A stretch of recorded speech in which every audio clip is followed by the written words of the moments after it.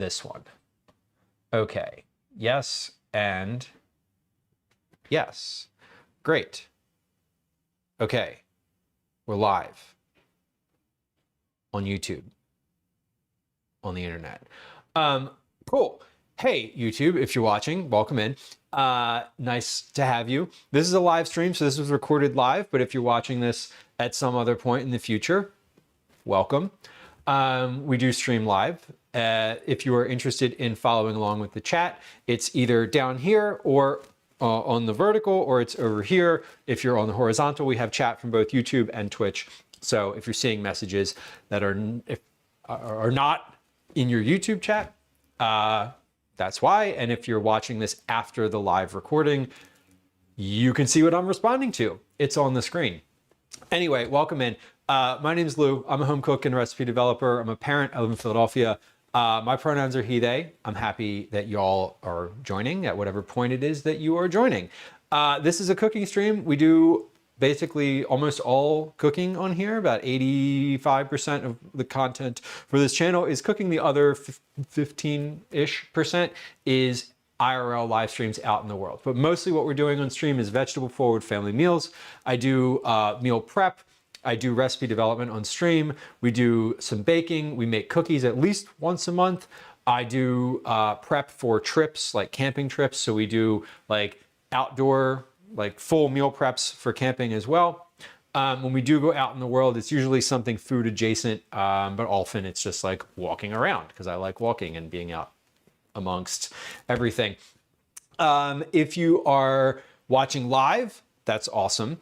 If you are watching a recording later in the future, I would love it if you would hit the subscribe button. Thank you. It helps the channel get out and get exposed to new viewers. If you are indeed watching live, or at any point really, hit the like button as well, because that helps the stream, when it is live, get to people on YouTube, on the internet. All right, that was awkward. Anyway, welcome in. We're also multi-streaming on Twitch. So if you are like, hey, I don't see this in the chat, what is he responding to?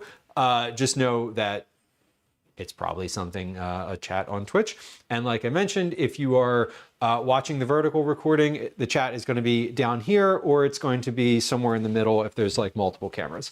If you're watching on the desktop version of the stream, then it's going to be over here. And today we're doing prep for a couple things. We're prepping quiche for the freezer. Quiche is not going to be for dinner tonight. The quiche is going to have chicken, cheese, herbs, eggs, obviously, peas, as well as a homemade crust. I'm also going to be prepping pizza dough. The pizza dough is for Thursday. So we're going to start it today. We're going to work on it a little bit tomorrow. Tomorrow we're actually going to shape it into balls. And then Thursday we're going to stretch it and bake it. So we're doing quiche for the freezer, pizza dough for the future, and then for dinner tonight, I'm making a recipe that is one that I wrote. I'm kind of adapting it a little bit tonight, but it is for what I call soupy toasts. Basically, it's white beans and kale and tomatoes with a little onion on top of a toasted piece of bread that has cheese on top of it. So we're gonna make that for dinner. That's gonna be at the end. First, we're gonna do the pie crust, then we're gonna do the pizza dough, then we're gonna make the quiche, then we're gonna get to dinner. Again, if you're watching on YouTube, please hit the like and subscribe button. I appreciate you. And if you wanna chat, please know that you have to be subscribed for more than 5 minutes. I think that's all the notes that I have. Subscriptions are silent, subscriptions are silent. So if you hit the subscribe button while you're watching live, nothing happens. There's no like alerts or sound messages. And if you're watching on Twitch, again, follows are silent. There's no alerts. There's no messages. I'm not going to like say hi to you and ask you a bunch of questions. So feel free to lurk, very lurker friendly channel. And that's it. That's all the announcements that I got. And away we go. Oh, yes. Oh, I wanted to start doing this. How do I pin a message on chat? So let's see.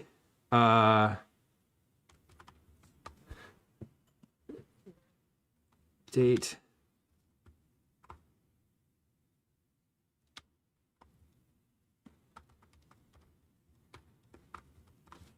There we go.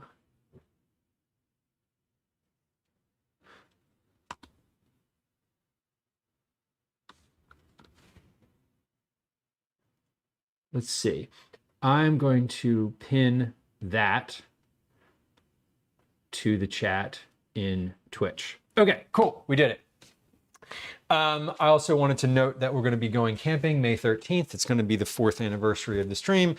Literally, it is the 4th anniversary of the stream. And it will be, we'll have streamed for 2,000 hours that day as well. I think we're going to hit 2,000. No, was it 2,000 hours? Yeah, like 2,000 total stream hours that day. 4 years, 2,000 total stream hours, and we're gonna go camping.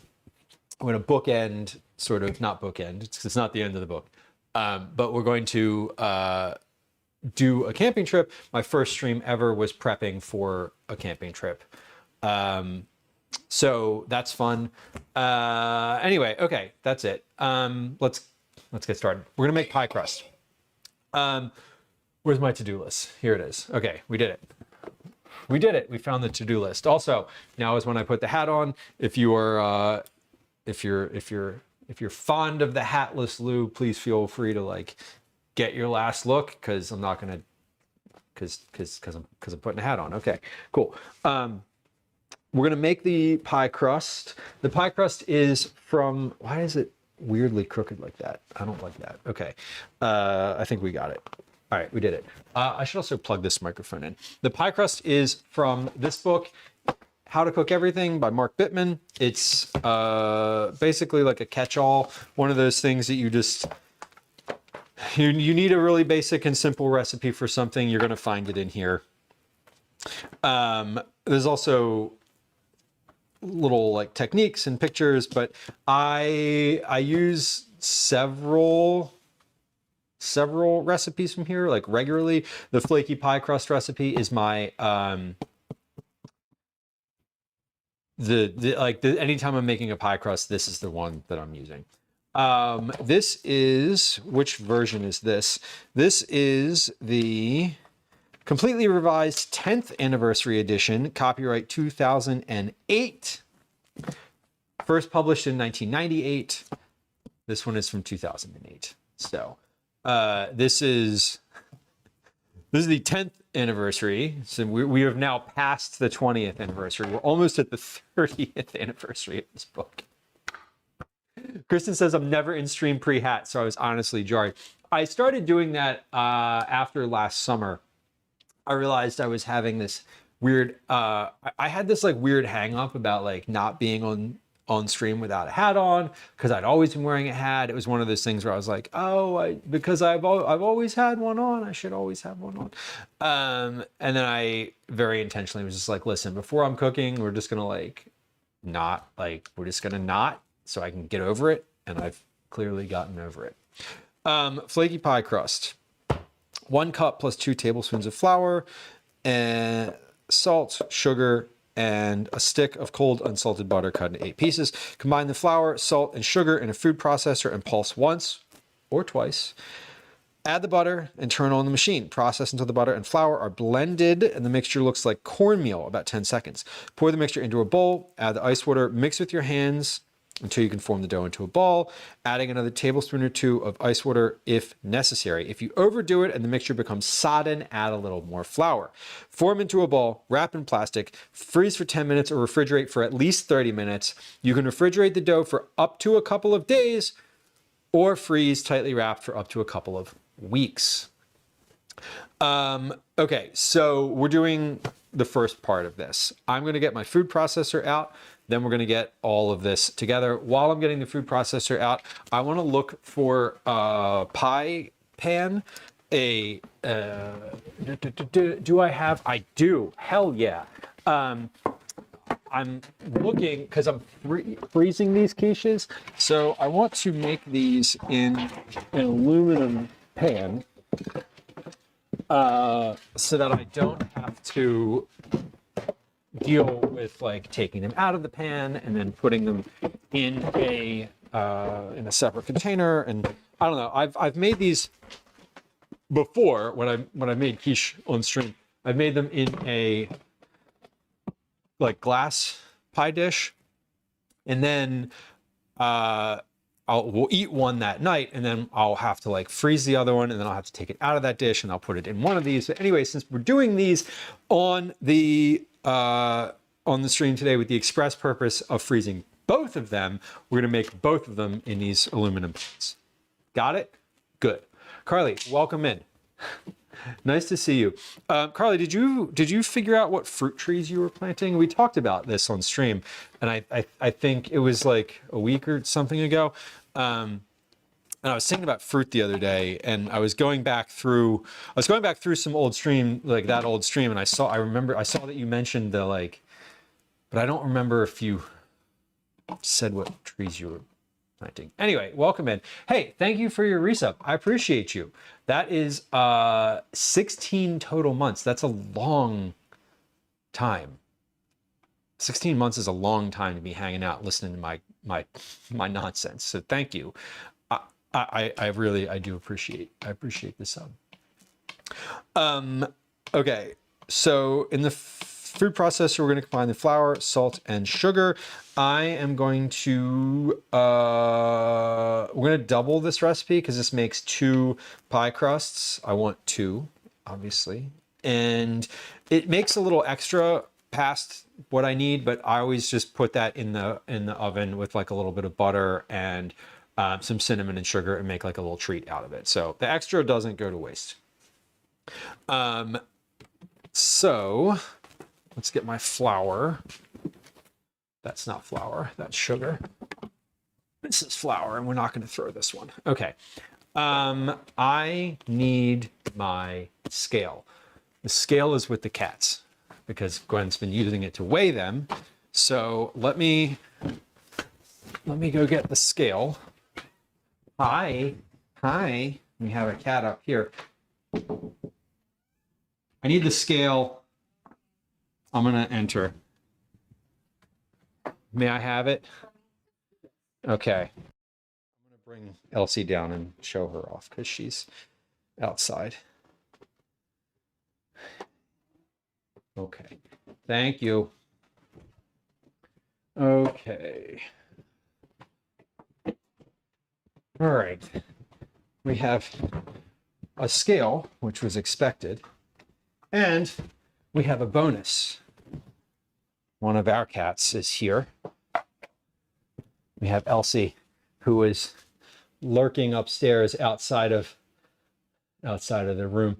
There are 3 foster kittens now. This is not a foster cat. This is a full-time, lives in the house, is a cat who is not happy with. She did not want to be picked up and moved from where she was, but she's not going to do anything about it. So this is Elsie. Command Elsie, E-L-S-I-E. She's very fighty today. She doesn't want to be held, but here she is. Okay, you can get down. Go ahead. Bye. Carly says, I'm leaning towards figs. Oh, I love figs.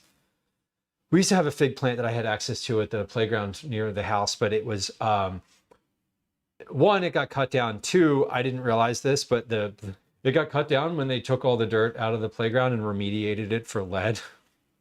So I'm glad I didn't really eat all that many figs from that tree. Anyway, apples are on the list. Yeah, what's your favorite apple? General question. General question to everybody. What's your favorite kind of apple? There's like so many. I don't know that many varieties.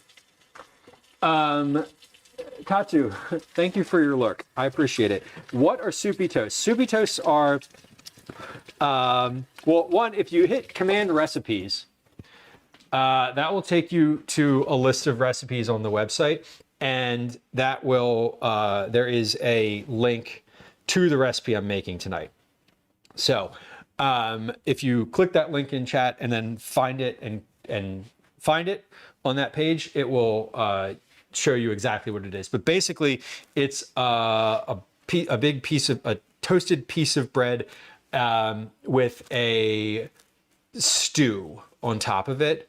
The stew has been thickened quite a bit, and you cover the stew in cheese, basically, and then you roast it again. So it's like a hot, open-faced sandwich, almost. So that's what it is. It has white cannellini beans, cannellini or any kind of white bean, kale, tomatoes, onion, and I like to cover it with Gouda cheese. The recipe calls for Gouda cheese. Today we're going to be using Havarti and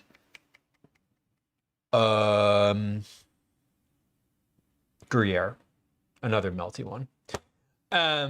Kristen said Ludacrisp is my favorite kind of apple, both for the name and the actual taste. Yes, fair. Carly says, from a grocery store, I go Pink Lady. From an orchard, I go Honeycrisp. Okay. Cosmic Crisp, so fluff. Yes, the Cosmic Crisps are the ones that are a little pinker, if I'm not mistaken. I am annoyed because I just recently got rid of, I had a thing from an orchard that we'd gone to at one point, a sheet of paper that had like all of the different apples on it, and I had written down, there was one, when we went to the orchard, I got like 4 or 5 different types of apples, and I like put a little check mark next to them. And I just recently, for some reason, got rid of that piece of paper, and now I'm annoyed that I did.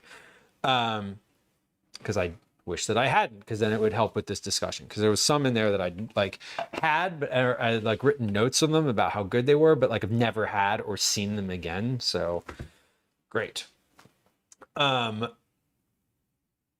Tatsu, thank you. I really like, this is one of those recipes that like I made it a bunch, and then when I pitched it, they were like, what do you mean? What is it? What do you mean? And then one of the editors that I had sent it to was like, these are really good. So I was pretty happy with it. So Carly says, my shrub and tree list is finalized and is as follows: red currants, wild blueberries, fig, apple, cherry. Damn, that's a good mix. I love cherries. They're frustrating to cook with, but I love to eat them as a snack. I would love to have a cherry tree that's just like dropping cherries all the time. An electric tiller, nice. You're buying one? Would you do you anticipate using it again? Tearing out your lawn. Hell yeah, get rid of that lawn. Get rid of the obligation to mow anything. Dan, welcome in. It sounds like a great list of things. I am going to do some weight measurements here. So 380 grams of flour plus a 1/4 cup. Let's see, 70, 380. 380 grams plus 1, 2, 3, 4. Okay, because I'm doubling this recipe, that's 4 tablespoons additional. 4 tablespoons is a 1/4 cup, right? Yes. Okay. So let's do a 1/4 cup, and we'll just do that. So there's my doubled flour recipe. I'm going to need a little bit of this for rolling when I roll the dough out, but I believe I have a container of flour in here that I've used for rolling in the past. I don't. Okay. Okay, good to know. So let's get my let's get a little container together of flour. Not going to use this yet, but it'll be good to have out, and then I can just get rid of this flour container. Great. Beautiful. Where did I put the lid? There it is. Okay.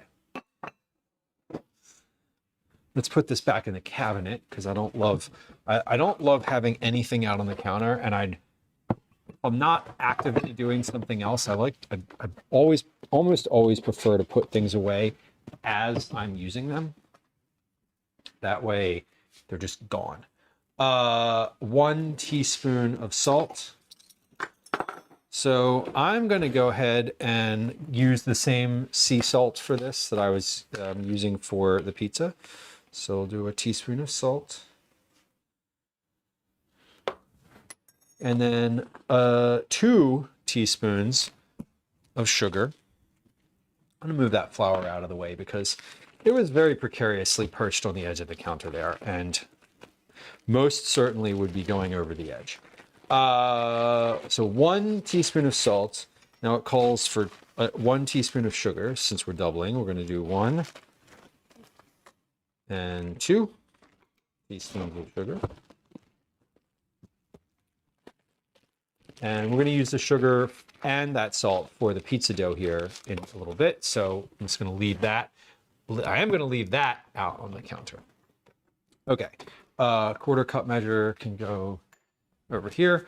I'm not going to toss it in the sink because I don't know if I'm going to need it again. And I don't want to put it in the sink because, like, once you put something in the sink, it's dirty. Like, even if you just sit it on the grate, it's dirty. You can't, I don't make the rules. That's how it works. It's just like if you were to scrape your plate off into the sink and there's nothing else in there, but, like, you know, a whole piece of pizza goes into the sink, you're like, fuck. Now it's tainted. Am I the only one? I don't feel like I'm the only one in this situation.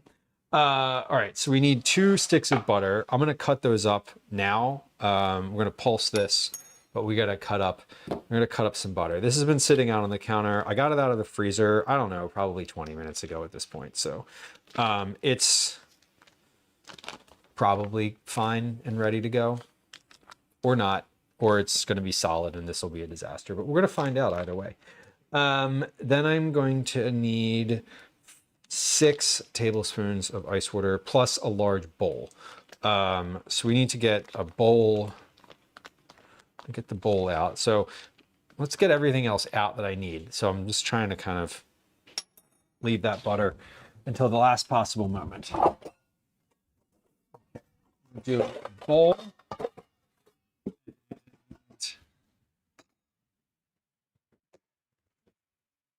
Ice. So it says ice water.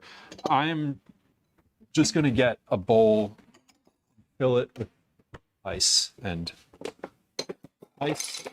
then a little bit of,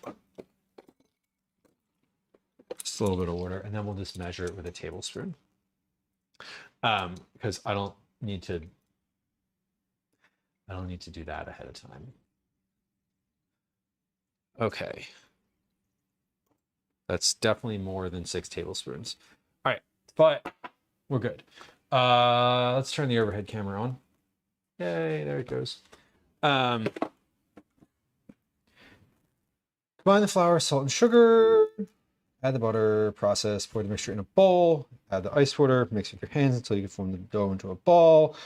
Wrap in plastic and refrigerate. Okay, so we're gonna wrap. I'm gonna get my plastic wrap out. This is, we won't need to cut this yet. Okay, so we're ready to go. Except the butter. Let's cut the butter. Yeah, this has been out of the freezer for just a little bit. All right, this is like, this is actually the perfect consistency, because it's, when you get butter out and it's, I'm gonna wash my hands actually because I'm about to do this. I'm about to do something with my hands. When you get butter out of the freezer, like, and you try to cut it immediately, it's it like shatters. But this is a good consistency of butter here. I'm glad I remembered to get it out. I thought I had butter in the refrigerator. I did not. Do I need butter for something else today? That was a rhetorical question. I don't expect you to know the answer. No, I don't. Okay. I don't. Good. All right, I'll get this cut up. So I'm just cutting this into little pieces. Stick number 1, and then stick number 2.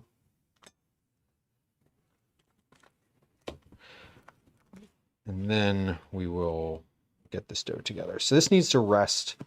Once this goes in the fridge, I'll stop and we'll do the pizza dough, because then we'll be finished with flour.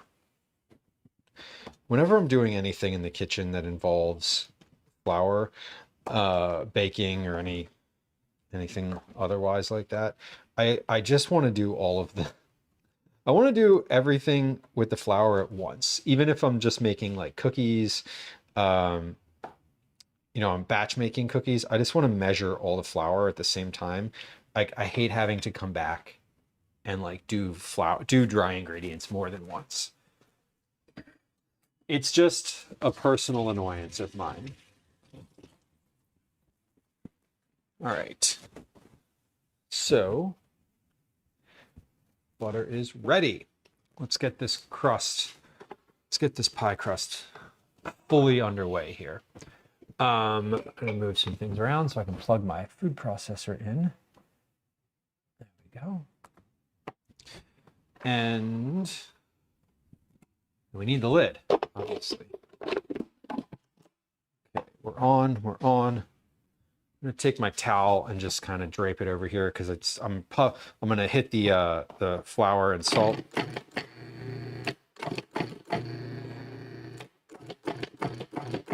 Just to mix it in. All right, so add the butter and turn on the machine. Process until the butter and flour are blended, and the mixture looks like cornmeal at 10 seconds. All right, this part is super easy, and it's way easier to do in a food processor, which is why I do it in the food processor.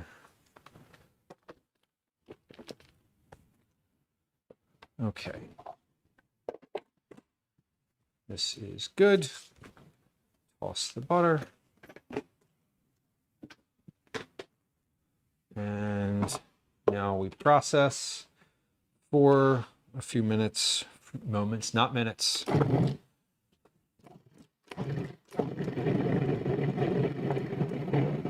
5, 6, 7, 8, 9, 10. Yeah, that just about looks like cornmeal. Perfect. Put the mixture in a bowl, add the ice water. All right, so tap in the sides here just to make sure all the dry stuff is off. Take this, and we're gonna put this, oh shoot, 2 pieces of butter that I missed. Let's just mix those in real quick, because when I say I missed, I mean I literally missed when I was tossing them over and they were just sitting on the counter. Listening for the sound. Okay, that's fine. Good. So this is just going to go in a bowl. Again, I'm making a double batch of this, so we're going to separate this into two pie rounds. Before I do that, I'm going to give this food processor a wipe, because it's got flour on it, and we don't love that. Go. Do I need this again today? No, I do not. Okay. I do not. So we're going to put this in the sink, this back in the cabinet, and then we'll mix the dough.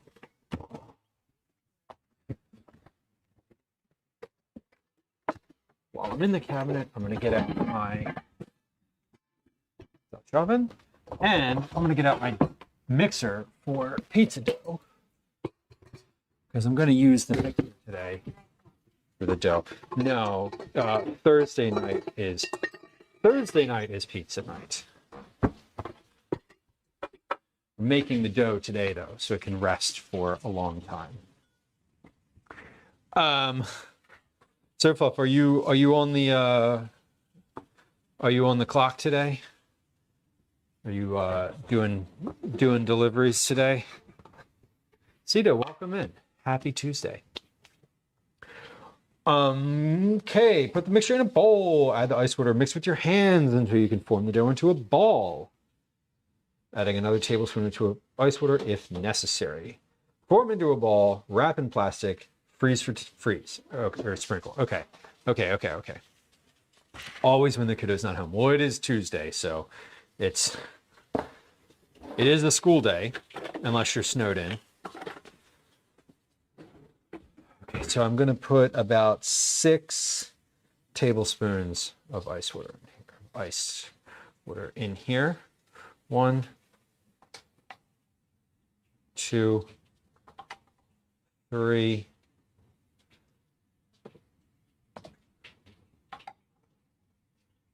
4, 5, 6. I'm going to leave that. And then we've got a dough here. Let's do. Let me get some gloves on so I can not have to use the sink, because Gwen's currently using the sink. So finally done with snow, so Flo says. And you know what's on the agenda for tomorrow? More snow. Elsie, no. Elsie, what do you mean? What do you mean? Oh, she's trying to get into the stuff on the counter. She was just here. I just had her. I literally just had her a few minutes ago. She did not want to be held. She did not want to be around. And now she's just up on the counter doing cat stuff. Okay. Here's this mixture. So we're going to mix this together. Let's see if it goes. So we're making a pie dough. So we have butter, flour, sugar, salt, and water. And that's it. Nothing else in here. And the only difference between this dough and the other pie crust, the quiche, or like the non-sweet crust, is the sugar. I prefer, when I'm making crust for quiche, to have a little sugar in the crust. I don't love when it's just the savory crust. This one is meant for like pie, like a sweet pie, and I kind of prefer that. It was -7 this morning. So says that's very cold. I think here we haven't been in the negatives in a little while. It may have gotten to freezing 2 weekends ago, but I think we're definitely through with having any kind of freezing weather. It was like 8 here this morning. Okay, so this is staying together and is not too dry and not too wet. We're just good texture.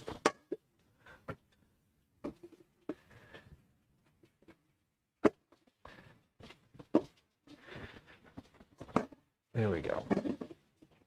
All right, this feels okay. I might want to add, I feel like I want to add like just a very little bit more moisture to this. Not a lot, like literally like a 1/4 teaspoon.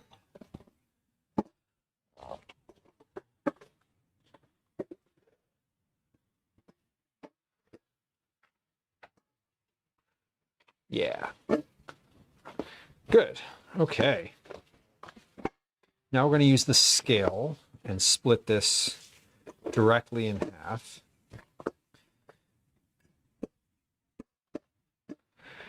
And let this rest. All right, this is good.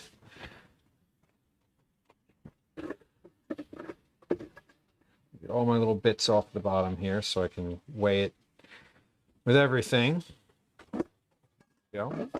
Okay. Scale. And tear. And this is 760 grams. That's 350. 60, 70, 80. 380 is half of 760. So let's do 380 grams. Let's see if I can split this evenly.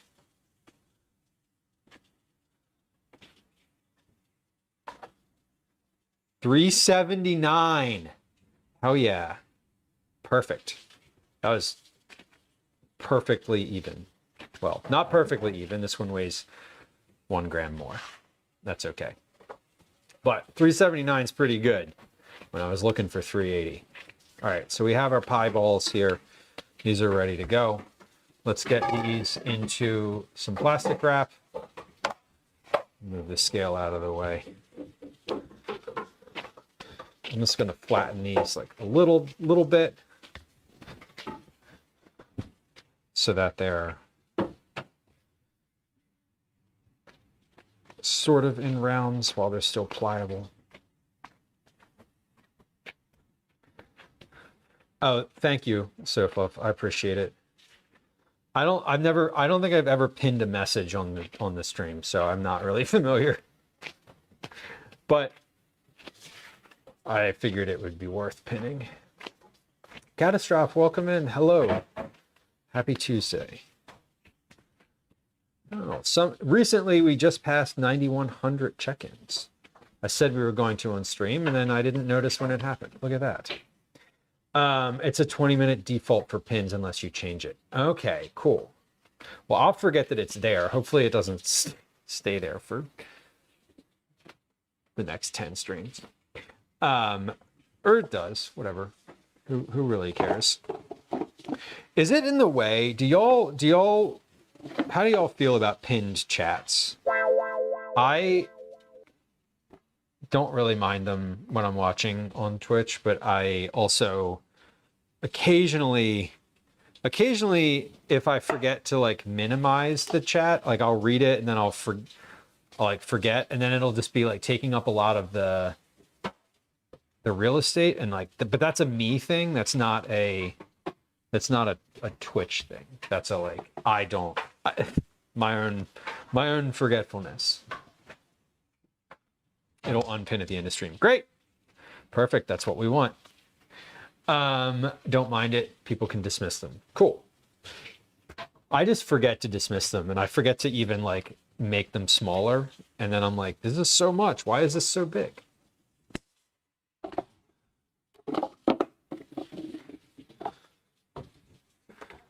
Okay. We've got 2 pie rounds here. These are for quiches. The quiches, again, are not for today. I'm just making quiche to put in the freezer so that it's available later.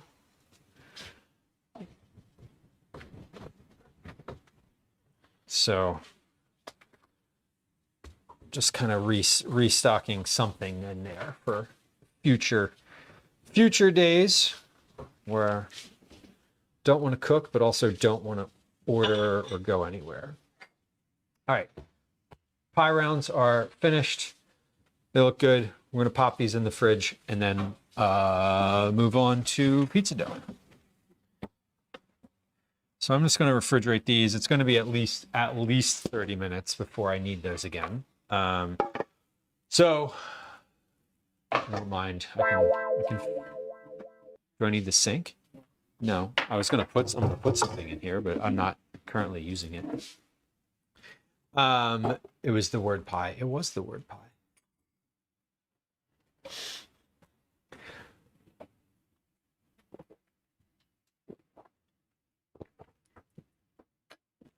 Oh, excuse me.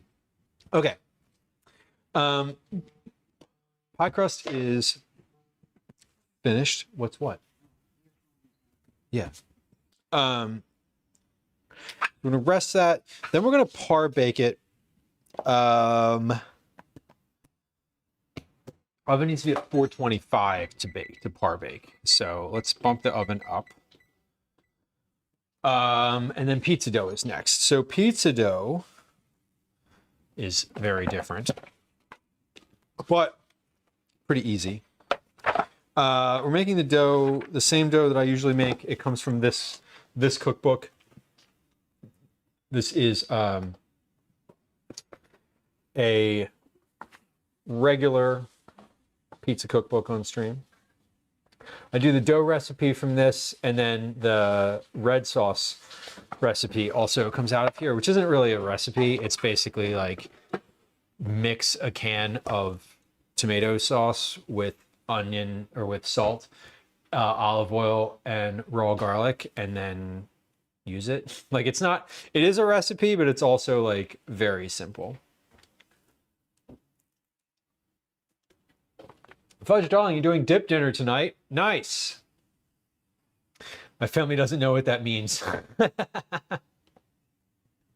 That's awesome. That's awesome to hear. I love that.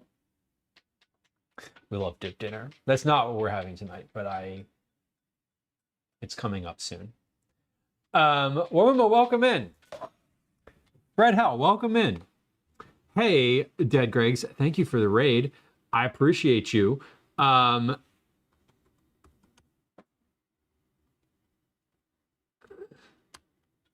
leaving myself a note. Thank you. Thank you. Welcome in, friends. What were you streaming today? Food and drink. Excellent. Anything fun today? Were you making anything interesting? What kind of food and drink stream were you doing? And Dead Gregs, if you are like, I'm tired and don't want to chat, that's totally fine. That is a general question for anyone who just joined us. No. Elsie, Gwen's prepping food for the kittens upstairs, and Elsie is trying to eat it the moment that she stops watching. Elsie is kind of a nightmare. Hold on. Nope. Okay. She saw me, the cat saw me coming to get her and decided to vacate. Friends who just joined us, welcome. As I am sort of recalibrating here. It's nice to have you. I want to tell you that follows are silent, so there's no alerts, there's no sounds, there's no chat messages. Gwen, are you okay? You good? Yeah. Okay. No alerts, no sounds, no chat messages. So if you're the type of person who just enjoys lurking on stream, please feel free to do that. Please hit the follow button if you're so inclined, and if you'd prefer to watch on YouTube, there's a link to that in chat. It's nice to have you. My name is Lou. I'm a home cook and recipe developer. We do a lot of different types of cooking on stream, but mostly vegetable forward family meals. We do development, we do meal prep, we do trip prep, we do baking, do quite a bit. We're a very chatty stream, but if you're the type of person who likes to lurk, I will fill the sound of silence with my own voice when no one is active in chat. So welcome in. Friends who are hanging out here, Dead Gregs is a fellow food and drink streamer, which we love to see. I would appreciate it if you would follow, because that'd be awesome. Hold on. Let me,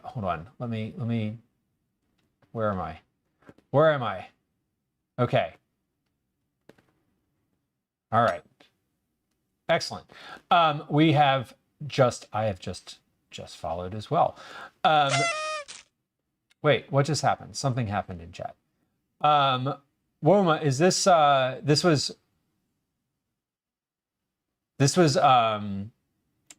what we were talking about last time, right? The raid from previous, correct? If I'm not mistaken. Okay, good. Thank you. Oh, awesome. All right. Cool. I was like, wait, yes.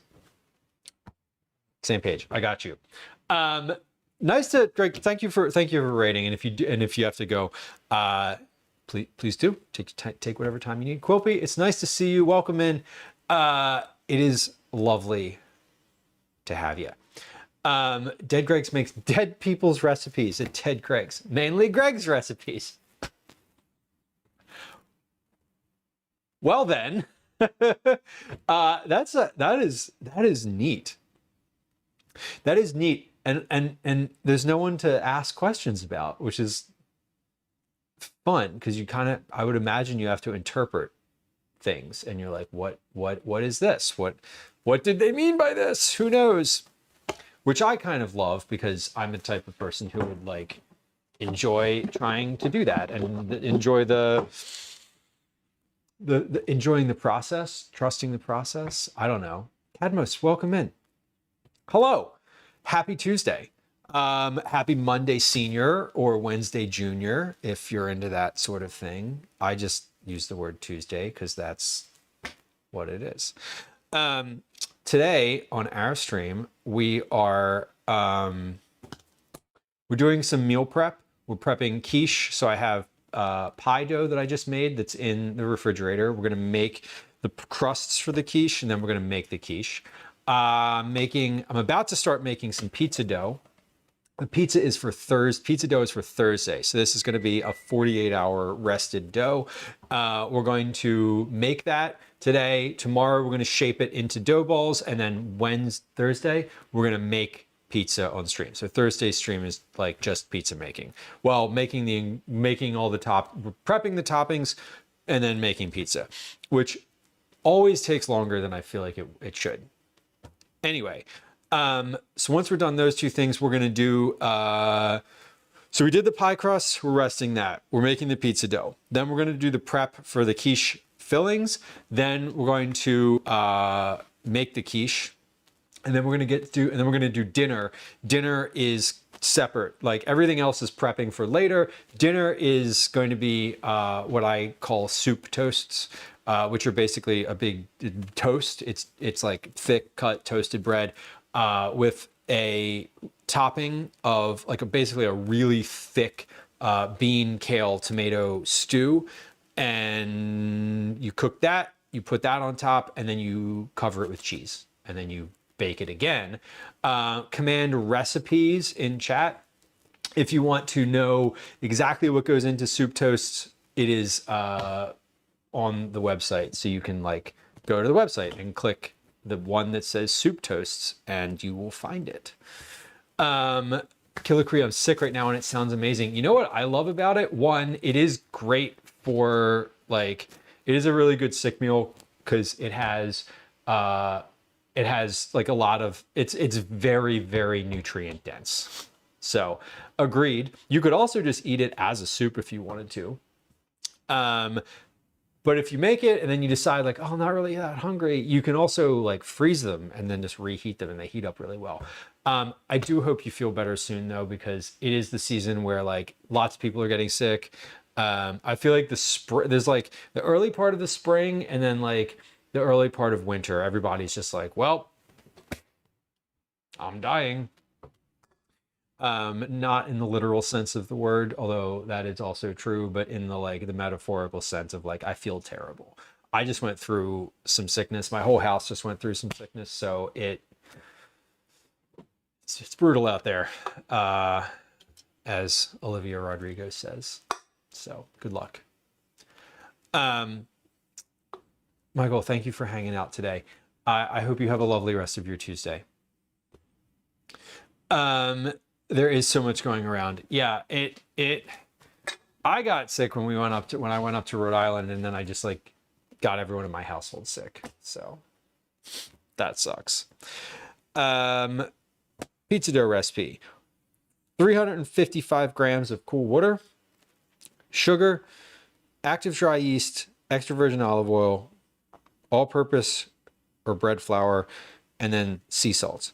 So start out by whisking the water with the sugar and yeast in a large stainless steel bowl. Mix in the olive oil. Then we'll mix in the flour, If you have a stand mixer with a dough hook attachment, use that and mix for about 5 minutes on a slow speed until everything is just incorporated. After everything is mixed and there aren't any dry parts, scrape the remaining dough down the sides and cover the bowl with plastic wrap or a dedicated towel. Okay, we're going to do this in the stand mixer because I almost always I've almost always and forever made this in a like just a regular bowl and then mixed it with a spoon. So I don't always use the stand mixer. In fact, I think I've only used it once. So that's we're gonna see how it goes.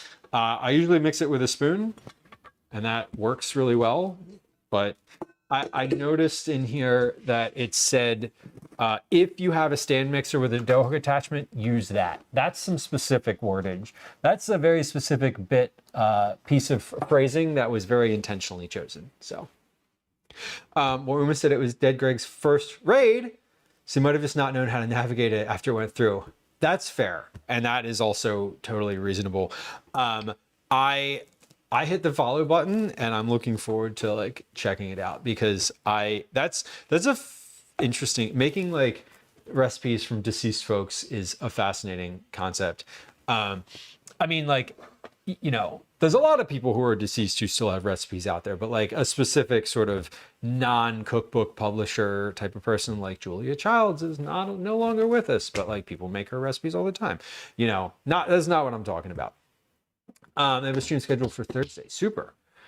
I might catch the beginning of it. I'm also going to stream on Thursday, but I'm not going to start streaming until a little later because I have some stuff going on during the day.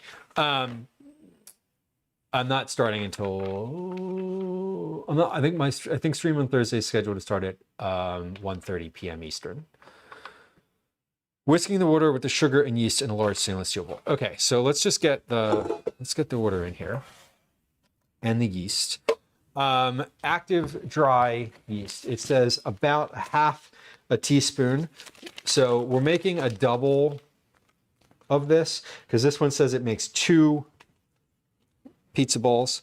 I usually, when I make pizza, I prefer to make 4 because I like to have a variety of toppings, and also leftover pizza is fine. So we're going to do about a teaspoon of active dry yeast,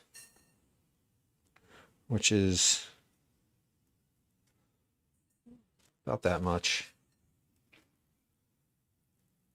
Yeah. A tablespoon of olive oil. Wait, no, I want to put the yeast, the water, and the sugar. Okay, so how much sugar? 2 teaspoons of sugar. So 4 total teaspoons of sugar. Yeah, I might be able to catch some of it. Well, I can always catch the VOD. I'm assuming that their VODs are saved as well. Hopefully. 2 teaspoons, so 4 total. 1, 2, 3, 4. So we have the yeast and the sugar. I can put the sugar away. Can I put the sugar away? Yes, I can put the sugar away now. So let's put the sugar away. I can also put the yeast away, in fact. But the yeast is not going to the baking cabinet because it goes in the refrigerator. Okay, let's put this away. Thought I might need more than 1 packet, and I don't. And then 355 times 2 is 710. 710 grams of cool water. Wait, that's 3 cups. Let's get this right out of this. About 3 cups.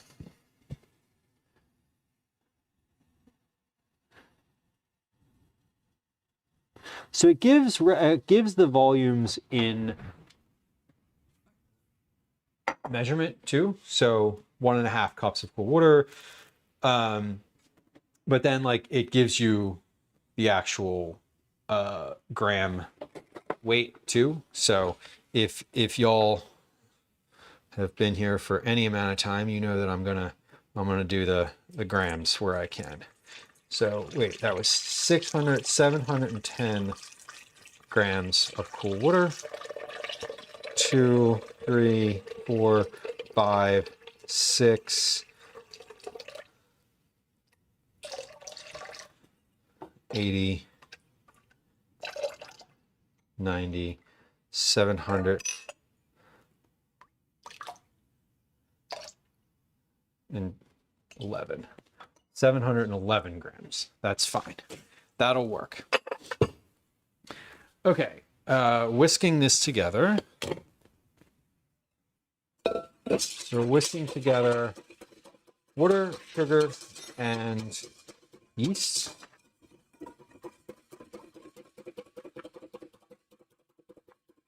And then we're going to mix in the olive oil.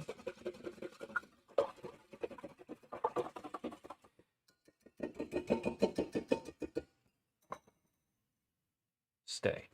Okay, how much olive oil? 2 tablespoons of olive oil. Now this one doesn't have weight to it,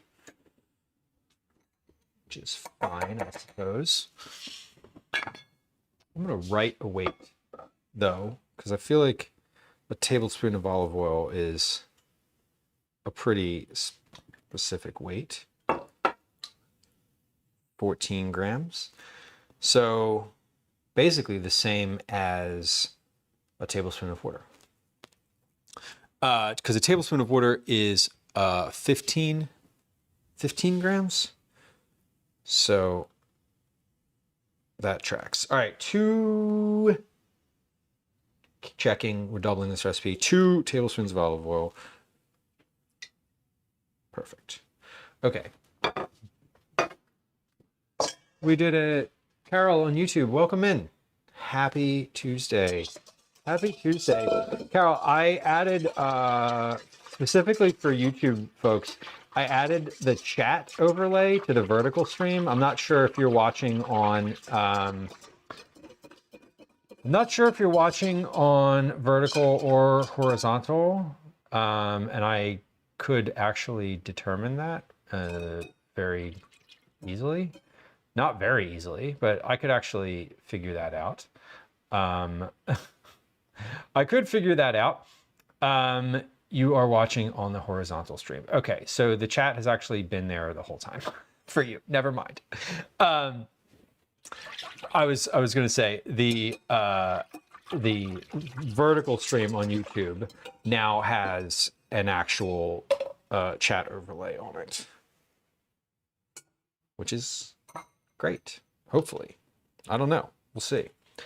And now we mix in the flour and everything else is, and then the salt comes later. The salt, let's measure out the salt so that we're good to add this later. How much salt?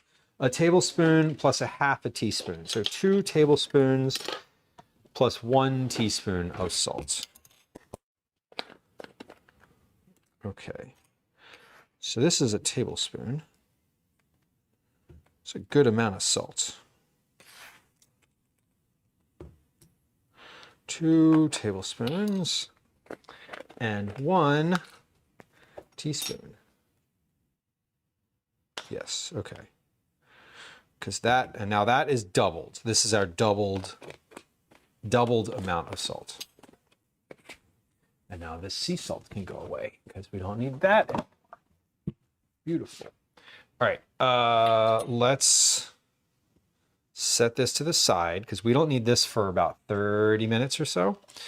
We're going to put this, no, I'm going to do, we're going to measure the flour into here first, and then we're going to put this on the mixer and use the dough hook on it, which is here. Carol on YouTube, I'm glad that you enjoy hanging out. I'm glad that you're getting something out of it. And even if folks who are hanging out are not getting anything out of the cooking aspect of the stream, I appreciate you hanging out for whatever reason it is that you've chosen to be here. So we need 1,000 grams of flour. I'm using 00 flour, so like fine flour, as opposed to all-purpose. You can use all-purpose, but this is 00. There's actually a recipe for pizza dough on the side of this. And we're doubling, so 500 times 2 is 1,000. So 1,000 grams of flour, which is a pretty decent amount of flour. It might be this whole bag. 6, 7, 8, 9. It is going to be this whole bag. Is this the? Oh yeah, this is a kilogram bag. As I understand it, 1 kilogram means 1,000 grams. 7, 8, 9, 993. Let's take some of this flour from out of here.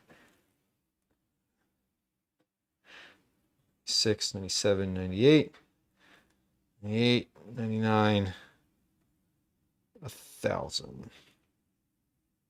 There we go. 1,000 grams of flour. And we're going to put this in here.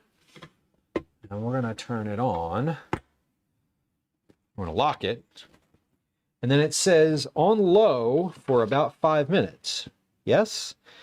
Until everything is just incorporated. After everything is mixed and there aren't any dry parts, scrape the remaining dough down the sides. Okay, so it says about 5 minutes. So let's actually start a timer.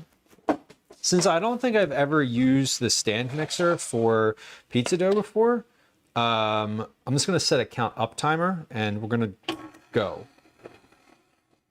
All right, it's mixing. So this is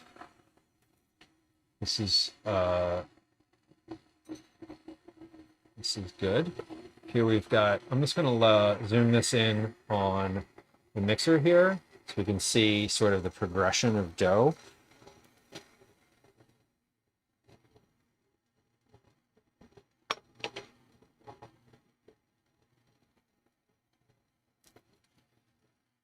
And I am just keeping an eye on this. I have this on stir, so I don't even have this.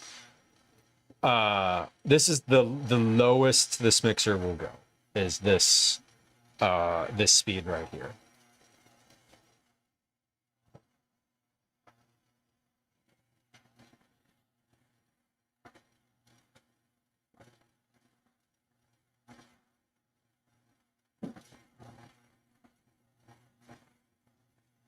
There we go. All right. We got a ball going. This is good. We're at 1 minute of time.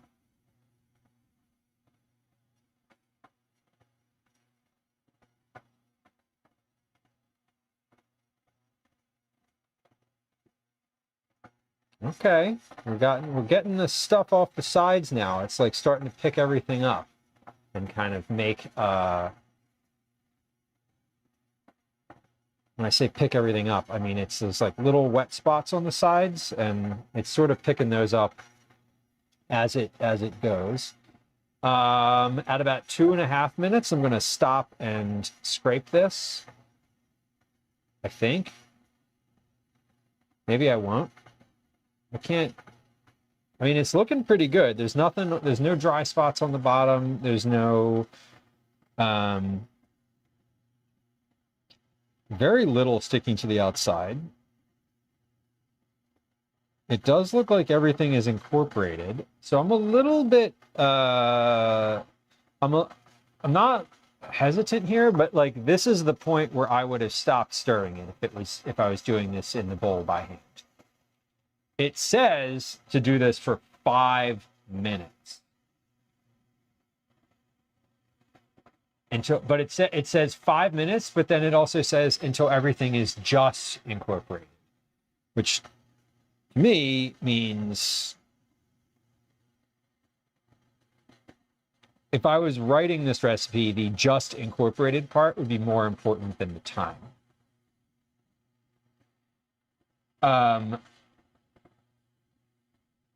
So I think, let's see, I'm at 3 minutes.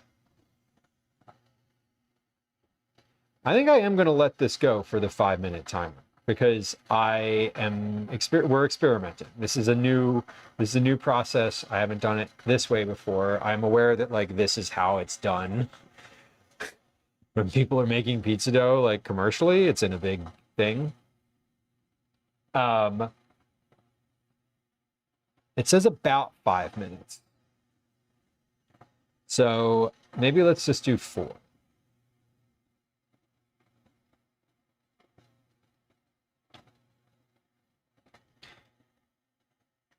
Which is about another 20 seconds. Because this looks good sort of as it is.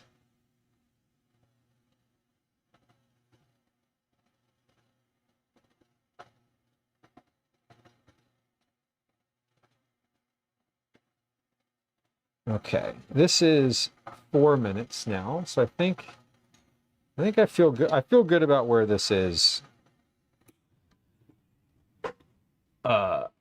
In terms of like the mixture, the overall, like, is everything incorporated? Yeah, it definitely is. Okay.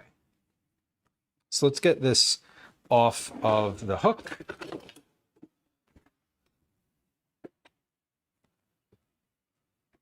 Oh yeah. That smells amazing. Smells like yeast.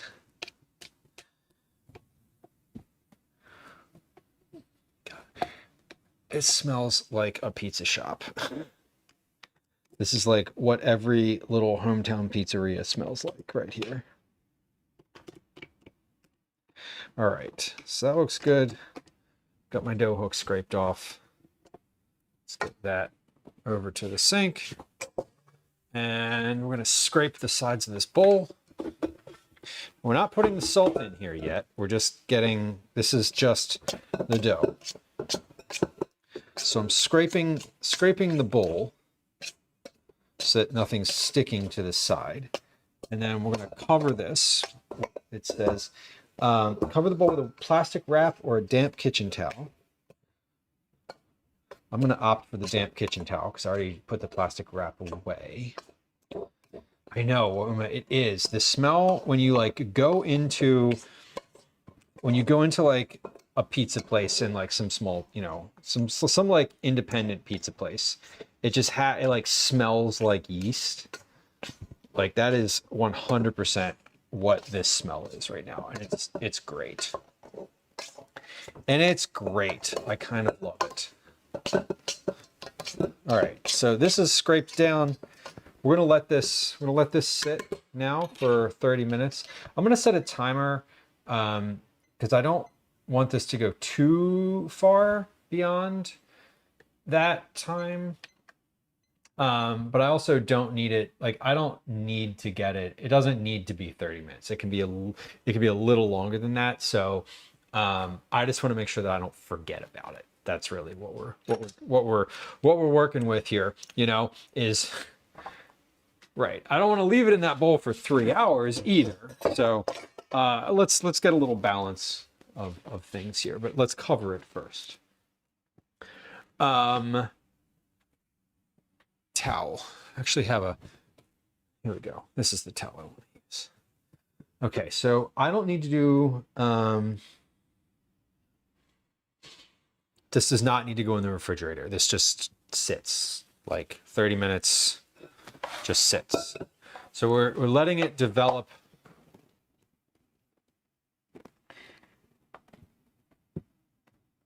a gluten structure right now before we add the salt. So the next aspect of the dough is just adding the salt, kneading that in, and then that's it. Then it goes into a container, and then we'll we'll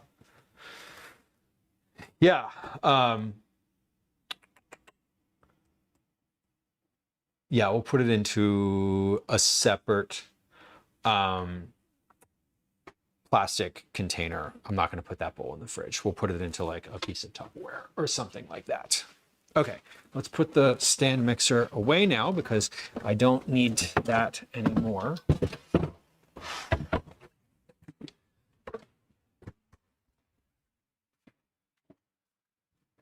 And then that spatula we'll just leave with that.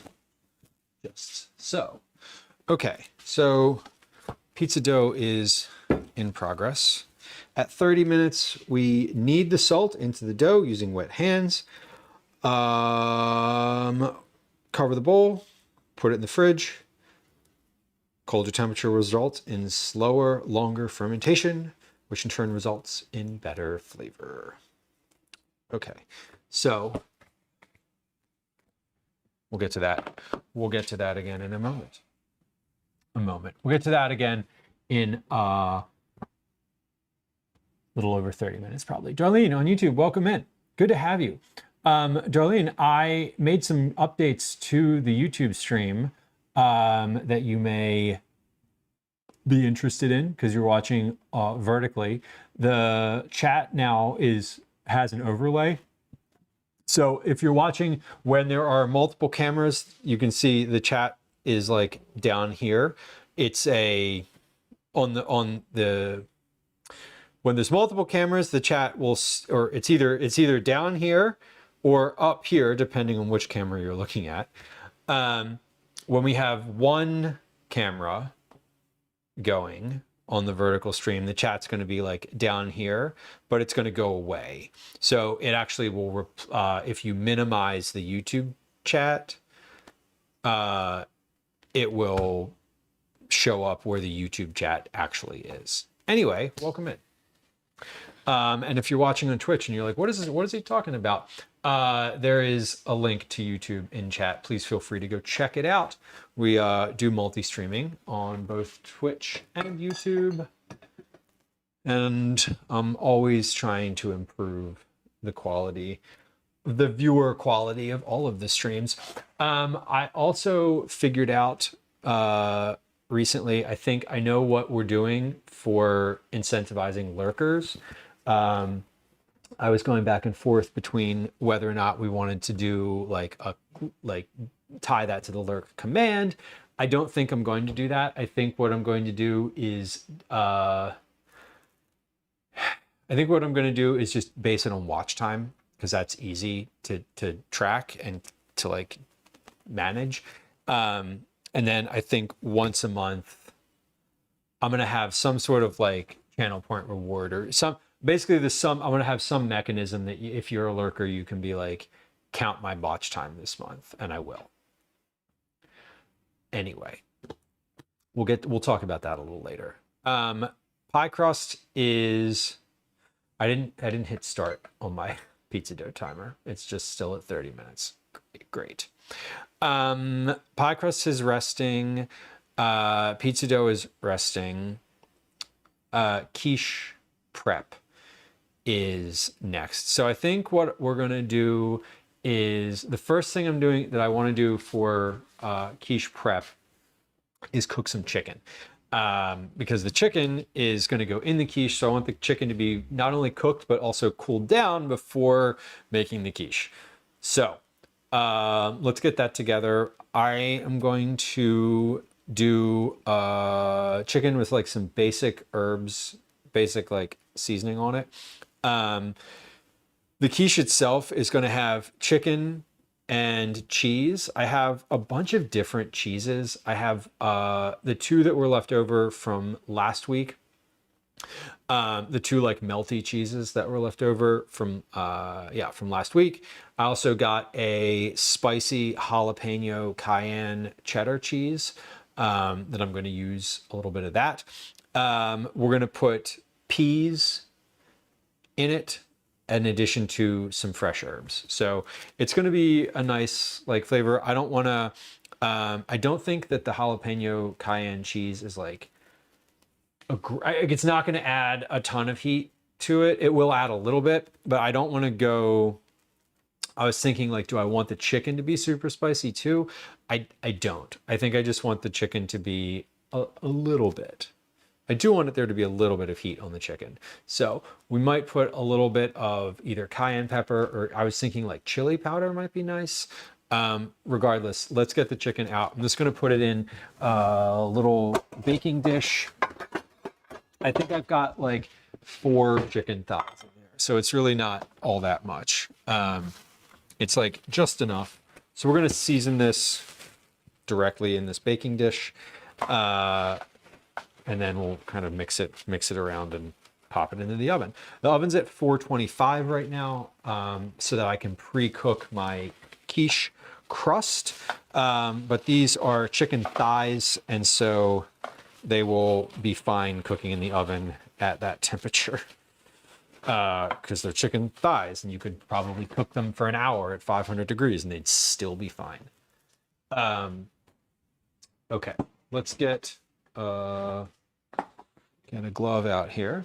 Let's see what kind of seasonings I want on this. A little bit of paprika, I think.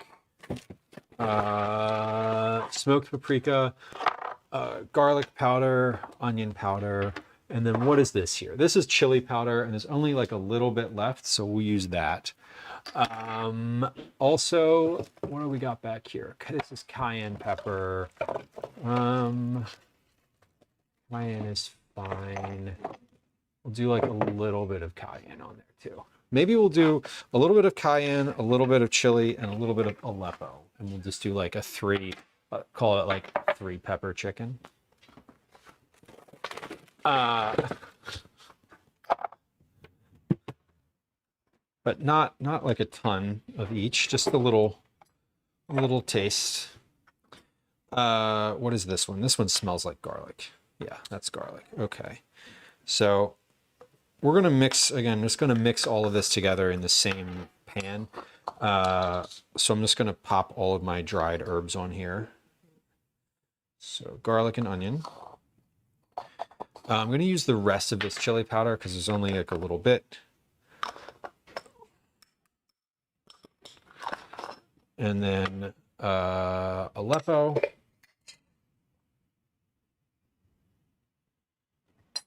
Aleppo is not really, there's not a lot of heat to Aleppo, it's mostly flavor. And then a little bit of cayenne, again, not a ton, because we have a little spicy cheese, but I want a little bit of heat. And then paprika to just kind of balance everything out. So I don't know how much of anything I'm really putting on here. It's all just sort of like the tip of this teaspoon. So it's less than a teaspoon total of each of these. Less than a teaspoon, more than a quarter teaspoon, somewhere in the middle there. No measurements because I'm just cooking for myself, so I don't need to keep track of the precise volumes of anything. And then the chili powder, let's go back there because it's going to need to get refilled. Okay, a little bit of just regular black pepper. And I need to refill this jar, so let's keep that in mind for today. Before I get into another recipe, I should get some more pepper together. Did some salt, a little bit of olive oil here, and then we'll mix all of this up by hand. And pop this in the oven, and then as this cooks, we'll get the quiche crust formed and started. We'll put those in the pan and par bake them. These chicken thighs are probably going to take like 20-30 minutes or so to cook because that's what they usually take. And then they might be finished by the time I get the quiche crust in the oven, and if they're not, that's okay too, because we're just par baking the quiche crust. It's not a big, we're not actually baking the quiche just yet. So at this point, I don't mind kind of opening and closing the oven more than a few times. Okay, chicken is good to go. I'm gonna pop this in the oven. I am gonna set a timer for it just so I don't forget about it. It's pretty dense in there, so let's set a 25-minute timer. When I say dense, I mean that there's a lot of chicken in the dish and it's like packed together. So we have that ready to go. All right. I mentioned the pepper a few moments ago. I want to get a little. I want to get some of this. I want to refill my pepper container. That's what I want to do. So let's take a pause here for a second while I'm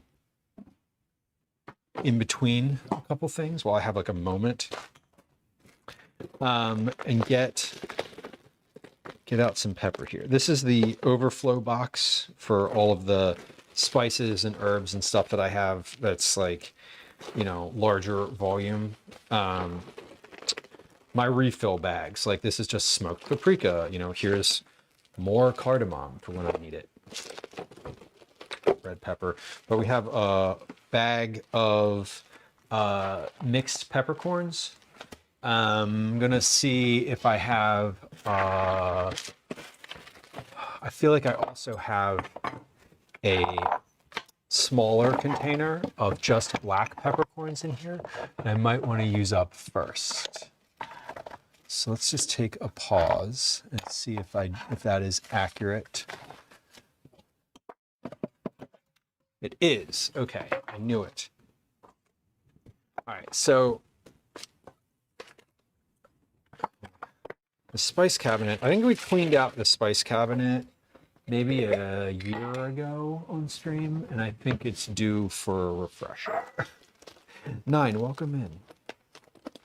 Happy Tuesday. Okay, so we're gonna put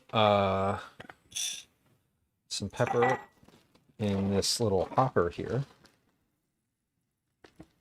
So I'm combining the rest of that black pepper, and then I'm actually, you know what? I'm gonna save some space in my cabinet and just leave this in the bag because it is fine to sit in this box.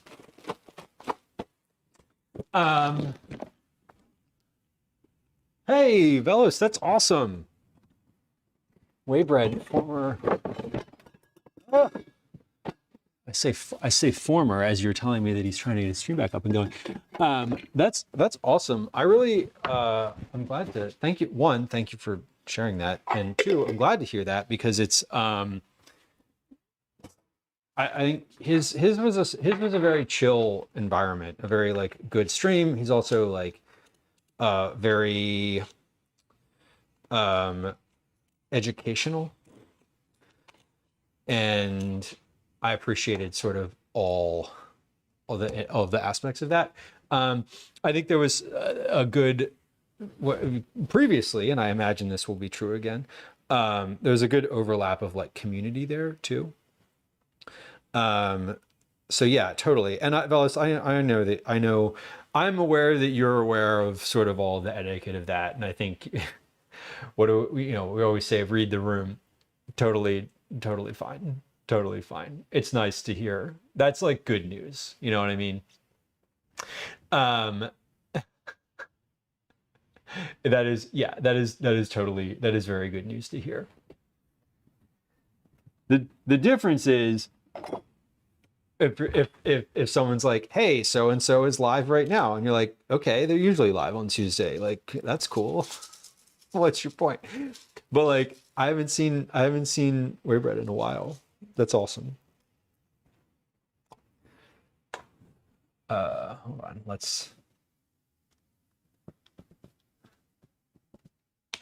Is that? No.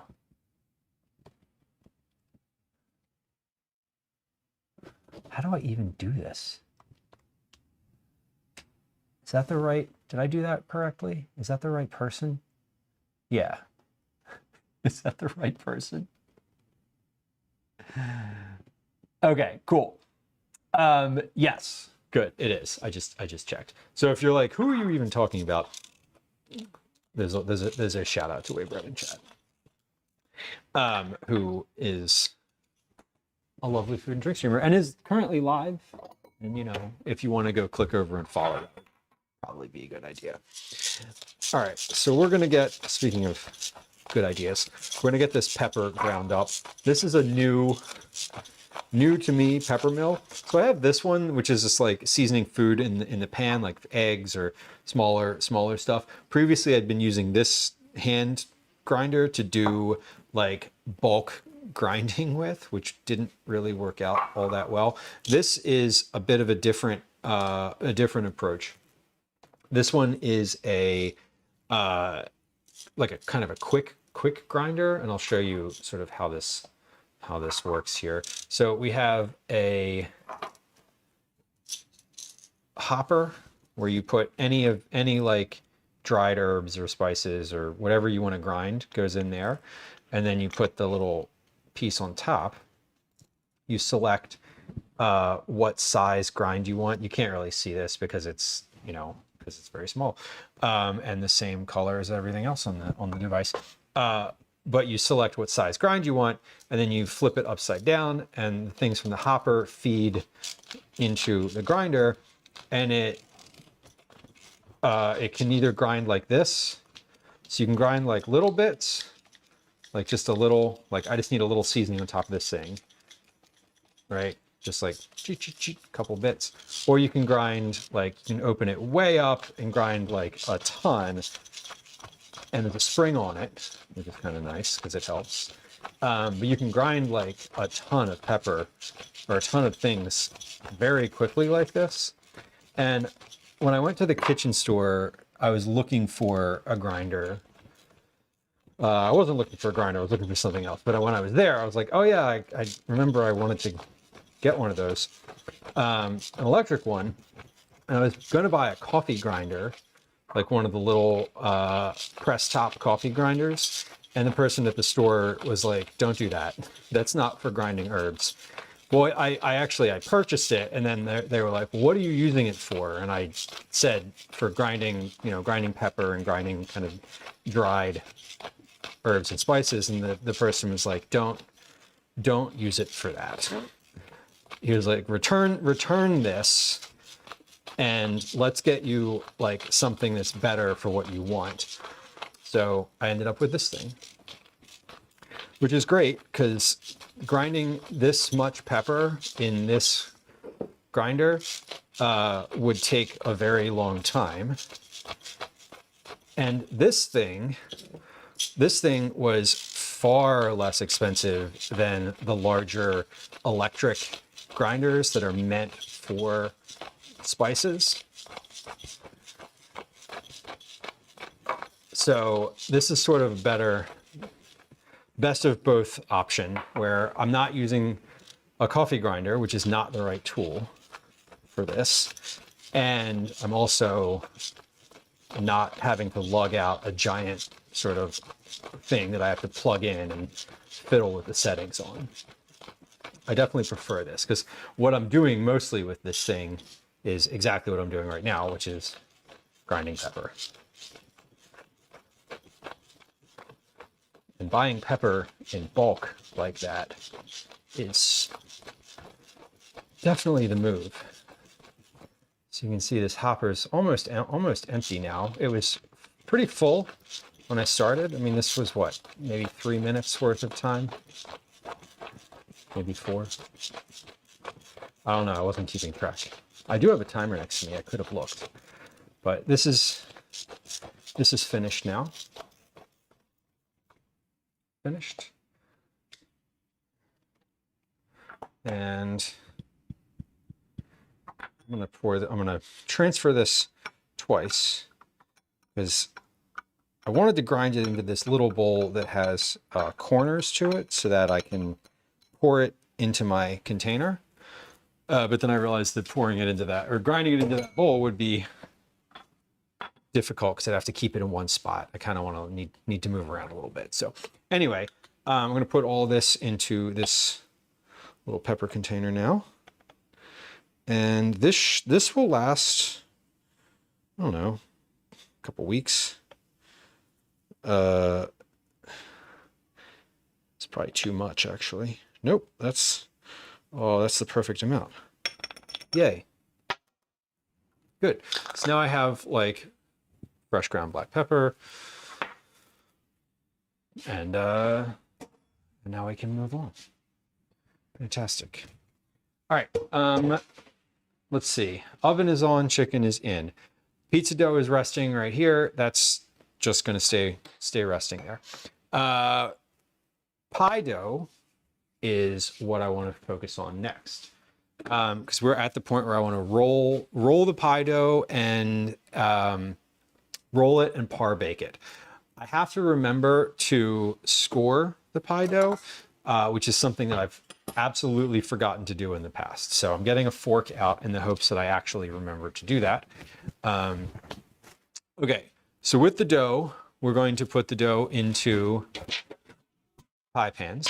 Let's pre-butter these pans. So we're going to butter two different things in order to bake this. One, we're going to butter the pan so that the dough doesn't stick ultimately in the final bake.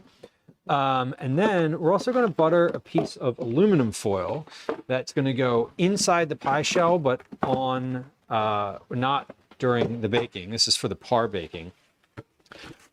Because when we par bake, we put a piece of aluminum inside the dough and kind of pat it down, and then fill that aluminum with solid material.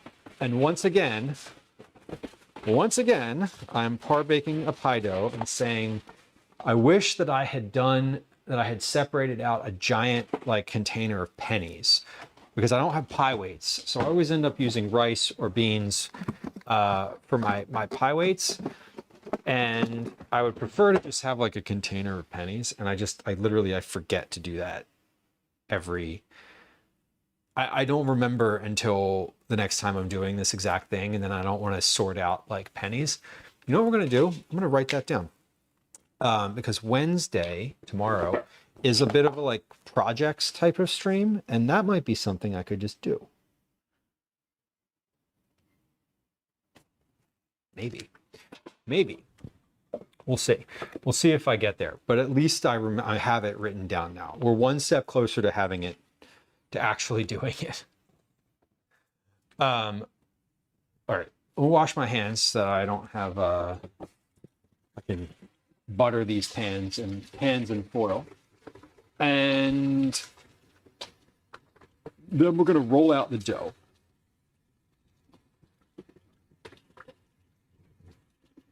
I'm going to take a look at this chicken real quick. I know that it's not done, but I just want to see if how it's going. Yeah, okay. It's hot. It's bubbling. The oil on the bottom is definitely bubbling. So we're good. We're moving along. Chicken is moving along. Okay, I've got my my little butter in paper here. I'm gonna butter the pans, then we'll butter the foil so they're prepped and ready, and then we will get the dough out of the fridge.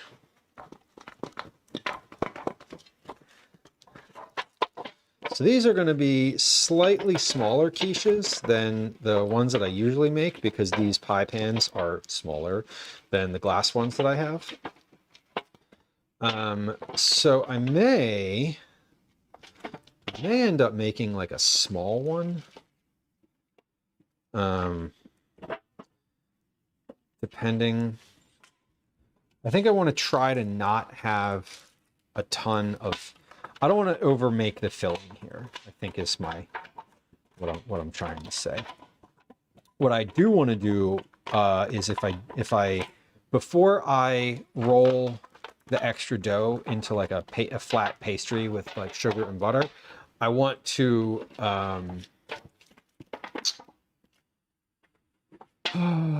no, we'll see. I guess what I'm thinking is like I want to maybe make like a smaller pie pan with like a little mini quiche, but I think we're just going to go with it. And if I have leftover fillings, I might just mix them into like scrambled eggs for breakfast for Calvin, because that would be fine too. Because they're all going to go. It's all egg related. What is a quiche if not a scrambled egg baked into a pie? So it should be fine. Phyllis, awesome. Good to hear. I just popped in just for a second to make sure that I was giving a shout out to the right person. I saw he was in what looked like a commercial kitchen, which is a little different, which is super cool. But we're doing home kitchen stuff today. Caretaker says, the wife and I have discovered another British comedy show, The Gone Wrong Show. It follows a group that do plays, but everything goes wrong. That's just the describing the premise sounds very British. It does. Does anyone else watch like British TV? Those types of shows? I feel like there was a heyday for those being like popular in the US, and it wasn't like Monty Python era either. It was like, I don't know, a little after. Although there's shows now that are like that, but I feel like all the popular shows that are British now are dramas, maybe. And I'm just probably totally off base because I don't really know what I'm talking about, honestly. But I feel like I haven't heard of like a contemporary British comedy that was like popular. Okay, we have the aluminum. The two sets of aluminum are ready to go. We have the foil for the to do the filling, not the filling, the par baking, and then the pans that I'm going to put the actual dough to shape in. So let's get the dough out of the fridge. I want to par bake these before I do anything with the pizza dough. Pizza dough can just sit for a little bit longer. Should be fine. Pizza dough actually has 6 minutes left on it. 6 minutes to being 30 minutes. So tart pans or quiche pans work for individual portions. You know, I was thinking, Caretaker, I have these are the largest pie pans I have. These are like the ones that when I buy the pre-made pie shells, this is what they come in. And I just save them because why throw them out, right? They're free. But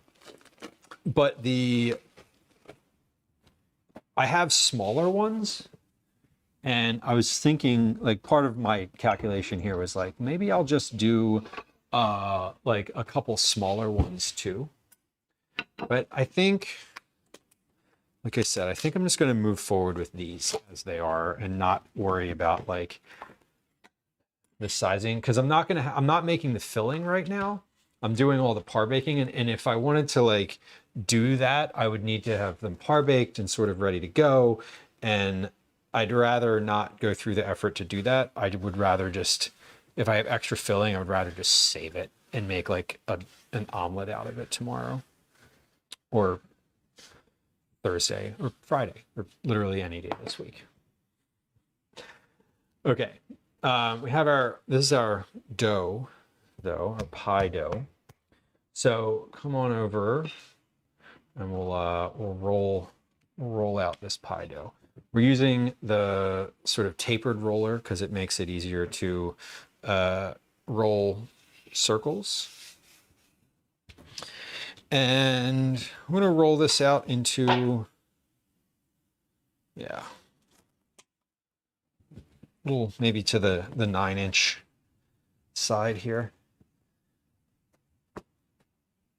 or so. This is, like I said, there's going to be a little leftover dough, and that'll be okay. My plan for that is to just put it on a sheet pan. We'll melt some butter and put that on there, and then we'll do a little cinnamon and sugar on top and make like a little pastry situation. Deep Sound, welcome in. Happy Tuesday.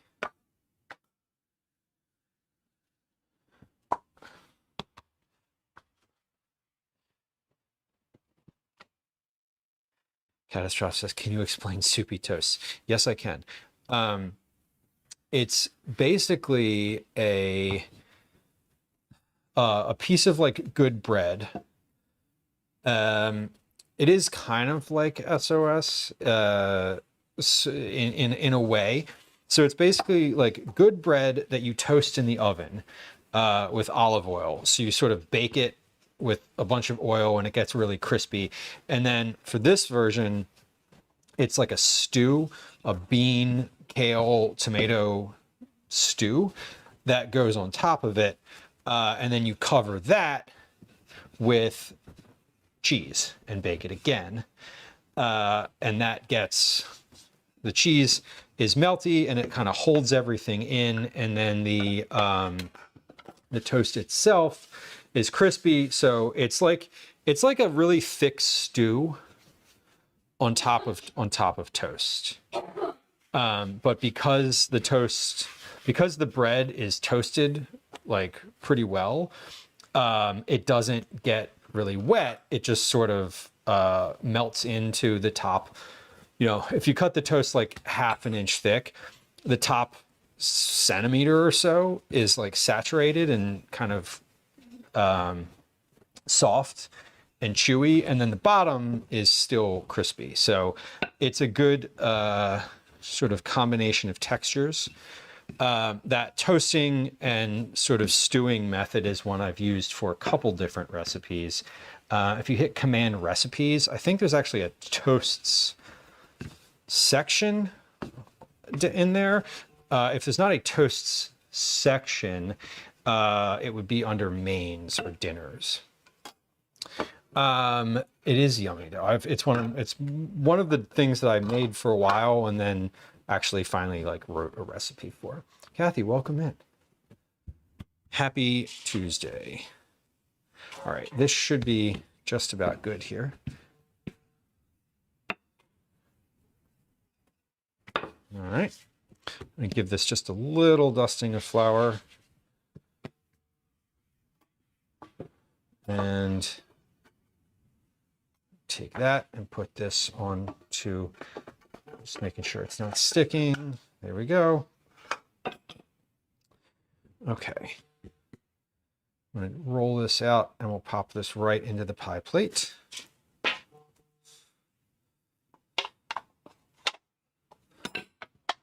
And oh my God.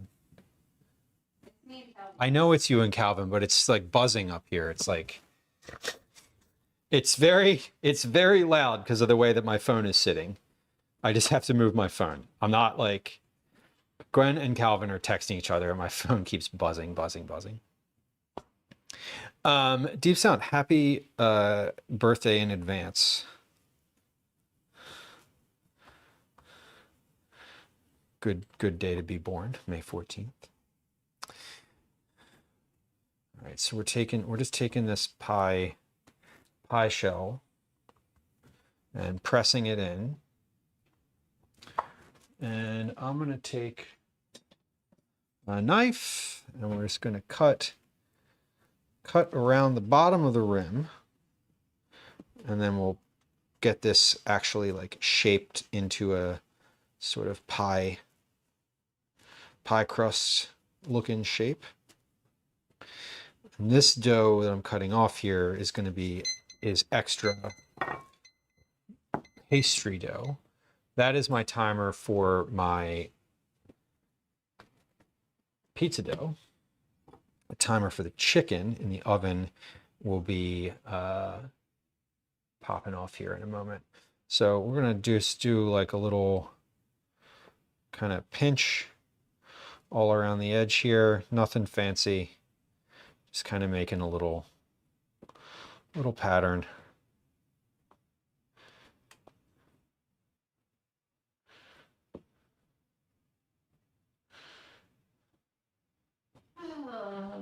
Going to the corner store, Gwen? Okay. I know. Tell him he needs to eat a cucumber or something when he gets home too. We got all these cucumbers that he asked for that he's not eating that are rotting in the fridge. He literally asked for them at the market. I didn't make this up. He swore up and down that he was not pressured to ask for them. He'll probably tell you he was, but he was not. But some sort of fruit or cucumber or something. He has cut up mango in there. Just before he digs into a giant bag of chips. in addition to the giant bag of chips. All right, so we're gonna score this now.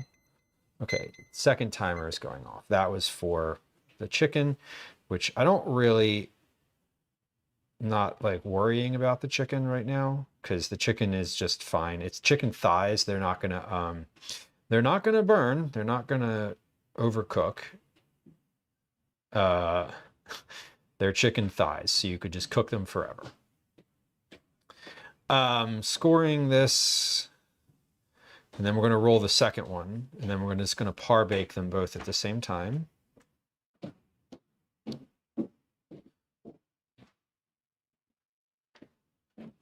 Or maybe at the same time. I think at the same time. It depends on how many beans I have in there. But scoring, this is just to sort of, as much as possible, prevent puffing from happening, prevent it from like bubbling up in any one spot. We're par baking these because what happens with wet things is that if the pie crust is wet and the ingredients that you're putting inside of it are wet, sometimes it doesn't cook all the way through. So this is our quiche pie crust ready to go. One of two. We're gonna get the second piece of dough out of the fridge. Just start right in on that. So we have our second piece of dough. This is, again, I'm gonna have extra here. There's always extra dough. If I was sort of better about this, I would save this and just have like a dough round in the freezer that I could thaw when I knew I was gonna make quiche, but I'm not. And I'm probably never gonna get better at that, so it's totally okay. Going to flour my surface. Flour my dough round.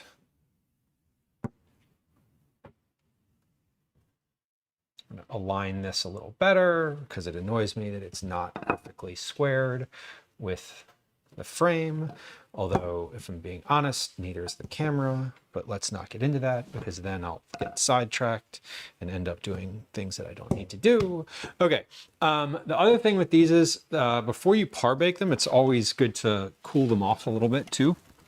So I think if I can find the space for this, I might pop this into the freezer for a moment here so that it starts to actually cool down, which I said I might do that, but I am doing that because I just did.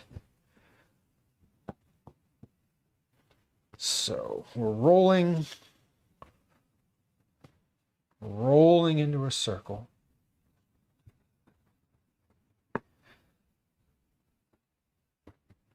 Again, these these pie pans that I'm using are a little shallower and a little bit smaller than the glass ones that I usually use for quiche.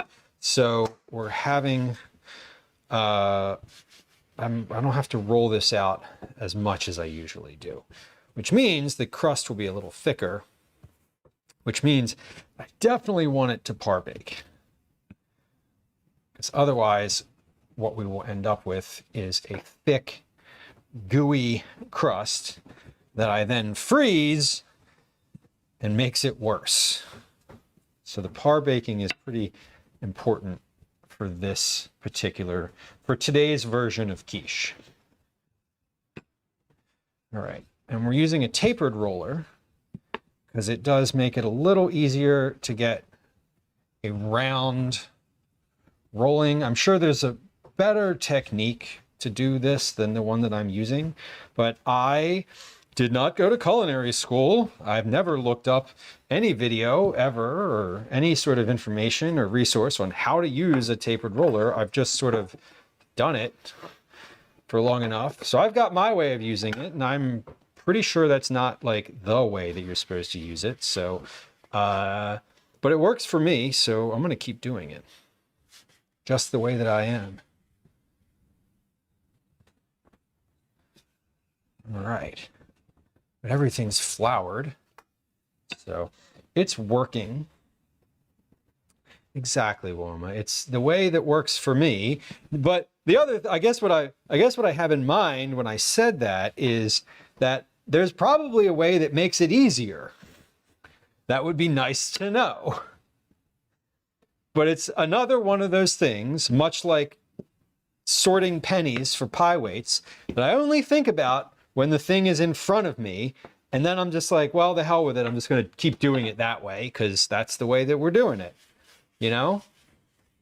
So it's a thing that I think about, but then just it goes completely out of my head. And I won't think about it again until this exact thing happens in this kitchen. So that's just how it goes. All right, so we're taking this and we're putting this pie crust in the pan, laying it over, and then we're going to press it in. Press it in all around the edges. Making sure to press it down into the corners.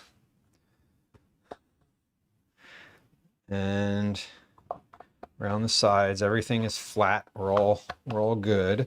So we're going to take this and cut it underneath of the rim. So I have enough to make a little edge with.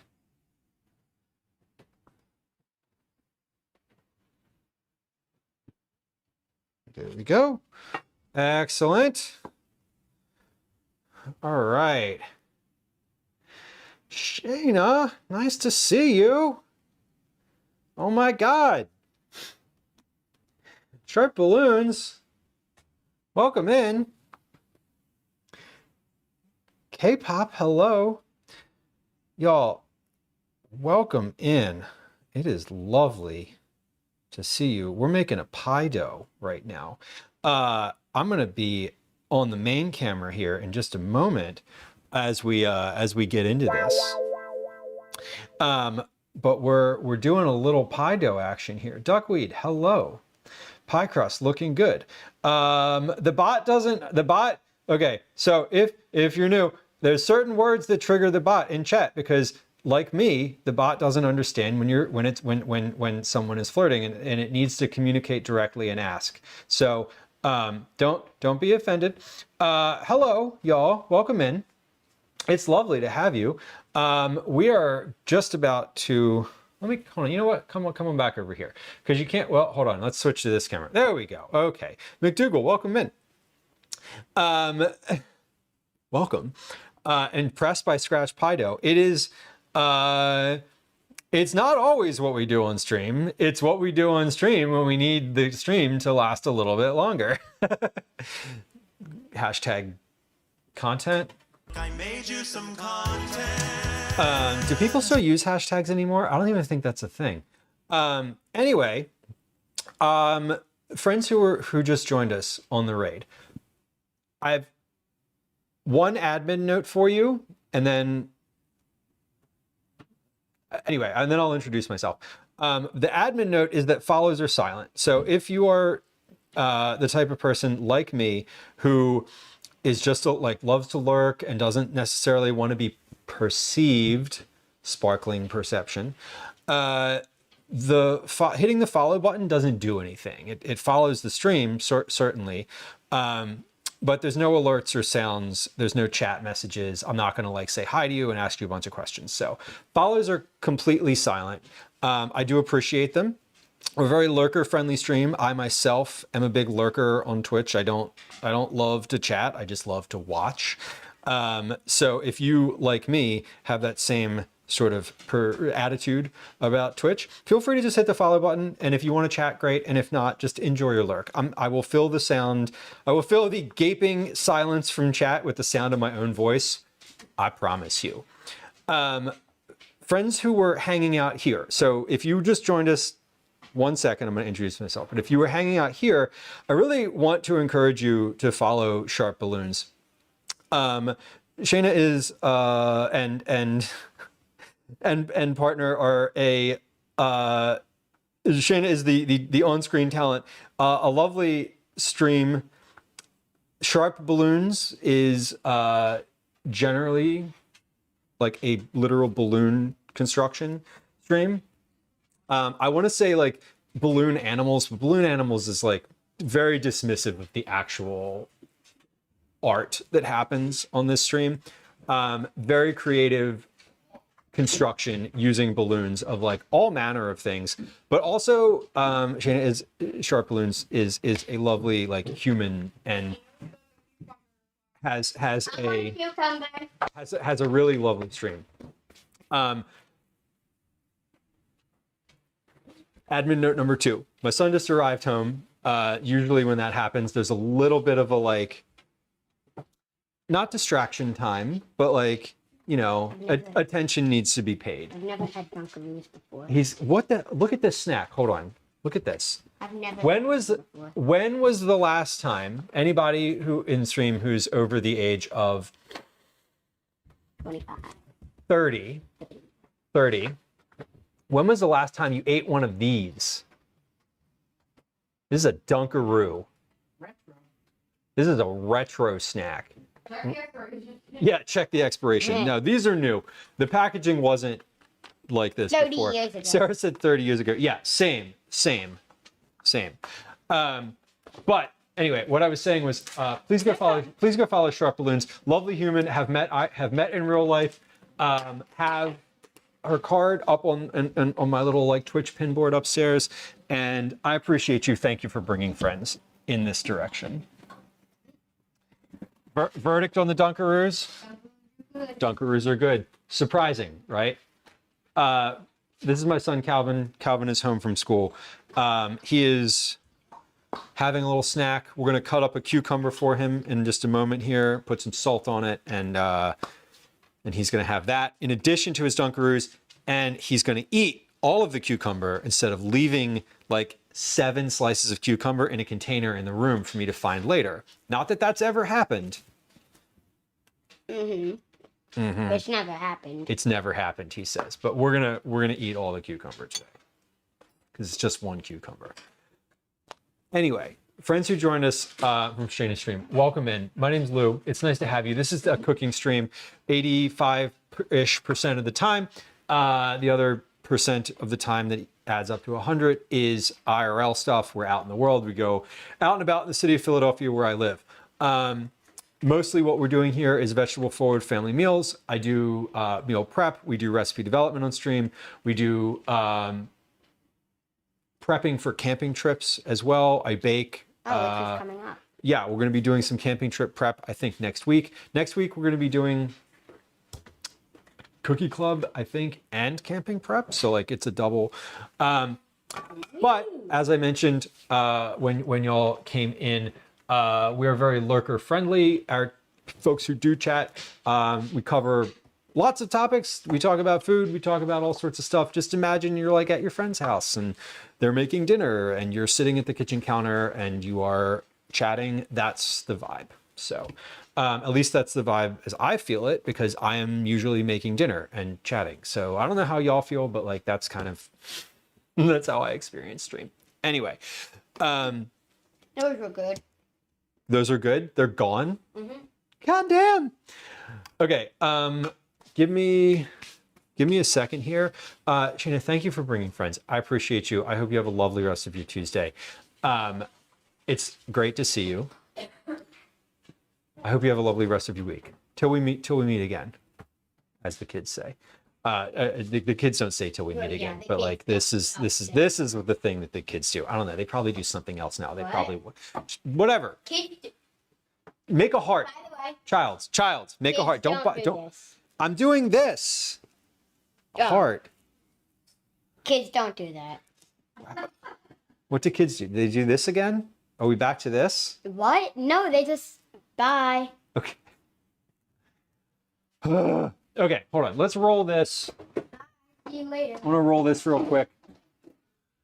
We're gonna make a little. We're gonna make like a little snack out of this. I just want to roll it out first. Before I cut the cucumber, before I get rid of my pastry mat, which is the very next thing we're doing on stream, I'm going to roll this dough so that I can make a pastry-like thing out of it. Look at what I What are we supposed to do, Sarah? Oh my God, you got Well, I okay, you didn't got know- Dunkaroos and I chips. didn't know if I would like the Dunkaroos. He didn't know if he would like the Dunkaroos, so he had to get chips too. Yeah. What? Sarah, the gesture of like how to make a heart, like how to do the like heart thing. Is it like People are this or doing like this? This now, but how is this a heart? I don't know. How is this a heart? Because it's the literal size of the No, heart in your not chest. this. Like, Oh. people do this. I don't know. I don't. Yeah. Who knows whether those fully processed cookies and their plastic frosting will taste good. I'm saying that derogatory, but it's, hey, cucumbers first. Yes. Cucumbers first. Do not open that until you show me a finished thing. Yes, sir. Because it looks like the physical heart. Exactly. That's what I'm A saying. heart probably looks more The like kids are so literal. this. You went to the Franklin Institute. You know what a heart looks like. You saw it real big. Yeah, it has like the massive like The thumb and the finger heart. tubes and stuff. Yeah, I don't know. I don't know. Is this how you do it? Unclear. I don't get it. Don't You make did. me cut up my own cucumber. I'm not making you cut up your own cucumber. I'm doing something on the counter before I get a cutting board out. Don't be so wretched. Wretched? Yeah, good word, huh? No. Yeah. Okay. Well, we're gonna bake this. I just had a moment of panic because I thought that I put those pie shells in the oven and that they were just in there baking. Nope, it's just the chicken. Okay. This is going to get baked in a little bit, not right this moment.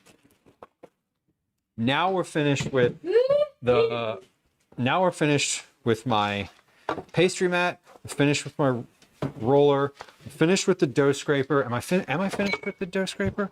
This isn't a dough scraper. It's a bench scraper. There's a difference. Dough scrapers are rounded. Gonna wash my hands. I'm gonna wipe the counter. We're gonna cut up a cucumber for the child, for a snack, for part of a snack, because like, if you're gonna eat a whole container of Pringles and a thing of Dunkaroos, you might as well eat a single vegetable as well. No.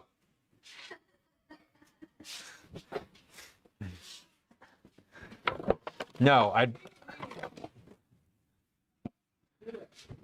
greatly prefer that you do not eat. If you eat the whole container now, then after dinner you owe me a snack that is a fruit something. Then you're not going to have a secondary, yet another snack after dinner. What about another cucumber? Listen, don't Cucumber. don't push it. Don't push it. These are mini cucumbers.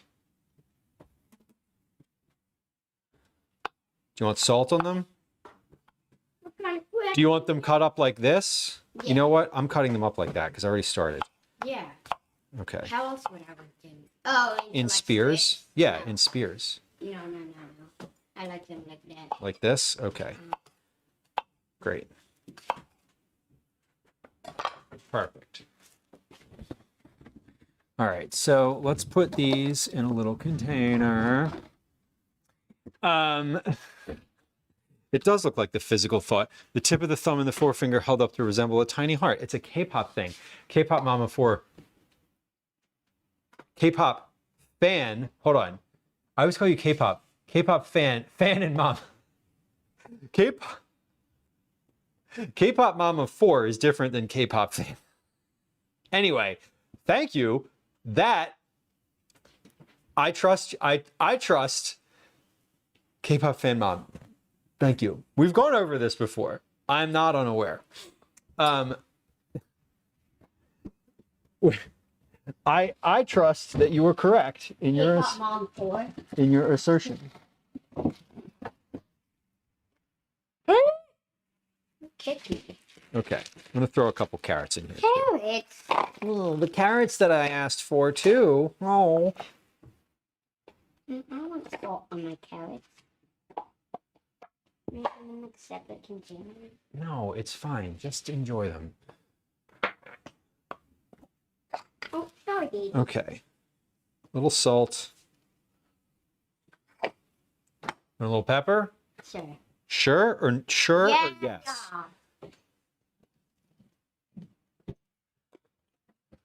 Okay. Hold up.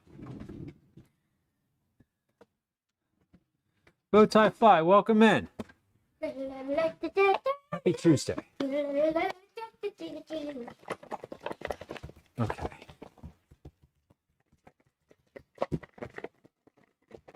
There we go. Do you want anything else on here? A little chili oil, a little hot sauce. No, Nope. Good this way? no. Okay. I mean, yes, good that way. Okay. Enjoy. Thank you. All right. Time to par bake some pie crusts. Oh, no. Time to do the pizza dough. Pizza dough first, then we par bake the pie crusts because those are fine to just be in the oven for a little bit.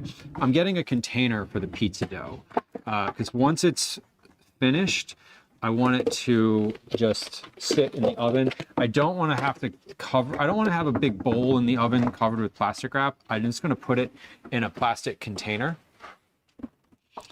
In just like a Tupperware container like this. Then we'll get to the pie dough. Let me check the chicken that's actually in there first. Because I was like, it can cook forever. But I do want it to cool down before I use it. And if it's still in the oven when I go to use it, then that won't be any good. We're gonna take its temperature. Chicken is at 100 and 200 degrees. So that's about 40 degrees past what it needs to be. So that is done. Okay. All right, so we're just going to take this out, put it on the stove, and that's good to go. Oven can stay at 425 because that's where it needs to be to to par cook the pie shells. Cal, do you have your uniform available? Yeah, it's in here in my closet. Okay. Has it been 4 years? It has. Yes, which is kind of wild, isn't it? Genuinely. It has been. Yeah. And almost. Be 4 years. May 12th is the actual stream anniversary. But May 12th is we're gonna do a live on the 13th instead. Okay, so this is pizza dough. This has been in the just sitting out on the counter. It's been a little more than 30 minutes. But what we're doing with this is adding salt to it. All that's in here right now is flour, sugar, water, yeast, and olive oil, and adding salt, and then kind of folding it in and kneading it on itself until it's not grainy anymore. And then we're going to put it in this container. Tomorrow we'll shape it into pizza dough balls. And then on Thursday we'll bake them. So this is basically like a 48-hour rest for this dough. Let me get two things here. I'm going to wash my hands again. Because I'm going to do this with my hands. And then I'm going to get a little container of water so that I've got a wet hands, because this is easier. It is easier with wet hands. It says so in the directions, and it is true. So we're gonna follow the instructions. Okay, my hands are wet currently, so we're just gonna get started. I've got my salt here. Let's go back to the overhead camera. And this is yeah, this is the dough in the bowl. And it's going to take a spatula and sort of scrape it off the edge here. So at this point, this is, there's no salt in here. Just going to scrape this out for now.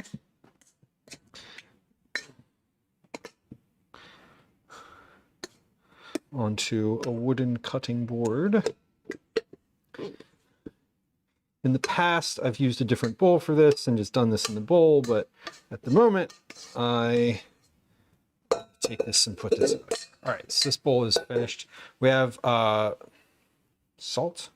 So I have 2 tablespoons plus 1 teaspoon of salt. So I'm just going to kind of start incorporating this, fold it, little bit of salt here, fold it in, fold it over.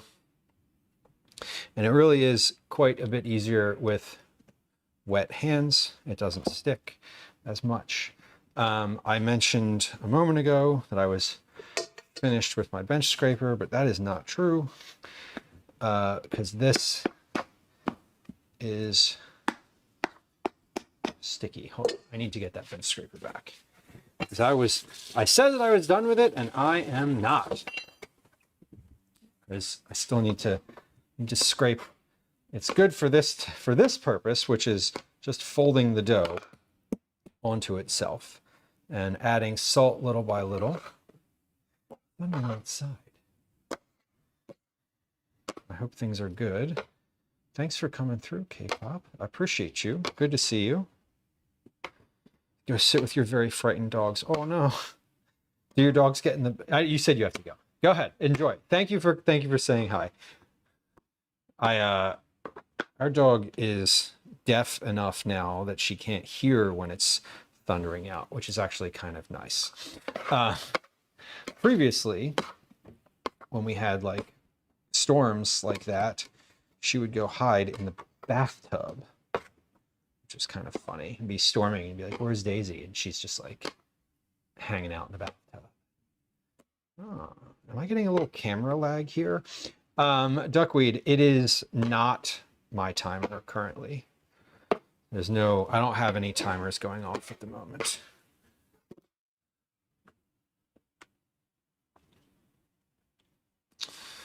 All right. Just kind of keeping on adding moisture to this, or keeping my hands wet, because otherwise this is very sticky dough. So I'm folding it over on itself, just doing this. I'm adding the salt like little by little here. And I just kind of keep folding it and kneading it, folding it, kneading it. Gonna eventually just put all of this directly into that container. And it's gonna rest. So this is 4 pizzas worth of dough. I am making, Thursday we're going to do 4 different types of pizza. I think I know what we're doing. I'm sort of finalizing the actual menu.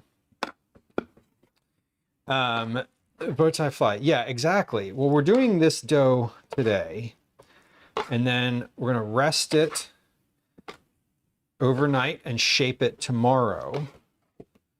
So by the end of the day tomorrow, we'll have dough that is in ball form in 4 separate containers that are ready, basically ready to go.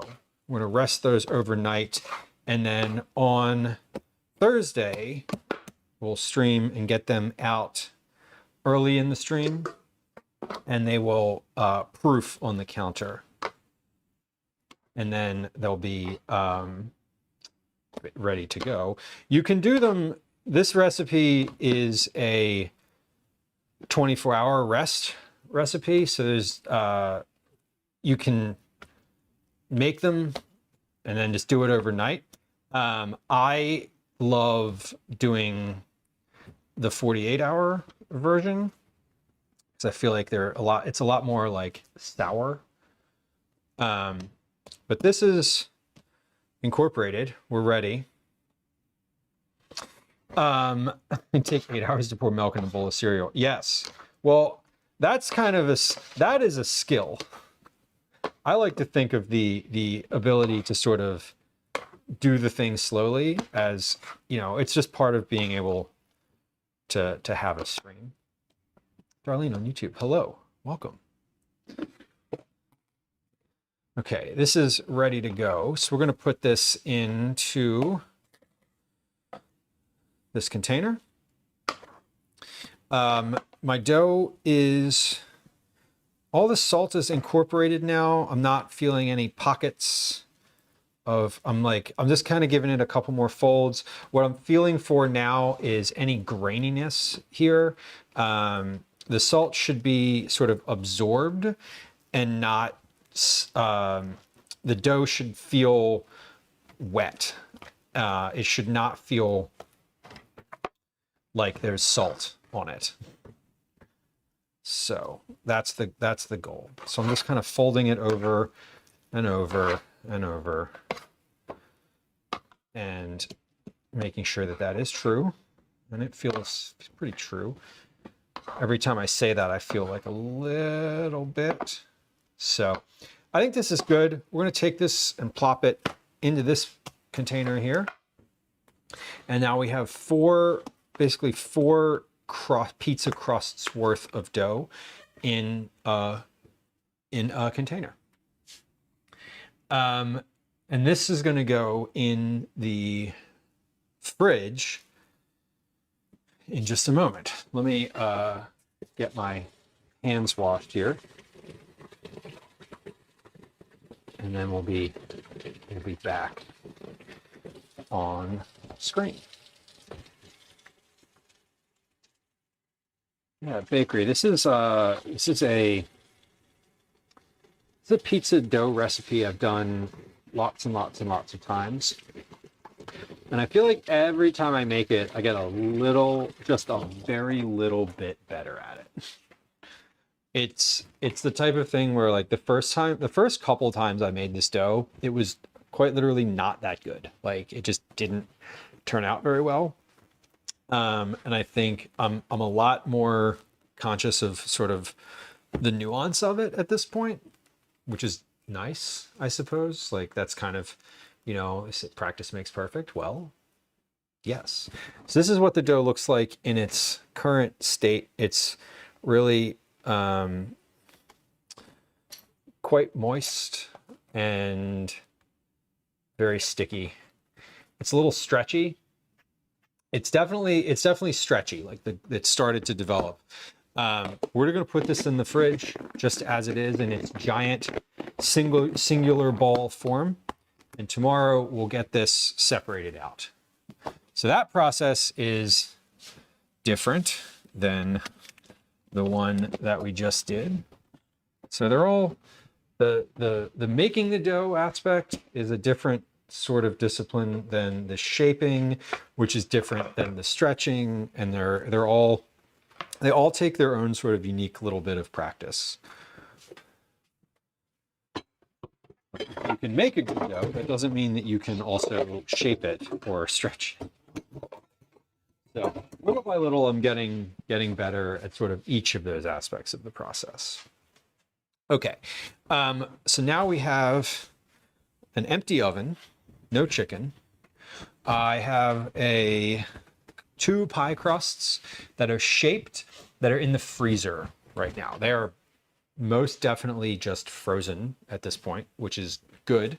And that's totally okay. I'm going to get them out, and then we're going to do a par bake of those. So before I get those out, let's get out what I'm going to put on the inside of those. And I say the inside, I mean pie weight or weight type of situation. I've got beans, different beans. I have beans and I have rice. I think we'll use rice because this is a lot. It's like a big thing of rice. And then beans, I have a big thing of beans. So we'll do one of each. Sure, why not? All right, let's get these pie crusts. Well, glad that was frozen because that just fell out of the freezer on me. Let me make sure. So I have a buttered piece of foil here. Taking this and just pressing it in all around the edge. I'm also going to cover the top of the crust where it is folded in a nice little, it's not really a nice little pattern where it's just folded over. And then we're going to take this and instead of using pie weights, we're going to fill this with dried red beans because that's what I have available. And that is kind of perfect right there. So we'll take that and then we'll do the next one with this rice. Darlene says on YouTube, says the pizza dough kind of looks like slime. It does. It very much looks like slime. It actually feels like it too. It's that same sort of consistency. When it rests, it absorbs all of that. It absorbs all of that liquid that I just put into it, and it gets really nice. Although when I shape it, I'll use a lot of flour to make sure that it kind of dries out even further. Okay, let me look at let me just make sure, because there's a heat the oven, butter on one side, wait with a pile of beans or rice, bake for 12 minutes. 12 minutes, reduce the temperature to 350, bake for another 10. Okay, so we're going to do 2 timers here, 12, 10, and then I'm also going to set one for 23 minutes because that accounts for the minute or so that it's going to take me to take these out of the oven, to get them emptied of their weight, and then back in the oven. So I've got beans on one, rice on another. These are just going to go right in the oven here. I'm going to put these directly on the oven rack. And, okay, directly on the oven rack. And start. And start. Okay, timers are going. Then we 350 for about 10 minutes.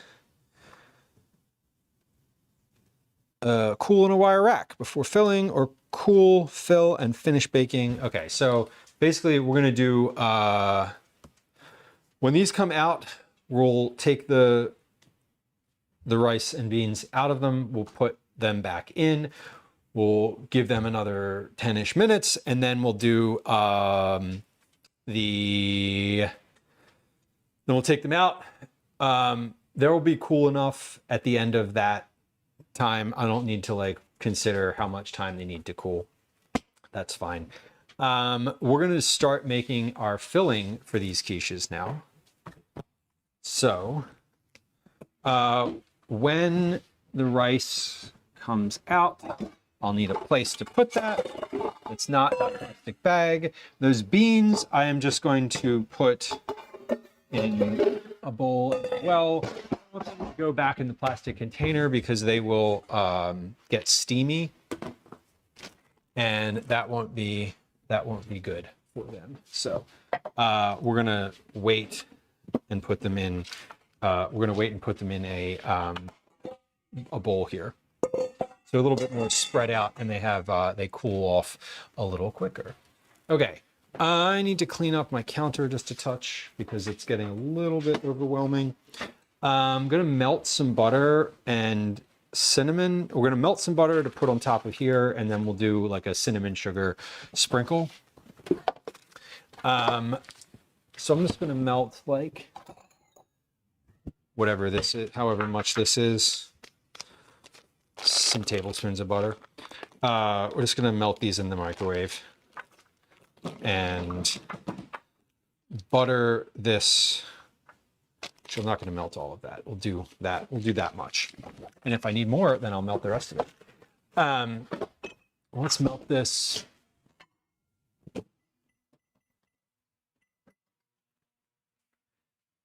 We have cinnamon and sugar. I'm going to grab from over here. So I'm just using, this is basically just the rest of the pie dough that is for a snack. There's no, this is not like a recipe of any kind. We're not doing anything nice with this. Let's put a little of the sparkly sugar on here. That would be nice, right? A little sparkly sugar. I'm just going to mix up some cinnamon and sugar in this bowl with a little fork or a spoon, if that's what's available. Do you all want to see another cat? We have another cat up here. There's a cat we haven't seen on stream today who's hanging out. He's about to make, oh, here he is. If you're on the horizontal stream, you can see him. Let's grab him. We have a cat. This is Ash. Ash is one of the cats that lives in the house full time. He's no longer a foster. He is a full-time cat.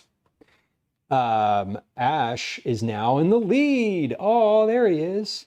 Yeah, Ash, look at all your emotes. He doesn't care. He doesn't know what an emote is. He doesn't understand anything except for kisses and food.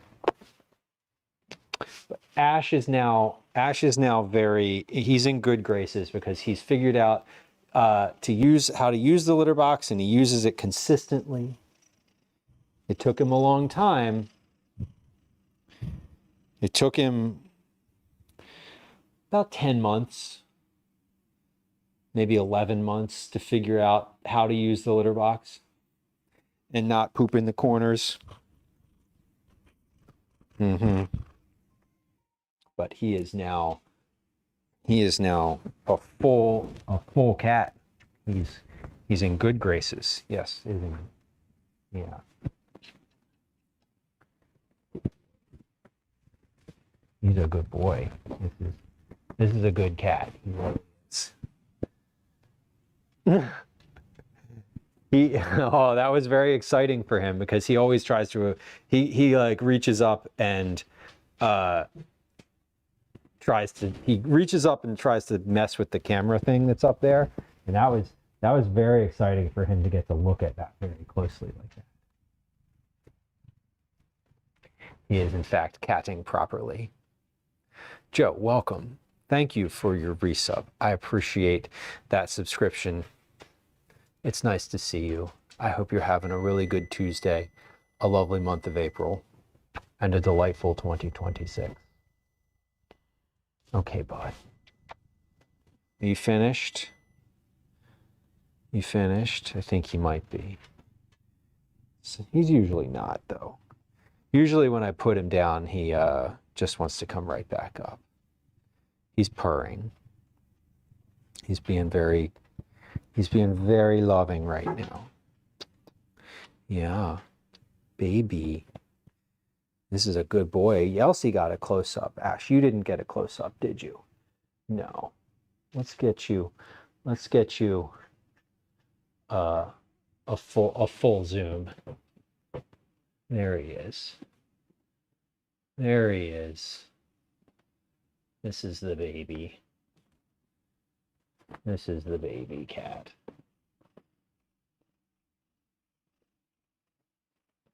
This is a good boy.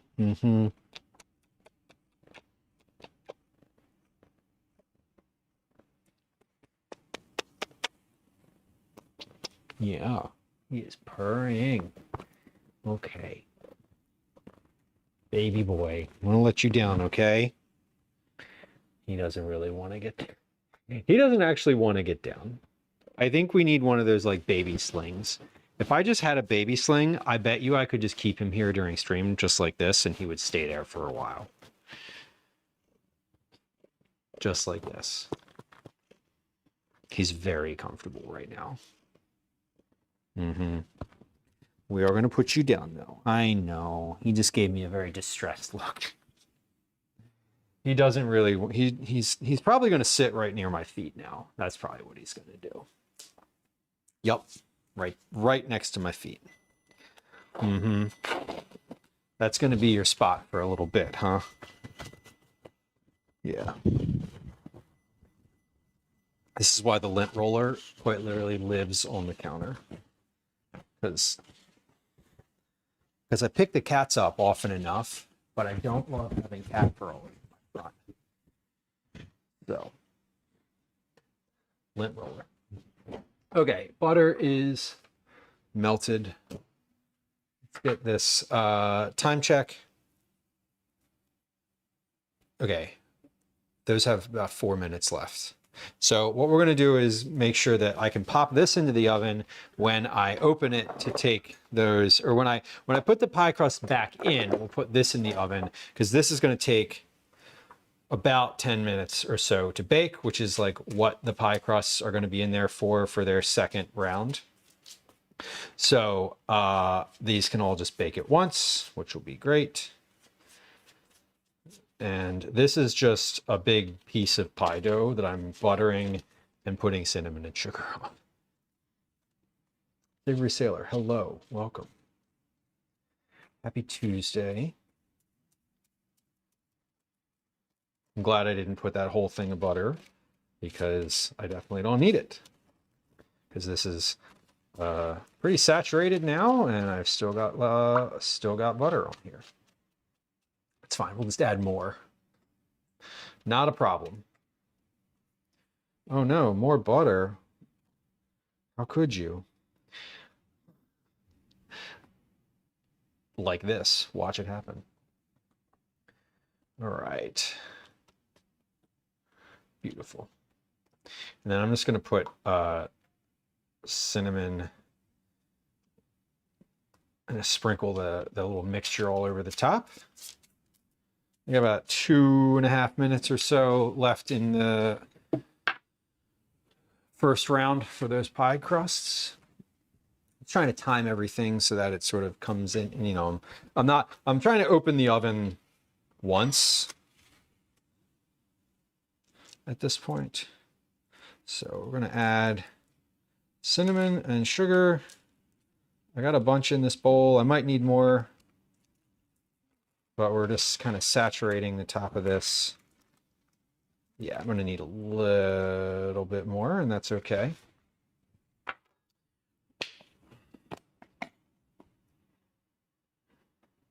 Cool, cool.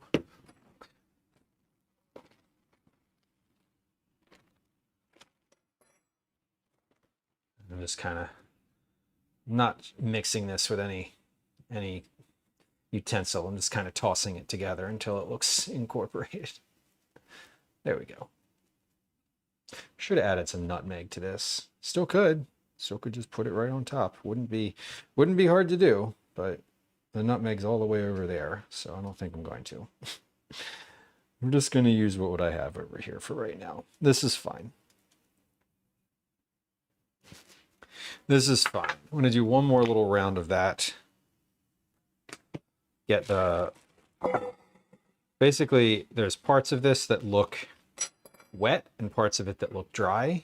And so now I'm going to mix this with a spoon because I'm finished. This will be the last bit. I don't need to dump this. I don't need to worry about cinnamon getting in the sugar anymore.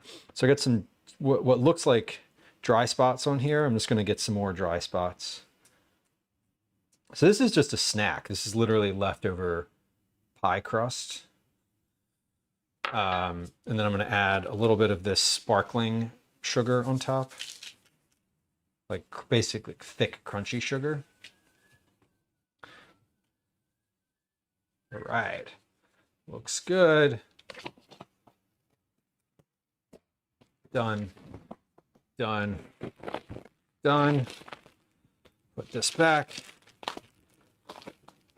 Oh, Liz, I feel like there will be another cat appearance today. We haven't seen the other cats. We have 3 foster cats now, as of yesterday. Clifford, who we met, and now we have 2 more.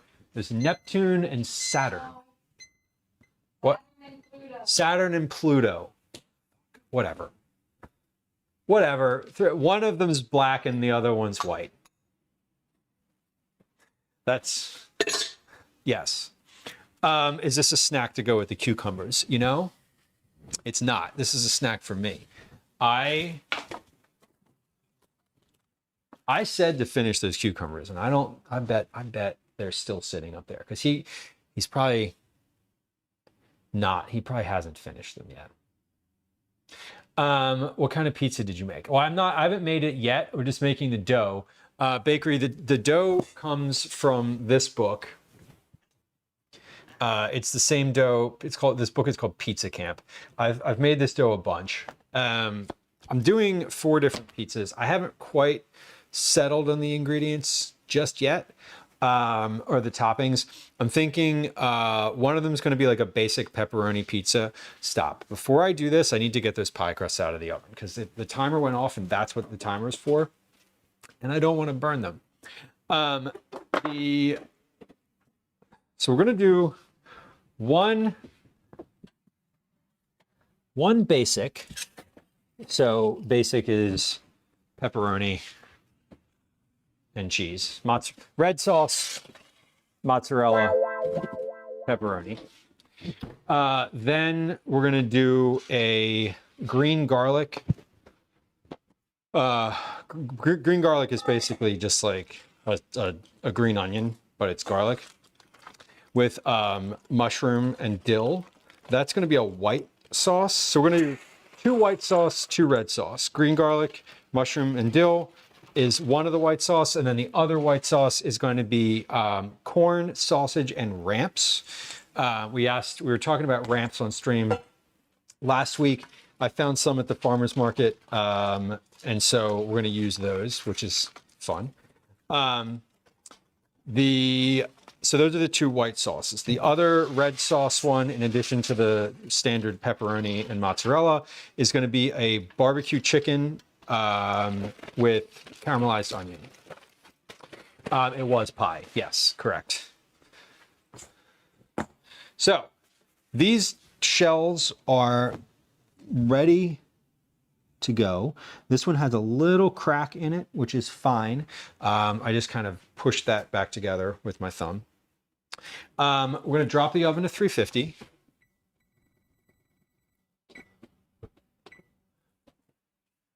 And then we're going to pop these back in for 10 minutes, roughly 10 minutes.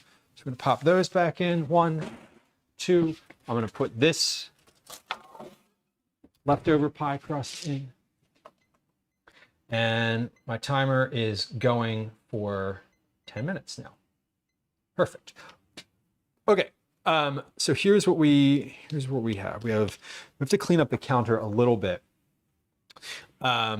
Once those pie crusts are finished, I say clean up the counter, I really just mean like move things to the back and sort of put some things away, stack some things. There's just like a lot of stuff out here. So I want to kind of migrate a few things. Salt and pepper can just sort of stay back here. I just don't want them in front of me. All right, towels, big pile of dirty towels. Perfect. This can go in the cabinet.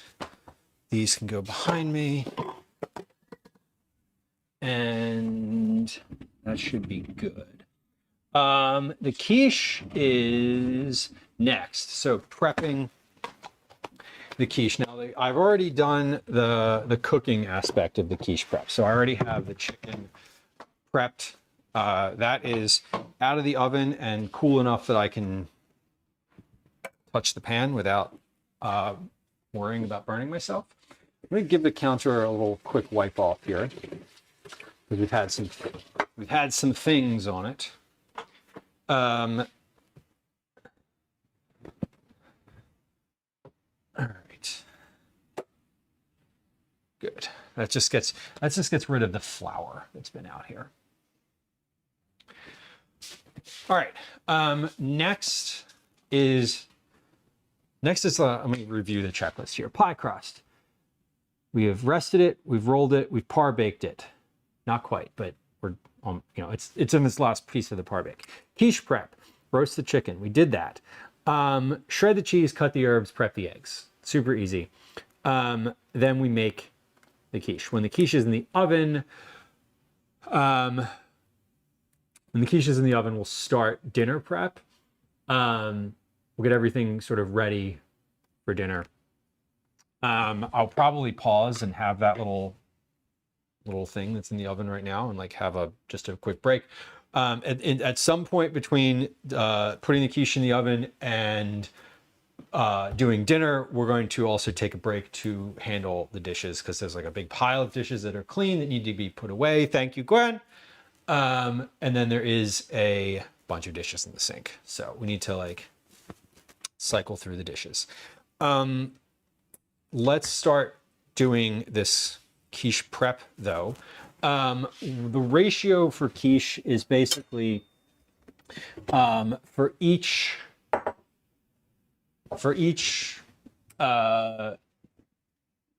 individual quiche, you want about 2 cups worth of ingredients. That includes cheese, that includes solids, so all of it. So what we're going to do is take this bowl, we're going to fill up 4 cups worth of ingredients on here. We'll mix them all together and then we'll put them in the pie shells when they come out. So it's a really easy, very straightforward sort of ratio for all of that. I'm going to start with this chicken because I'm just going to cut that up and put that in the container right away. What triggers the bot? Lots of things. Pie, yes. Pie is one. Feet for sure. A lot. Yeah, there's a few. I don't know all of them actually. There's probably 30, 40 different terms. There's also a timeout on it, so it doesn't. It's not going to. So that it doesn't get overwhelming. It only does it every so often. And I'm cutting this up as opposed to just shredding it, so that it mixes in and incorporates a little bit better.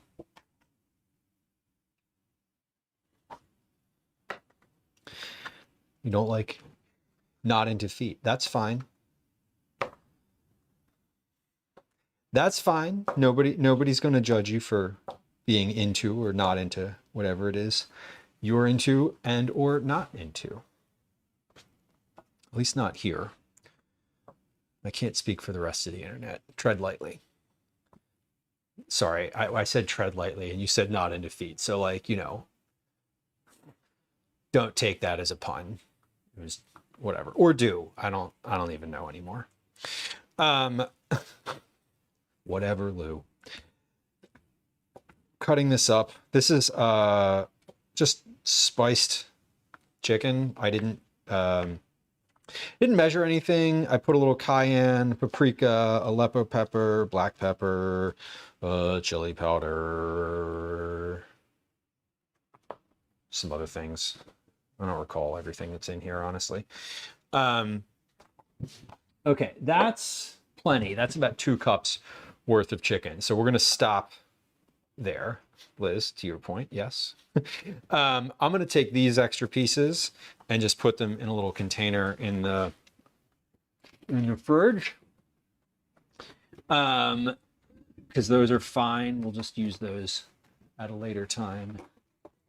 Leftover chicken never really goes to waste here. Just gets put in other things. What is Aleppo pepper? I will show you what Aleppo pepper is. It has like just a little tiny bit of heat to it, but like not really enough where I would say like it has heat. I think that it has like the bare minimum amount of heat. But this is Aleppo pepper. It's about to be on the screen right now.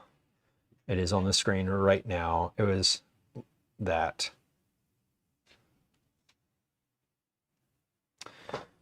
I was making a joke. Yeah, I don't get jokes, so sorry. I took your question quite literally and explained all that I knew.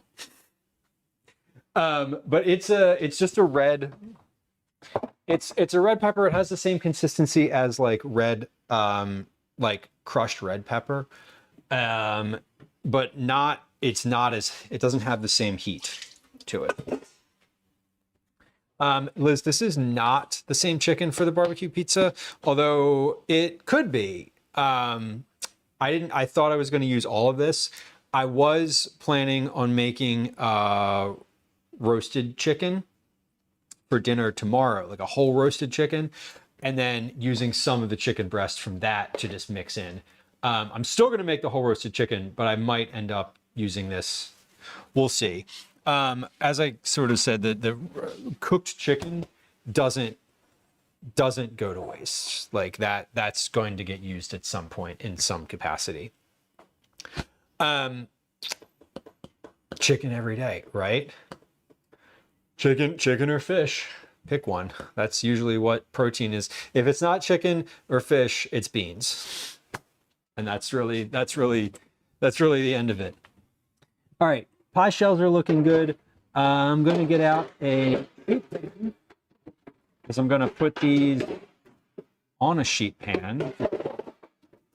When I cook them, I'm going to use a sheet pan. I'm going to get that out now because I just want to put them right on the sheet pan for the oven. I have about a minute or so left. I'm going to put some parchment paper on that in case they spill over. I don't want to have to like do too much cleaning of these. I don't want to have to do any scrubbing of these. I don't really, if I clean them, that's fine too. Woman says, I'm guilty of that too, thinking someone's being serious and giving them a full explanation. That is literally my entire life. Like I don't always recognize when people are like joking with me. It's more frequent that I take someone literally or seriously than I recognize like their joke, especially sarcasm. I think like I get sarcasm in sometimes, but like not always. Smells good? Yeah, come over here and show off. Where'd you put the rest of those cucumbers? In the trash? Did you flush them down the toilet? Okay, good. Hey, I want to show you the cucumber cup. Yeah. That had carrots in it too. If you were hanging out earlier, this was a full cup of cucumbers and carrots. Empty now. Congratulations. Now he's going to shove an entire can of Pringles. Now he's going to shove an entire can of Pringles in his mouth. Am I coming to TwitchCon? I'm planning on it. Excuse me, Daddy? Sorry. I'm planning on it. Daddy? Yes. Sorry. Daddy? Sorry. Daddy? Sorry. Daddy? Sorry. Daddy? Daddy? Sorry. I'm sorry. Daddy, bye. Yes. I'd love to see you make a burger one day. I would, I don't actually remember the last time I made like a hamburger. I could probably do that. Everybody in this house likes hamburgers. I do. I mean, I do. I just don't eat them very often. It's not a regular menu item for me. I mean, we don't eat a lot of beef. I don't cook a lot of beef at home. I think I should say. I do. When I get a craving for a hamburger, I usually go out somewhere and like eat a burger out. We could do a hamburger at home. It's a good idea. Gwen would like that. I know Calvin would like that. I'm gonna write it down. See, but I would definitely make it complicated and make like fries too, which would take longer than the burger itself. Orma says the worst is when you don't get a joke and then someone gets upset that you didn't get the joke. Yeah. Listen, if I don't get your joke, it's not your fault. But like, don't get upset at me for it. I'm with you. We're gonna poke this a little bit. We have some air bubbles here. This crust. Sorry, I thought Gwen was talking to me. She's on the phone. Okay. She just like, Gwen just started speaking in a very business-like tone, and I thought that I was in trouble. She's just like working, and I was like, she was like, yeah, well, and I was like, oh, what? Triggered. Oh, the corn salad, yes. I love that corn salad. It's almost corn season. We're so close to corn season. I know. I thought about getting a deep fryer, one of those countertop ones. I really did. I still am. I really am thinking about it. The sarcasm, the distance between the one giving the sarcasm and the one receiving the sarcasm. I like that, caretaker. That's a good one. Father's Day deep fryer sale. You know what every dad wants for Father's Day? Fucking tools. Tools and barbecue. And whiskey. And nails. And fucking car wax. I want a manicure and for people to leave me alone. That's what I want for Father's Day. Yeah, and beard oil. Let's not forget the beard oil. Tempura pots. Interesting. I've never actually seen one of those. I don't think I've heard of one of those until this moment. Fitzevery says, I want tools for Father's Day. Yeah, do not buy me tools. I will not use them because I do not want to. I do not want to be handy. I want to be not handy. I'll hang up picture frames. There we go. That's my desired level of handiness, is hanging picture frames. After that, I'm all set. Okay, so I'm getting cheese out right now. I'm also getting out another beverage because this has been drinking water all day. Yeah. Yes, Calvin. Do you want one of these? Actually, Do I want? pretty spicy. I do not want one right now, but save a couple for me. Okay. And when I say save a couple, I mean like don't eat all of that. Okay. Save a couple for everyone. Yeah. Okay. Cool. No, like actually spicy. Let's finish getting our quiche stuff together because that needs to go into the oven. Chicken is ready. I'm gonna get our cheese together. I'm just gonna grate the cheese directly into the bowl here. Because why not, right? Because that'll make it easier. Save resub. Thank you for your resub. 15 months. That's a long time. That's more than a year. I'm handsome, not handy. Hey. I mean, that tracks. Let's face it, I'm cute. The sound is, I don't know where that sound came from. What was I doing? I was about to wash my hands. Is there a section of the Discord where you share kitchen gear? Yes. Don't worry. It's I know what the I'm kitchen doing. gear I channel. have no freaking idea what I'm doing. There is in fact a channel on Discord called Kitchen Gear, and you can share your kitchen gear there. Liz, I hope your day improves. I really do. I know that you have that type of like exhausting. I know how exhausting that kind of thing can be, and it's. Oof. Good luck. I hope it improves, or I hope it ends soon. There it is. There it is. Yes. There's like a kitchen section on the Discord because it's more just like it's like the bulk of the conversation is kitchen stuff. Recipes, general chat, kitchen gear, photos. There might be another channel. I don't recall.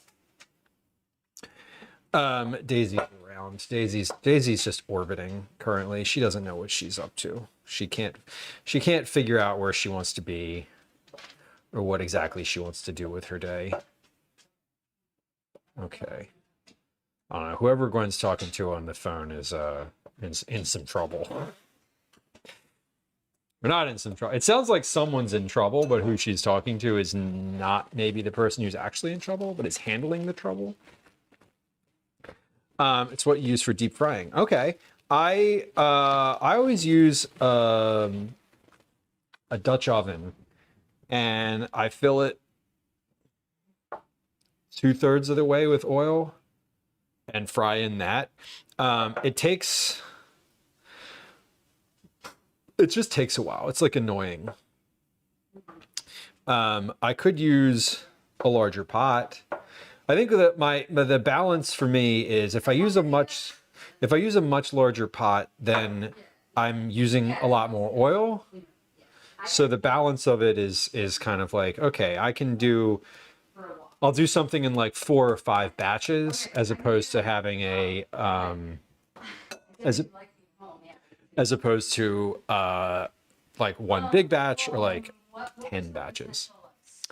Okay, shred cheese, herbs. So the quiche has chicken, herbs, cheese. Oh, peas, frozen peas. That's the other thing I wanted to add to this. So let's add some frozen peas to this. Do I have frozen peas? No, we're out of everything else. Interesting. Okay, so this is quite the little setup. All right, we're almost at 4 cups. So I'm gonna throw these peas in here.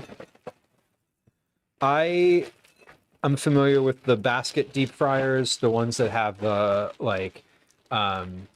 you plug them in and they have a little basket countertop. When I say countertop deep fryer, like that's what I'm talking about. Although I don't have a specific one in mind.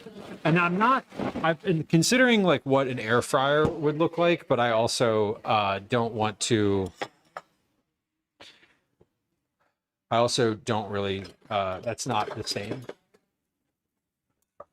I'm a little distracted because Gwen's having a very animated conversation like close by.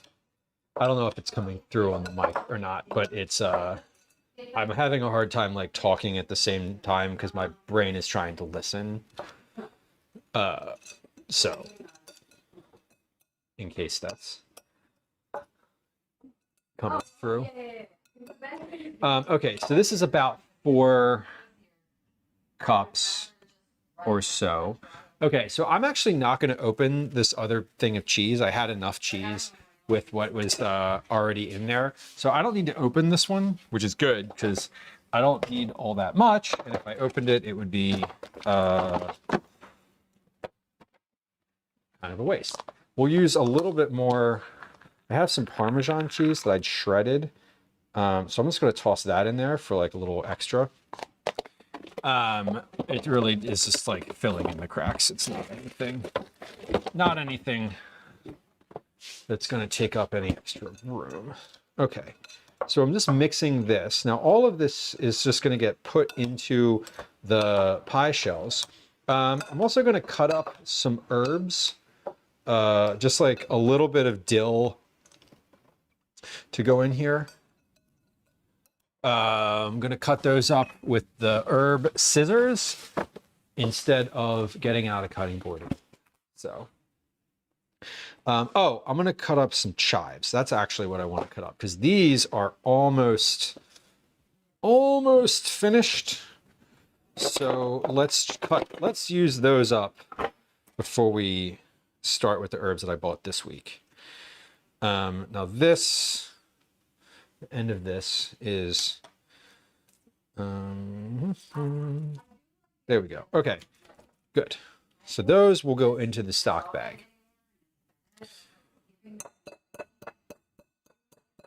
Ah, the oil pots. Yeah, the filtering of the oil after deep frying is annoying, but like I don't want to throw it out. I only used it for fries. So, Joe, thank you for confirming. It's very clear on my end, and I have a hard time when there's like background just like maintaining a train of thought.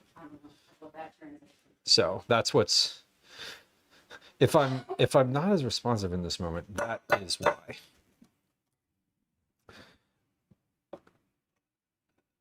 A mini air fryer. Can you use an air fryer to make like I make fries, like homemade fries, and do the like that in the deep fryer? That's one of my preferred usages of the thing. Can you do that in an air fryer? This is sort of a generalized question. I've never actually tried to do that.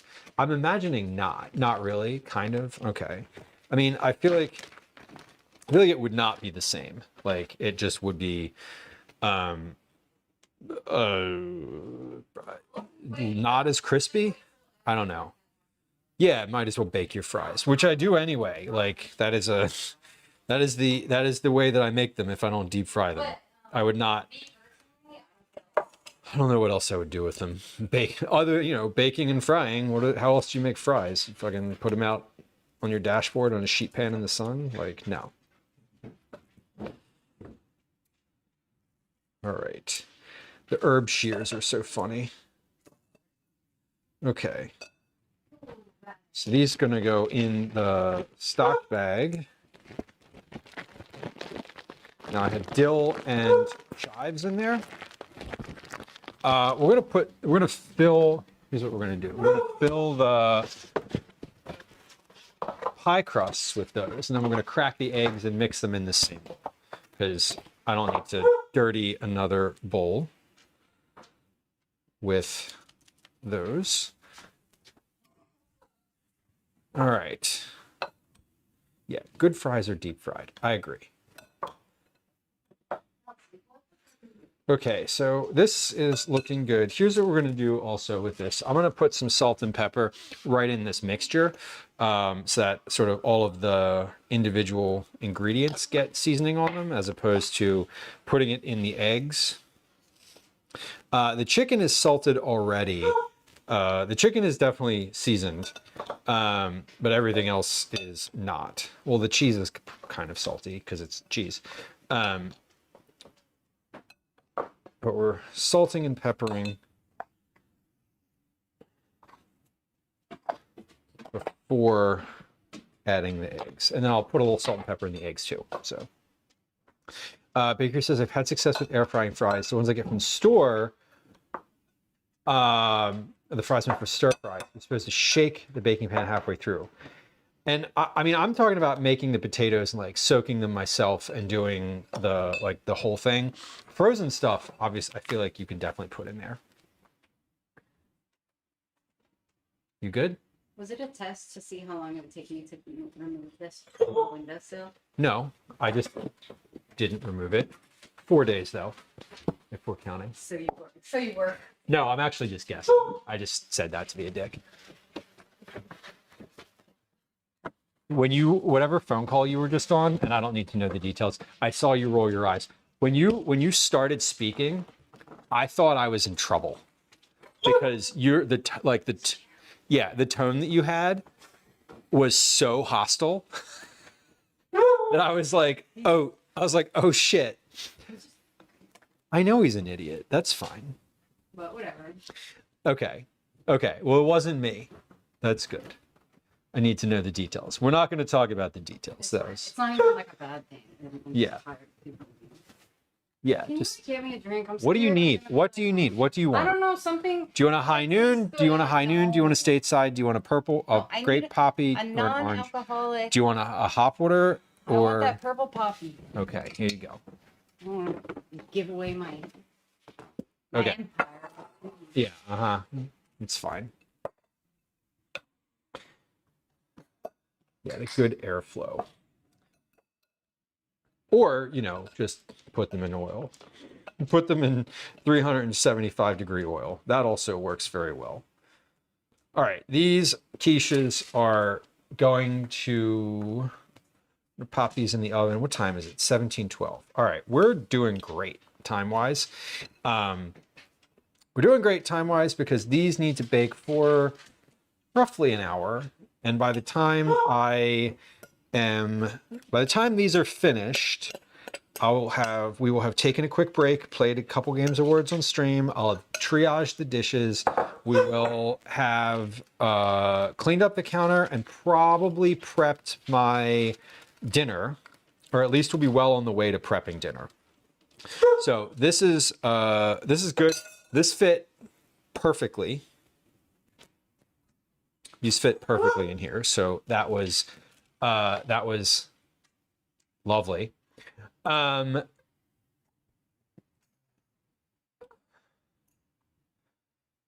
Shout out. Earthface, welcome in. Nice to have you. Good to see you, fellow friend of the stream, primarily, and fellow food and drink streamer. It would be lovely if you'd go follow them on the internet. There's a link to that in the Twitch chat. If you do so, if you do, they'll know. If you don't, I won't know. But it would be lovely if you did. I was looking on your stream the other day. Y'all were. It's probably this weekend. I was lurking a bit. I think you were live on Saturday, maybe. But I was lurking. I know that I didn't say hi because and I'm sorry. And I'm still a piece of garbage. It happens. But I was lurking a little bit. I don't remember what y'all were making, but I'm never usually like super focused on what folks are making. Anyway, hello. I'm not focused on the details of what you're making. It's always just nice to like be in a conversation or like present for a conversation. It's why I like lurking primarily. I just kind of like to be a fly on the wall. You know what I mean? It's like you're in a coffee shop and you're next to some people who are having a good conversation and you want to chime in, but you also don't want to be awkward about it. And I know that obviously you're welcome to chat. Everybody's welcome to chat. It's what the point of Twitch is. Anyway, what? I have no idea what you're making right now. Well, I was going to say that makes two of us, but that's not true. So I'm making a quiche right now, or we're actually two quiches. So the same quiche. They have the same ingredients. So the same thing, just making it twice. Making these for the freezer. So you use about a dozen eggs. You use about 6 eggs per quiche. 1, 2, 3, 4, 5, 6. Are we doing that? He wanted to say that. Okay. Would y'all like to see a teeny tiny kitten? Gwen is currently fostering a bunch of, well, not a bunch. Currently fostering 3. 1, 2, 3, 4, 5, 6, 7, 8, 9, 10, 11, 12. Okay, hold on. I'm gonna lose my train of thought here. Okay. We have a teeny tiny kitten who's going to come on screen here in a moment. Are you just holding him up from back there? Or do you want me to hold him up? Do you want me to hold him? Yeah. Okay. Hold on. He wants to be with you. I know. Let me finish cracking these eggs because I have egg hands right now. I have 2 left to crack, okay? Yeah, just a second. We have a small cat. So Gwen is currently fostering 2 siblings and then 1 solo cat. We've had the solo one for about 2 weeks now. Not 4. 4 weeks, she says. Well, time flies, huh? Time flies when you're only sleeping for 3-hour intervals. Okay. Give me the cat. Well, hold on. Let me dry my hands first because he's not going to like being wet. Anyway, we're making quiche. That's what we're making. It's the quiche has chicken and peas and cheese, herbs, and eggs, obviously, because it's quiche. We're gonna leave these eggs out because I might need to add a few more to them, or a few more here. But okay, we got a tiny cat about to appear. Let me give. Yeah, here he comes. Give me the cat. We have a cat in chat. We have a cat. This is Clifford. Clifford is a baby. He's looking at Oh, good job, bud. You know how to. He's performing. That's a sound. That's a Oh, sound. I was like, what the This is Clifford. Clifford just. Oh, bud, where are you going? Clifford just finished being a bottle cat and has, in the past like 4 days, moved to solid foods. Are we keeping him? No. Clifford is a foster. Clifford is starting to. He's starting to teeth. No, we're not biting. He is just moved from. I know he's looking at me so loving. I know he's like if I was an animal in the wild, I would murder you. Yes, but I'm a tiny babe. No, we got to swipe. We got to swipe. But this is hold on. Let's give you some FaceTime. There we go. This is Clifford. He's not big and he's not red, but he is very feisty. Yeah. What do you mean he's not that feisty? He just tried to swipe and bite me. That's pretty fucking feisty. He's trying to play though. He is trying to play, but that's why we got 2 more cats, so that eventually, once they're verified, don't have FIV and other horrible diseases, that they can play. V, welcome in. Hello. Earth just says I worked at a shelter kitten nursery for about a year. That's so fun. That's super cute. Well, Gwen fosters, has been fostering now for about a year and a half, and is takes the bottle feeders, like the ones that need to eat every 3 hours. There he is. I know.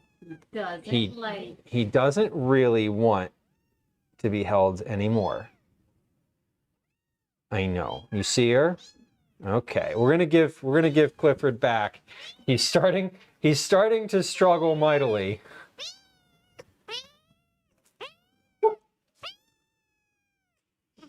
Babe. Okay. He does not. He's over it. He's very over it. Okay. That was Clifford. He's a good boy. I don't know. There's Mommy. Yeah. Now he's hanging out and he's back with Gwen and he seems okay. So, let's get these quiches in the oven. That's what we're gonna try to do. Love the ones around his age that were transitioning. We called them gruelies because of the wet food mix. I know. The wet food. See, I don't mind the wet food, but if I had a very visceral reaction to seeing it, I think yesterday or the day before, because I didn't know that was what I was about to see.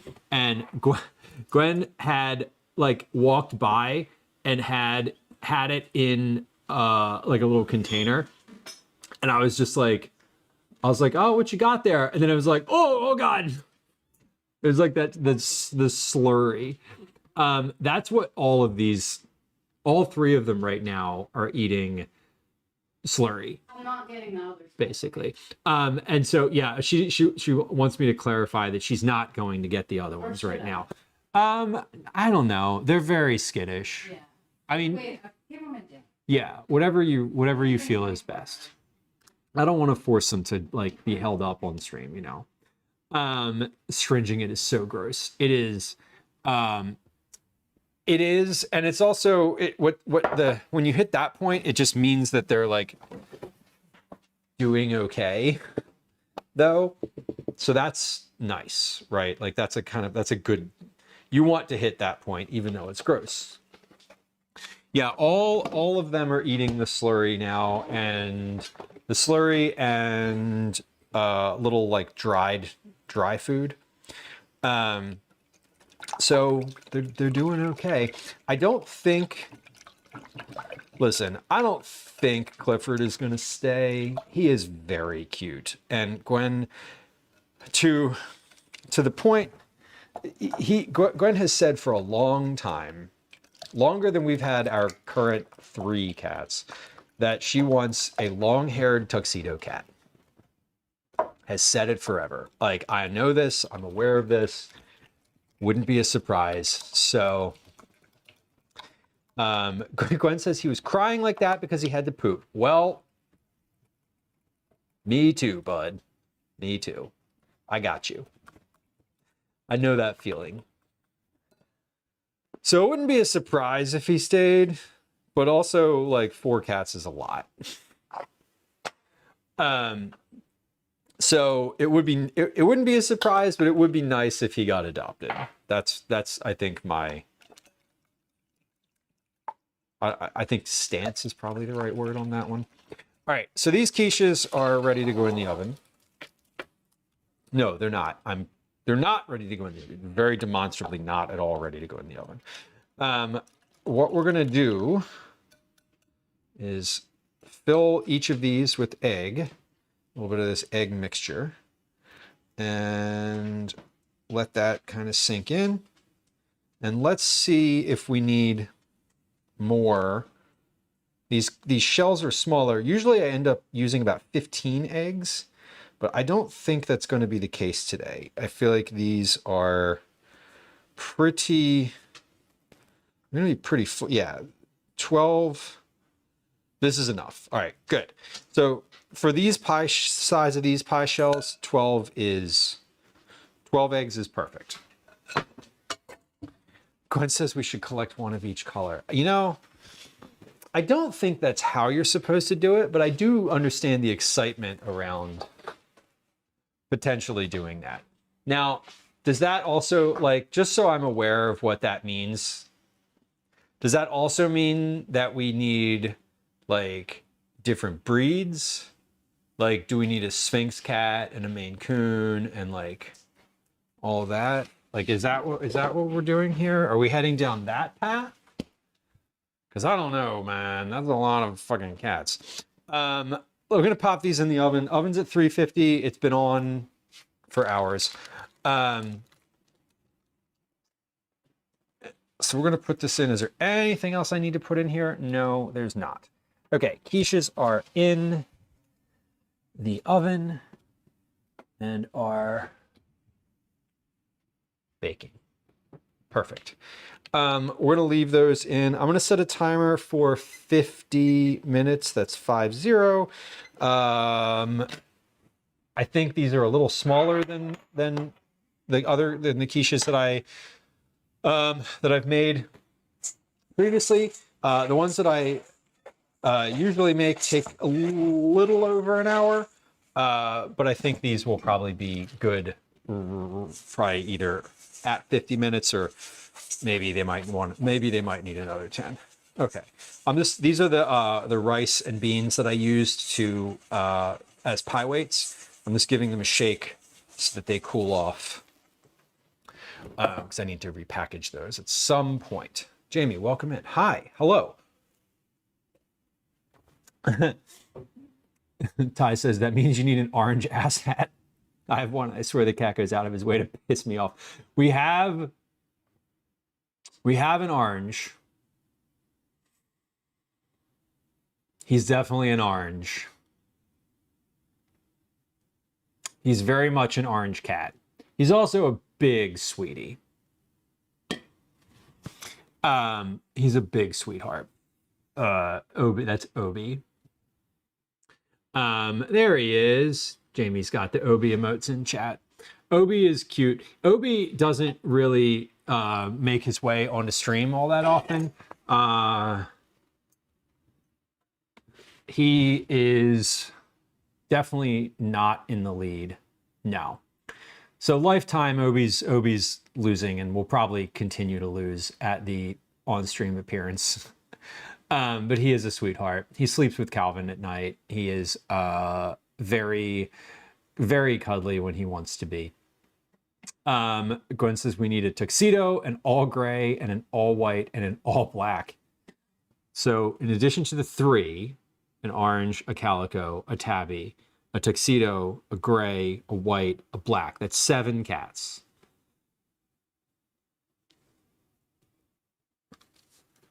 That's a lot.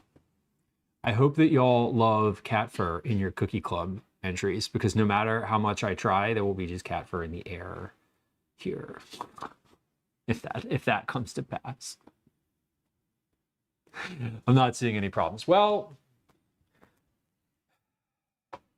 it's a lot of fancy feasts, I'll say that.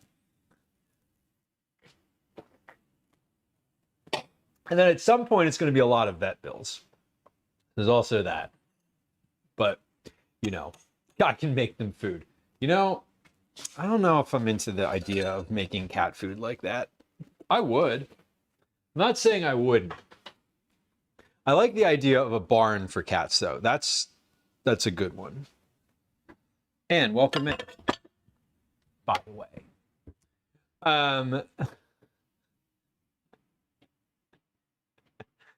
Jimmy, you had 10. At one point, your mom had 10 cats. That's a substantial number of cats. Our house is not that big. Despite what it looks like when I point the camera into the room, that would be a lot of animals in one house. Fox Mulder, welcome in. Happy Tuesday. Hey, the next time you come to stream, that's going to be a cookie club entry. Megan, welcome in. Hello. So I'm going to put a few dishes away, and then we're going to take a quick break, because it's been because we have a lot of dishes in the sink, and I'd like to get some of those into the dishwasher before making more. When we do that, we're going to run an ad on the Twitch platform, and then we'll play some words on stream. So I have I'm going to put a few dishes away before we do that, and we'll also recap what's been done on stream so far, because it's a lot. It's been a really productive day, which is nice. I have viewer rewards badges. I have for what? Hold on. Well, what do I have? I don't think I changed any badges. Is there something new? What did I add? It's a thing from Twitch.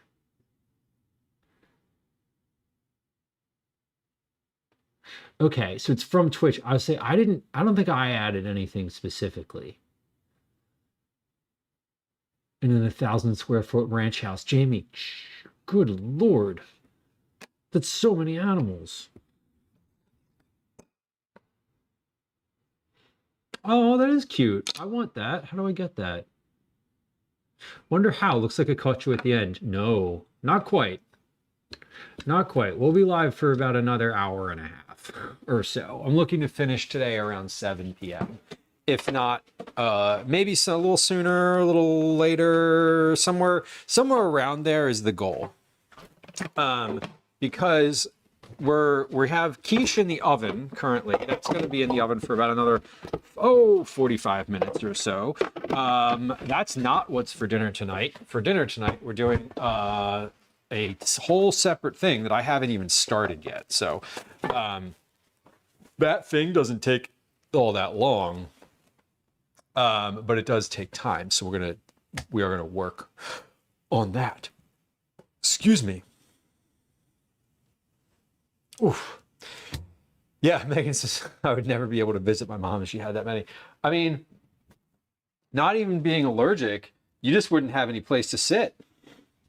There'd be too many animals around. Like, I get it. I definitely get it, because that.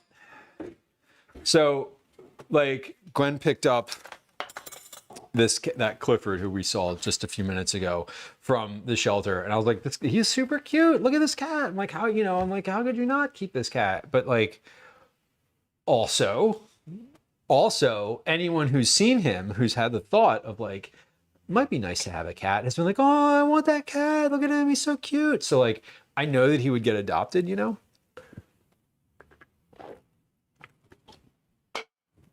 I'm not opposed to it, but I'm also like, let's maybe consider this for longer. I don't know. Whatever. Ultimately, not gonna lie, y'all, it's not up to me. So I don't have a super strong opinion. And I don't really want to say that out loud because I know that Gwen's probably watching, but like, where does it end, really? It's not good. I'll tell you, if it's not 7, you know, if it doesn't end, if there's 7, it's going to be like, well, let's make it an even number. Let's make it 10, you know. Did my parents live together then? Nope. Not after a certain point. No. That wasn't it. I didn't stare forlornly into the distance for any real reason there. I was just like looking outside to see if it was raining. It looked like it was raining. Anyway, no, they did not. Let's do our checklist here. Okay. Fox Motor says we have 2 cats and a dog in a 900 square house, and it's cramped. I mean, there was one point last year where there were 10 cats in the basement. No, there was 7 cats in the basement, and then 3 who lived here full time. 3 who were in and out of the basement. And I can't imagine having that many cats like running around the house. There would just be like, you wouldn't be able to have anything on any surfaces. Like, because as the number escalates, like the personalities are all different. And so, you know, there would be like the one cat that likes to eat the produce that's on the counter, and the one cat that likes to knock the produce off of the counter, and then the one cat that likes to pee in the corner, and then the one that, you know, likes to, I don't even know. The one that likes to bite. So there'd be a lot. All right, here's, yeah, so many scratching posts. We have one big scratching post and then a few smaller ones, and the big one they use all the time. I've never owned a pet. Am I missing out? Depends. Wonder how. It really does depend. I mean, I think ultimately the companionship of a pet is wonderful. There are also, depending on the type of pet, like depending on your personality and how you interact with that pet, you know, if you're expecting, I would say that if you want a specific personality trait in a pet, do not get a puppy, do not get a kitten. Go to the shelter and adopt an animal that has a distinct established personality that is the personality that you are looking for, specifically with cats. I mean, dogs you can train, but dogs also have their own personalities, and like, you know, there are things that when they're puppies, like they learn, you know, I would say that if you want like a cat that will sit on your lap and cuddle with you, you should go to the shelter and find the cat at the shelter that's a year or 2 years old, that the staff at the shelter's like, oh, they just sit on, all they want to do is sit on your lap. Adopt that cat and your heart will be full. Like, guaranteed. Same thing with a dog. You know, you want a dog that's active because you like to walk, and you want a dog that you can walk all the time. Like, get one that, go to the shelter and get a dog that they tell you loves to walk. Like, I think if you want to have like a satisfying relationship with your pet and you expect specific personality traits from that pet, you should adopt an animal from the shelter. I think if you just want like a cosmetic animal, like look at this little fluffy Pomeranian dog, you should probably also adopt that one from the shelter. But like, you know, get the Pomeranian from the shelter. Surplus says my heart would be sad and empty without kitties in my home. It's weird. There was a span of time of like 2 years, I think, where we didn't, maybe a year, a little, somewhere between 1 and 2 years where we didn't have a cat in the house, and it was odd. I had never, I mean, like, to be fair, there was some elements of it that were nice where like the level of fur went down. But I think overall, like, it is nice to have a pet in the house, even if they're not necessarily like a lap cat or whatever. Like, just there's another creature around that needs your support and wants to hear your voice. Is his hug in there? Yeah. I know what time it is. Don't let your watch and look at me like that. I'm noting the time because I hadn't looked at the time in 30 to 40 minutes. I am looking at the time because I want to end stream at a time that makes sense and I need to do the thing. So like I happen to look at my watch. God damn. Thinks I'm accusing her.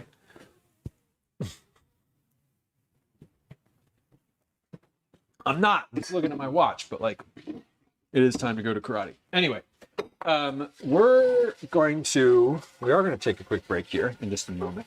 Let me move some of these. We have bottles from the kittens on the dish draining here. There we go. Okay.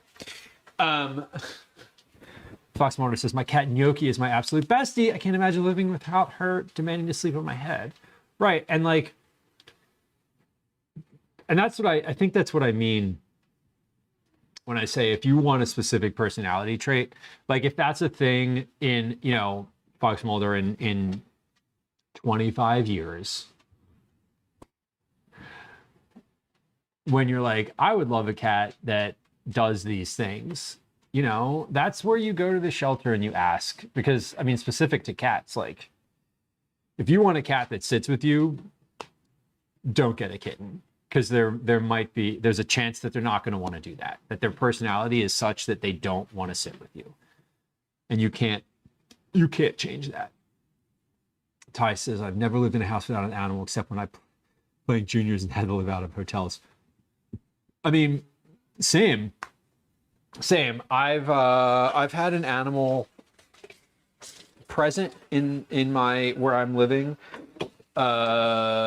Since I was 3, for all but let's say 2 years. Let's say 2 years between when our previous cats.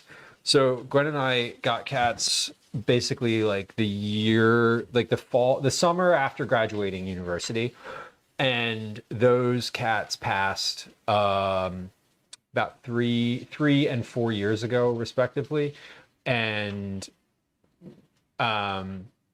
the time between them passing and having our current cats was sort of the longest that I'd ever not had them, except from like birth to 3 years old, which I don't really remember. So it was a little odd not having them, but we also had Daisy still. Like we had a dog, so there was still like an animal in the house. It wasn't like empty. And honestly, Daisy was a lot happier because she didn't like those cats and they did not like her, and they didn't interact, and it was not a good circumstance. They lived in different parts of the house. Whenever they did interact, it was like violent clashing, so it was really stressful. And I'm so glad now. I will say that like if you have an existing animal and you want a cat, that's where you get a kitten, because the kitten is non-threatening, and the existing, and the kitten is non-threatening to the existing animal, and the kitten's small enough and malleable that like their personality will evolve with this other animal around. We got the cats before the dog, the cats didn't like the dog. They wouldn't let the dog interact with them. And so the dog never really got to like sniff the cat and be familiar with the cats. And like the cats were always just like a big mystery, like a big, sharp, dangerous mystery to the dog. And the dog was always just like a threat. So, Tatsu, I'm glad you're back. I hope therapy was relaxing in some capacity and informative in others, and not fully emotionally taxing, as it certainly can be. All right, we are going to take a quick break. It is that time where we're going to play at least one, probably 3 to 4, perhaps, games of Words on Stream. Going to handle the dishes, and we will put the camera on the sink. If you are on YouTube, I'm sorry, but we are going to have an ad on Twitch. So we take some time to just look at, do the dishes, take some time to just do the dishes in the sink. During the ad, during the break, as I said, I am going to run an ad on Twitch. So if you are not a subscriber and not a Twitch Turbo member, I'm sorry to inform you. This is a great time to hit the subscribe button. It's a great time to use your Prime sub if you've got one of those. If you're an Amazon Prime member, you can subscribe to the channel for free as part of your sub. If you're watching on the horizontal stream, there's a little crown button right underneath my hand here. And if you hit the subscribe button, you can check the box that says use your Prime sub on this channel. So if you subscribe or in any capacity on Twitch, no ads. So, do that. It's also a great time to get your first time chat out of the way, because while we're playing Words on Stream, there's a lot happening in chat. So if you're lurking and you're, like, don't really want to chat, but maybe you're new to stream and you want to get your first time chat out of the way because you also don't want to have it show up the next time you actually chat, Words is a great time to do that, because I will see the chat, but I'm not going to like scroll back up and respond to everything. Also, Words is nice if you want to bump your chat numbers to get a Cookie Club entry. Every 500 chat messages is a Cookie Club entry. So if you participate in Words, that counts towards Cookie Club.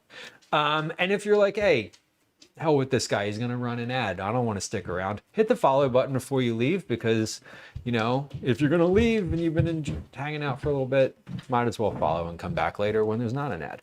Anyway, that's all the things I have to say about that.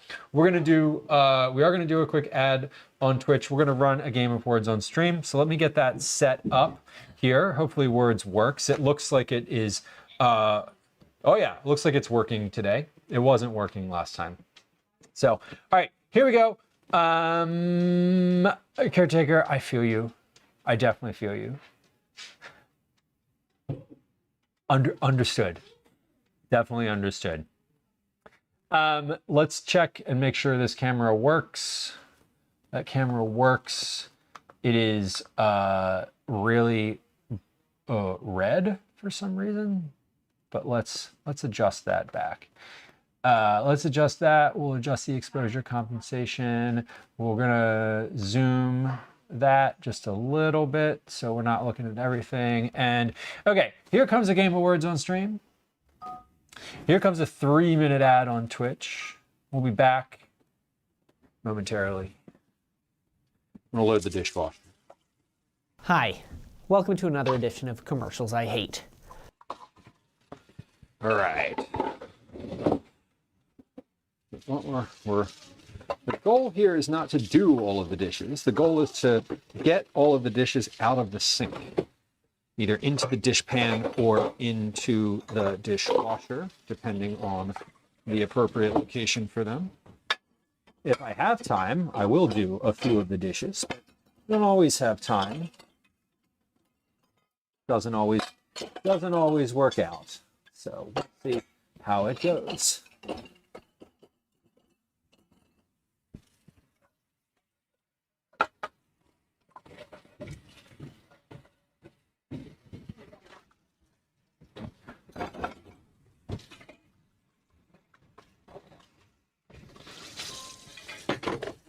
I'm realizing now that I actually need to pull up this recipe online because I don't have it printed out anywhere. It's funny. I have it, but it's just not. I have it in my head, but I want to follow the recipe because I actually want it to turn out. I want it to turn out the way that I want it to, or the way that I'm hoping it does. Not hoping. I hope the recipe that I tested and wrote myself turns out. It sounds so weird to say, but I do. I'm also making some changes to it this time. So, not necessarily big changes, but I'm using a different type of bread. So that's always a potential for disaster.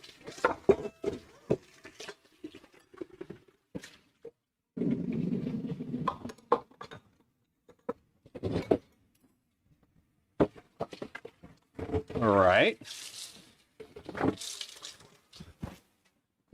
That was messy. Listen, messy's okay sometimes in life. Right. Actually, not that many dishes. A lot of these go right in the dishwasher, which is nice. Except the part, not Bart. Except the part where my dishwasher is now pretty full, and I don't have any more space to put this shit. That is how it happens. Let's get this pizza dough. Pizza Hut. Oh, what word did you get? You got censored out of a word. If you got censored in chat, it probably is not part of the puzzle. The puzzle is very PG. Usually pretty PG. Sometimes. It's over! Mostly. Hey, if you are on Twitch, thank you for your patience during the ad break. I want to acknowledge that ads are not really anybody's favorite thing, but we run them because otherwise we get pre-rolls, which I'm fine with in general.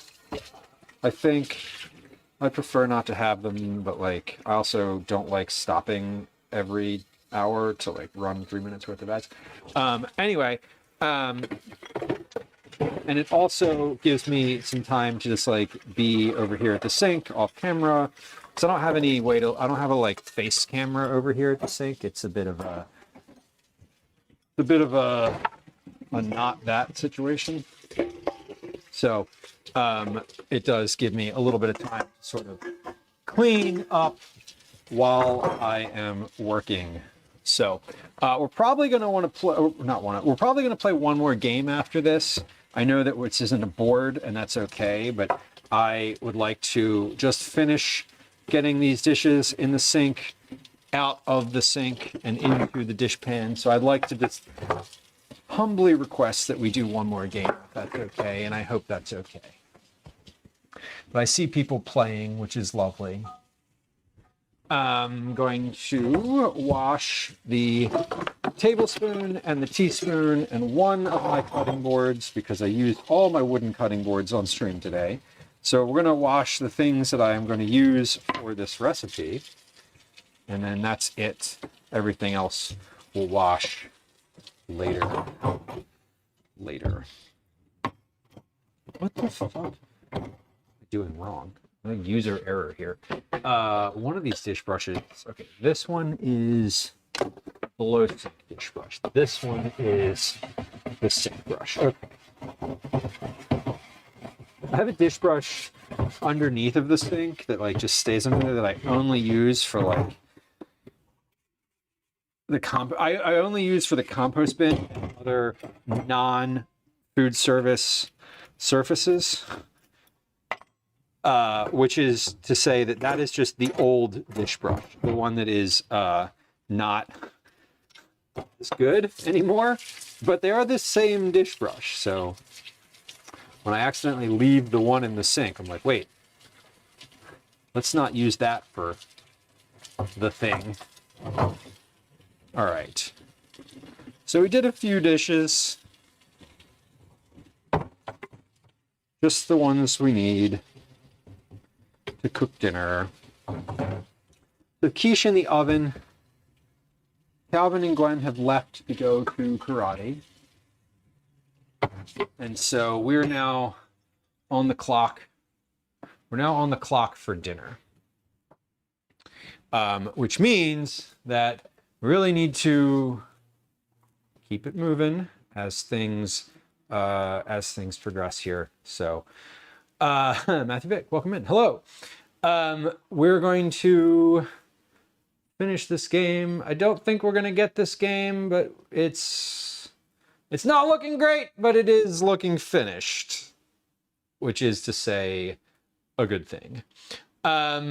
Okay, let's come back.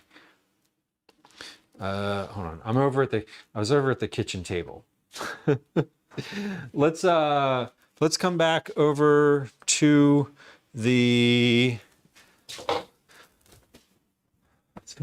the counter here. Hello, welcome back. We have quiche in the oven. We have pizza dough in the fridge. Nope. Let's try that one again. Hold on. Confirmation. Do you really want to end? Yes, I do. Sorry, I moved back to the stream, but I didn't stop words, which just continues in the background if you don't do anything. Surprise. Anyway, hold on. Keyboard back on. We have quiche in the oven. We have a pizza dough, a big thing of pizza dough in the fridge for tomorrow or for Thursday, but we're also going to be doing some things with it tomorrow too. I'm going to close the dishwasher here. Okay. We're going to transfer our attention to dinner now. I'm going to pull up the actual recipe that I'm using here because it's on the internet and I can find it, and that way I'll not mess it up. Where are we? There we are. Okay. Jump to recipe. Jesus, this guy never stops talking. Okay, so we need a loaf of sourdough bread, olive oil, cannellini beans. Let's just get my, let me get my ingredients out here. Cannellini beans. I need a can of petite diced tomatoes, which, I'm not gonna lie, I actually don't have. So we're going to just dice some regular tomatoes. Perfect. Okay, that's fine. We'll dice some regular tomatoes and that'll be fine. That'll be enough. I have some tomatoes that I bought today, actually. I was going to use these for something else, but like, whatever, here they are. Kosher salt, ground black pepper, kosher salt, ground black pepper. There we go. One bunch of lacinato kale, and then cheese. So this is the bread I'm going to use. This is not a loaf of sourdough. This is a baguette. So a little bit different, and that's okay. The kale is here. So we have a loaf, or not a loaf. We have a thing of kale. And cheese is not, the recipe calls for Gouda, but I am going to use Havarti and Gruyere. Instead of slicing these, so the recipe also calls for slicing them, or not slicing them, for using a package of sliced cheese. I didn't do that today, so we're going to take these cheeses and we're going to grate them and just mix them together in a bowl. So that'll be fine because, like, basically I'm looking to do a package, that 8 ounces or so, of sliced Gouda cheese, which is a thing you can buy in the grocery store. So all of this is based on a grocery store, the easy grocery store pickup stuff. I'm changing things a little bit, but that's okay. Matthew asks, what kind of quiche? The quiche today has a pepper chicken. It has pepper chicken, a couple different types of cheese, dill, chives, and frozen peas. It's an egg. It's obviously it's egg. I mean, maybe not. Is quiche ever not egg? Is quiche ever something that's not an egg? I don't actually know. But yeah, it's basically, it's a big egg, an egg pie. We have that, we have the kale. So all of this is going to get stewed together. So I'm going to, let's see, that's for the tomatoes. This is for the kale. And then the other stuff is in the can. Oh, see tomatoes? Yeah, tomatoes, kale, and cheese. That's the other thing. Okay.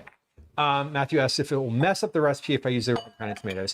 No, not really. What will be different that I'll need to account for is that the recipe calls for the whole can to go in. And it's a can of petite diced tomatoes. So it's like stew type of tomatoes. So the difference will be that they won't be there will be liquid missing. So I need to account for the fact that that these will have less liquid. That's it. I'm gonna look up here. I actually want to see. I just had the thought that I might have a can of Rotel, which is not petite diced tomatoes. So I have peeled plum tomatoes. No. I have a lot of pumpkin up here. Why do I have so much fucking pumpkin? Okay, I do not have a can of Rotel. So onward we go with the tomato mission. We're gonna cut the tomatoes up first so that I can put a little salt on them and mix them in with the bowl, and then they'll have a chance to give up some of that liquid that I was just talking about. So I had to add less. But petite diced tomatoes in a can are like quite a bit more liquidy. So what size can of diced tomatoes do I need? 14.5 ounces, which is basically this whole thing, 1 US dry pint. Yeah, it's all the same. Listen, this is a recipe that I fucking wrote. I am adjusting it because of my personal need in the moment. Will it work? Yeah, sure. Is it going to be exactly the same? No, and that's fine. Let's just do 14.5 ounces. It's okay. Typically, quiche without eggs is using a plant-based substitute to create a savory custard-like texture. Blended tofu, silken tofu, chickpea flour, just egg. Oh yeah, I like just egg. I've used that before. Not an ad. Blend of yogurt and flour. Yeah, and that's like, it's. Thank you for the information. That is actually super helpful to know. I as a non-vegan have never made a quiche that did not have egg because it's not important to me that it lack egg. So I've just never done that. But yeah, all of that sounds vegan. Silken tofu. Silken tofu is great. I keep forgetting that I want to buy some of that just to have around for like snacking purposes. Because it's good, like, kind of on its own. Chickpea flour. I've used chickpea flour before. That I've definitely done. I'm adding tomatoes into this until this is about 14 ounces or I run out of tomatoes. One of those two things will happen. Is it true that the US is facing a tomato shortage? I think I heard that. I don't know.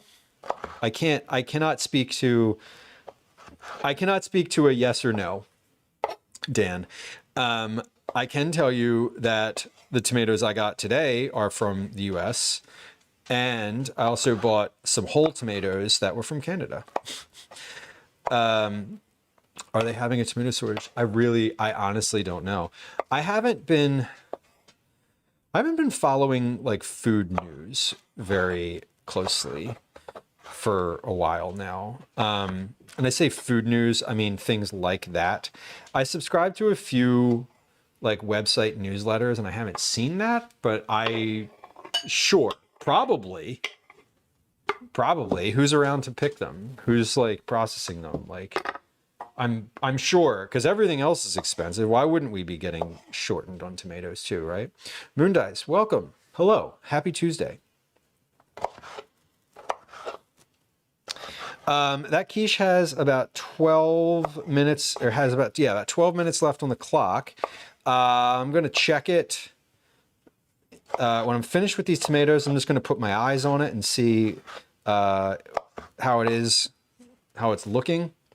I'm not going to open the oven yet because if it's not looking finished and starting to be browned, I don't need to open the oven because then we'll let all the heat out and we don't want to do that. So we're just working on these tomatoes now. Then we're going to salt them. Then we will cut up the kale and get everything prepped. I need to toast the bread, but I don't want to toast the bread until the quiche is finished in the oven. So I'm trying to time my prep here so that the quiche has a little. I've been trying to time stream today so that I get to use the oven consistently, but not for that I don't have to open it while something's in there in between batches. Kathy, enjoy the rest of your day. Polish sausage and zucchini sound lovely. We're coming into zucchini season and I'm very much excited about it. I think that's what I smell. Oh my God. You're not cooking it. That makes dinner even better. We love that. Listen, if you're not cooking the dinner, it doesn't matter what it is. I mean, it kind of does, but like not all that much. If someone else is cooking that dinner for you, just enjoy it. We're at 7 ounces here, so I'm just gonna cut up these last 3 tomatoes. I wasn't sure how many ounces this container held because a U.S. dry pint is not based on weight; it's based on volume. So we're just cutting up all these tomatoes, and that's fine because we're cooking all of this down. So basically, you toast the bread, and then you stew together the tomatoes, kale, and beans, and you put all of that on top of the bread. So there's no there's not a ton of like downtime in this recipe, and even cooking the everything in the oven, everything's cooked in the Dutch oven. You toast the bread and then you stew this all together in the Dutch oven, and everything here you could eat raw. So you're really just heating it up to meld the flavors together. There's not a lot of like, there's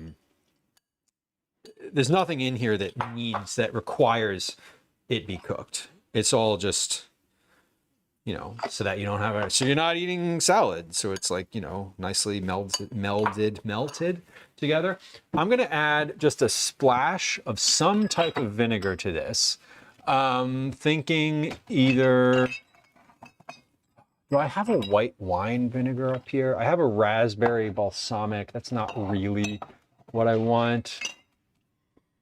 I have white wine, I have red vinegar, I have regular balsamic vinegar. There we go, white wine vinegar. So I'm just gonna add like a little splash of this. Not that tomatoes need extra vinegar, but like just a little bit. Yeah. Great. So that's just for a little additional flavor. The recipe doesn't call for it, but this is where I worked on this recipe. I made it very approachable and not short. I made it very like accessible. That's the word. And now I'm sort of like, all right, I'm gonna add a little splash of this, a little bit of that. We'll use like these tomatoes and different cheeses, different bread. Like we'll go out on a limb a little bit here because it's nice to do that sometimes. So, all right, let's get our kale cut up now. I'm gonna look at these quiches. Quiches are looking good. I think the time on the clock, I got 8 minutes left on the clock. I think that we'll be good with, probably be good with taking these out. I might, if I'm still prepping ingredients, I might leave them in a little bit longer. Than that, I do actually anticipate that I'll still be prepping ingredients, so that should be easy enough. Let me put my final finished ingredients over here. What is a pint anyway? Well, 551 milliliters, apparently. That's what it says. I simplified the recipe. Well, I simplified it for publication. I'm making it more complicated now, which is not a surprise for anybody who's hung out on stream for any amount of time, because making things more complicated is what I usually do. The lacinato kale needs to be cut crosswise into thicker ribbons. So we take the stems out because these are all very, very not great to eat. So I'm gonna take the stems. There's a whole batch of kale. So this kale is it always seems like a lot of it, but like it really cooks down into basically nothing. It's like spinach. So it really, you know, the whole idea with a lot of recipes that I write is that you use an entire thing, right? Like I was annoyed earlier. I didn't share this in the moment. I didn't want to go on like a rant about it, but I was annoyed earlier because the pizza dough recipe, for as good as it is and as much as I love it, it doesn't use a packet of yeast. Like I think I want to use an entire packet of yeast. Like I don't want a small amount of yeast left over because it's not going to get used. It's going to get, eventually, it's going to go bad and get thrown away, and then I'll be annoyed about that too. But I do love a recipe where it's like one whole can of this. You know, this recipe calls for a can of cannellini beans, a can of diced tomatoes, a whole loaf of bread, and an entire bunch of kale. Like, you buy the thing, you use the entire thing, and then it's gone, which is ideal. That's the ideal scenario for me for most recipes. Can I buy a smaller packet? I mean, you could buy less kale. I think I give a weight for it too. So if you have like really small, a small amount of kale, if you're in the store, you could weigh it too. Bellis, I love that. Hand sawed some logs for exercise. That's good exercise. Good Lord. That's a lot of work. I think for any of these things, Matthew, you have a, you know, user discretion is allowed. Can I buy a smaller packet of yeast? No, not really. They come in those those tear apart packets. They're so common. What you could do if you use yeast regularly is just buy a jar of it and just measure it out with a teaspoon or whatever volume you need. You could just measure it. So that is an option. I do not use yeast often enough to do that, so it's okay. It's why part of the reason I like making a double batch of the pizza dough is I just use almost the entire packet. There is a recipe for focaccia dough that I make that I really love that calls for an entire packet, and it's why it's my favorite focaccia dough recipe, honestly. Bella says, I kind of cheat. I sit on the chair and saw the logs. Listen, if you're sawing literal logs by hand, your heart rate is up no matter what you're doing or sitting on. I've tried at the gym, there's this machine that you sit on and you like rotate your arms like this. It's like literally just an arm machine, but it's a cardio machine. That shit's hard. That is hard. It's difficult. So sitting down is still a lot of work, no matter what. So we're slicing this into really like 1/2 to 1 inch strips, this kale, because it's all just going to get stewed together anyway. Yeah, Velas, I don't know how long the yeast in the jar lasts for. Like, I don't use it often enough that I feel like if I bought the jar, like half of it would still go bad anyway. Can you freeze it though? I didn't realize you could freeze it. That I have not ever actually tried. Remember to let it get up to temp before using. Yeah, about me remembering to do that. Probably not. I store my yeast in the fridge and I just put it right in things and use it right away. I can honestly tell you, I have never, not once ever, like let the yeast sit out for any amount of time before using it. I didn't even know that was a thing that you were supposed to do. So how about that? All right. Kale is prepped. Chopped and prepped. Let's cut this bread. Do I ever cook with a red Russian kale? Sometimes, if I see it in the store. The farmer's market that I go to doesn't usually have it. They have different types. They have curly kale and the lacinato kale, mostly. I have not seen the red Russian, but it is good. It has a different flavor to it, which is kind of nice. It is a living thing. It helps to come to room temp. Right. I believe it. I say that. I say like yes, and I've never done it. It's been fine, and it probably would make things better if I did let it come to room temp. Like, it would probably be even better. Like, most assuredly, right? Like, it would have to be. All right, timer is just about up on those quiches. So before I start grating this cheese, I'm going to open the oven and we are going to take a look at the quiche just to see how things have progressed.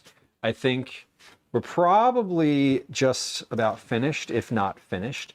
Again, because this quiche is different size than the other pans that I've used before to make it, it used less eggs, so I'm assuming it will cook in less time. So Sofa said, I had a humongous moth land on my jacket. Must be a super bug, because the only bugs I've seen lately are ladybugs. A humongous moth? That's kind of fun. Moths are very inoffensive to like look at. They could be kind of scary, but like they're far less intimidating than like beetles. All right, here we are with the quiche. Let's take a look. What we're gonna do is just give this a little like tap. So center looks solid. I think these are pretty well center on that one's a little jiggly. All right, we're gonna leave these in for just a little bit longer. I'm gonna give those maybe, let's just go with 10 more minutes. And I'll we'll report back in about 10 minutes. But I'm basically going to finish doing my prep here, and then we'll take a look at the quiche again. So that's going to be the goal. I need about 8 ounces of cheese. This is a Gruyere cheese. What is this? What is the weight on this? This is 8 ounces. So I'm gonna cut. I already opened this, so let's shred. Do I want to open this cheese or do I want to leave it like this? I think I just want to do, because this is 8 ounces. This is an 8-ounce package of cheese. So if I just do this one package, I was thinking, oh, I'll use like half of this package and half of the other package. And I kind of just don't want to open the other package and have 2 open packages again, you know? Instant dust. I know, their wings are crazy. Their flight pattern so far. Yeah, they don't fly in a straight line. It's they're a bit freakish in that way. Hey, garlic and onion, something smells good. I love those. Scales made of chitin. What? Scales? I didn't realize there were scales. That kind of freaks me out. I'm not gonna lie. I don't know that I enjoy knowing that fact, but I kind of do. I guess I do. I am going to open this other thing of cheese because here's the deal. I don't think that the recipe calls for sliced cheese. And this is obviously not sliced, but I feel like this is not going to be enough to cover this bread. Because I think the bread is a little, I think there's a little more bread there than I'm usually working with. So I am going to do this other thing of cheese. Although I shredded the entire block of Gruyere. So we're going to shred maybe half of this and just kind of see where we're at. I'm going to mix these two together, and then what I'll do is if I need more, I will just shred a little bit more while I'm assembling here, because the cheese is the last thing. It just goes on top, right? So I'm going to shred about half of this. This is Havarti, and not any type of specific Havarti. It's just like regular creamy Havarti. Nothing distinctive. This particular brand, Daneco, has a bunch of different Havartis that I love, but this one, I didn't want to go too far out of field on the like wild cheese flavoring today. Matthew, exactly, like sandwich slices. That's exactly what the recipe uses. It also, yeah, it uses a whole can of 2 whole cans of things plus a whole bunch of kale, like a bunch, not like a whole bunch, but like a bunch. And it also uses an entire package of like pre-sliced cheese. So that's part of it. That quiche that was in there just had a little bit of a jiggly middle to it, which is fine. I'm still prepping, and I haven't done the bread yet. We're getting to the bread. So here we are. We've arrived at the part of the stream where I am now I'm using a different type of bread than the recipe calls for, but the reason for that is because this bread is old and it needs to get used up. And so we're using it up. That's what we're doing with it. I'm going to put this on a sheet pan. I need to get my bread knife and we'll slice this. So we cut the bread, then we basically brush or spread olive oil over the entire surface of the bread. The recipe itself calls for measurements here, but I am not going to do that. I'm just going to cut the bread and grease it up. I'm cutting it. I should have cut it like this from the start, but I'm basically going to cut it into 2 halves because this is like a good thickness for this. I'm going to cut it into 2 halves, but I'm going to cut off the 2 sort of lobes on here so that it lays flat. Because otherwise it's just not going to sit right. It's not going to sit right on the tray. So we'll cut this other piece off, and I'll just put this to the side. We're going to eat this in a little bit. So we're going to brush this evenly over each side, and then we're going to bake. Basically, we're going to bake one side and then bake the other. We'll bake this for about 7 to 10 minutes on one side, and we'll flip it and bake it about 7 to 10 minutes on the other side. So I think I'm finished with this cutting board for now. I'm going to use this cutting board actually later for cutting serving pieces out of that. So let's just leave that out on the counter for now. Okay. But let's get the olive oil on here. And I have my pastry brush in the oven, or in the sink rather. So instead of using a pastry brush to put the olive oil on here, we'll use a rubber glove. We're just going to go ahead and do this by hand because that's fine. So you really, and you know, this is what I would say to do like in general. I think this is easier than using a pastry brush, but also I didn't want the recipe to be like, with your bare hands, rub the bread. But obviously I feel like you can, clearly.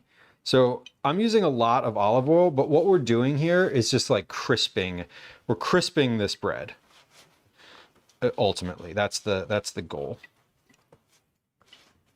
And I cut off the backside of this one. I should cut off the backside of the other one too, because that way the oil will actually soak in. So I think, no, that'll be fine. I'll just make sure that the topping is on the side that is up. So we're going to start this one face down. I'm going to start them all face down, actually. That's kind of the goal. Let me get the ends here. So the goal of this process is just to create a really golden brown, crispy toast that is able to withstand like a liquid being placed on top of it.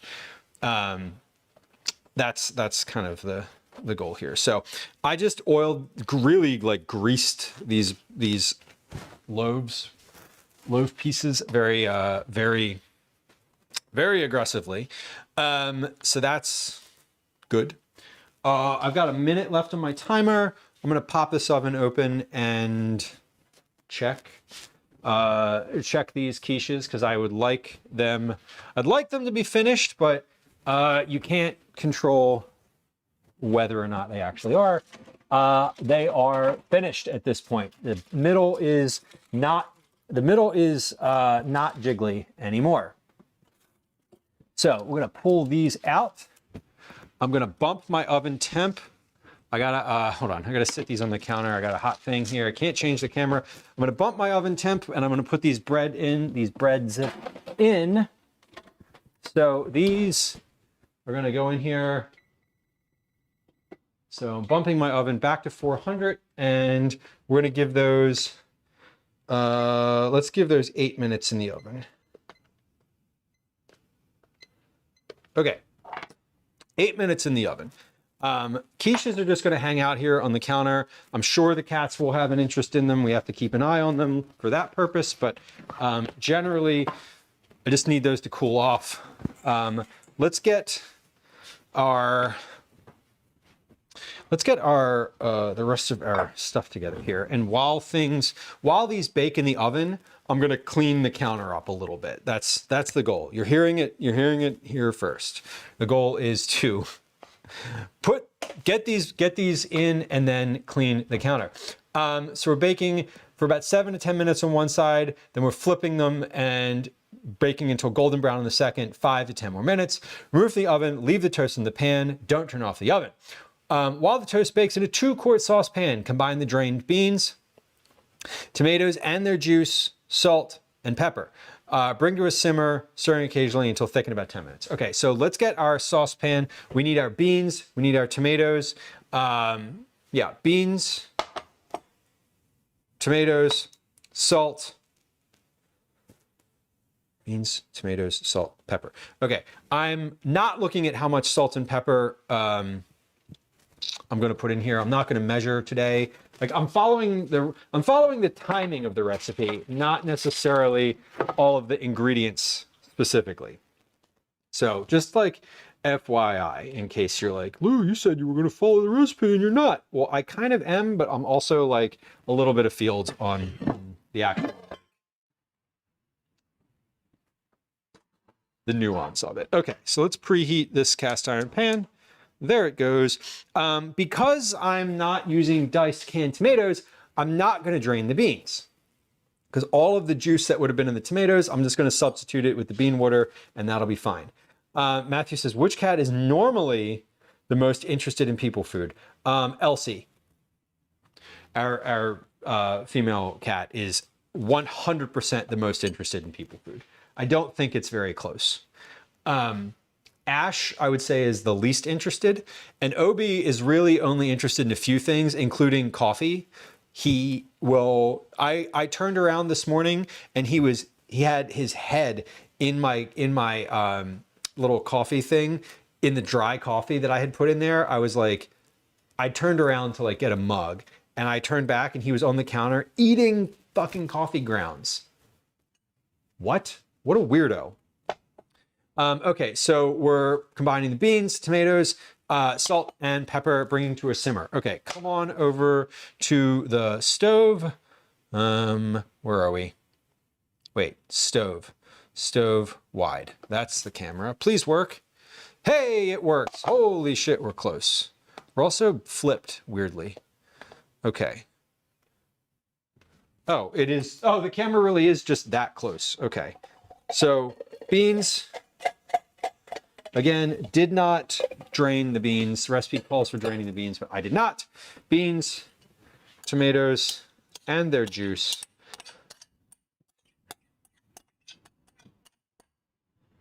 So we have a little bit of liquid in there. I'm going to do just a touch more water because this can always cook for like a few minutes longer to drain or to evaporate some of the liquid, but I don't want it to burn. So this says to cook for about 10 minutes. And then we crush half the beans. We stir in some more liquid and the kale, return to a simmer, 5 to 10 minutes. So we cook this for 5 to 10 minutes, then we cook it for another 5 to 10 minutes, and then it's done. So it also says to drain the beans, but reserve the bean water, which I clearly did not do. So we're basically, the process here is straightforward. Stew together the beans, tomatoes, and kale. That's it. Like, if I was telling somebody this recipe and not like writing it down for accessible internet usage, I would just be like, just stew together the beans and kale and tomatoes, right? Like that's straightforward, I think. So then we will be adding the kale. So let's move the kale over here. I'm going to add a little bit of salt and a little bit of pepper to this. I have added salt and pepper to the tomatoes already, but the beans have not been seasoned.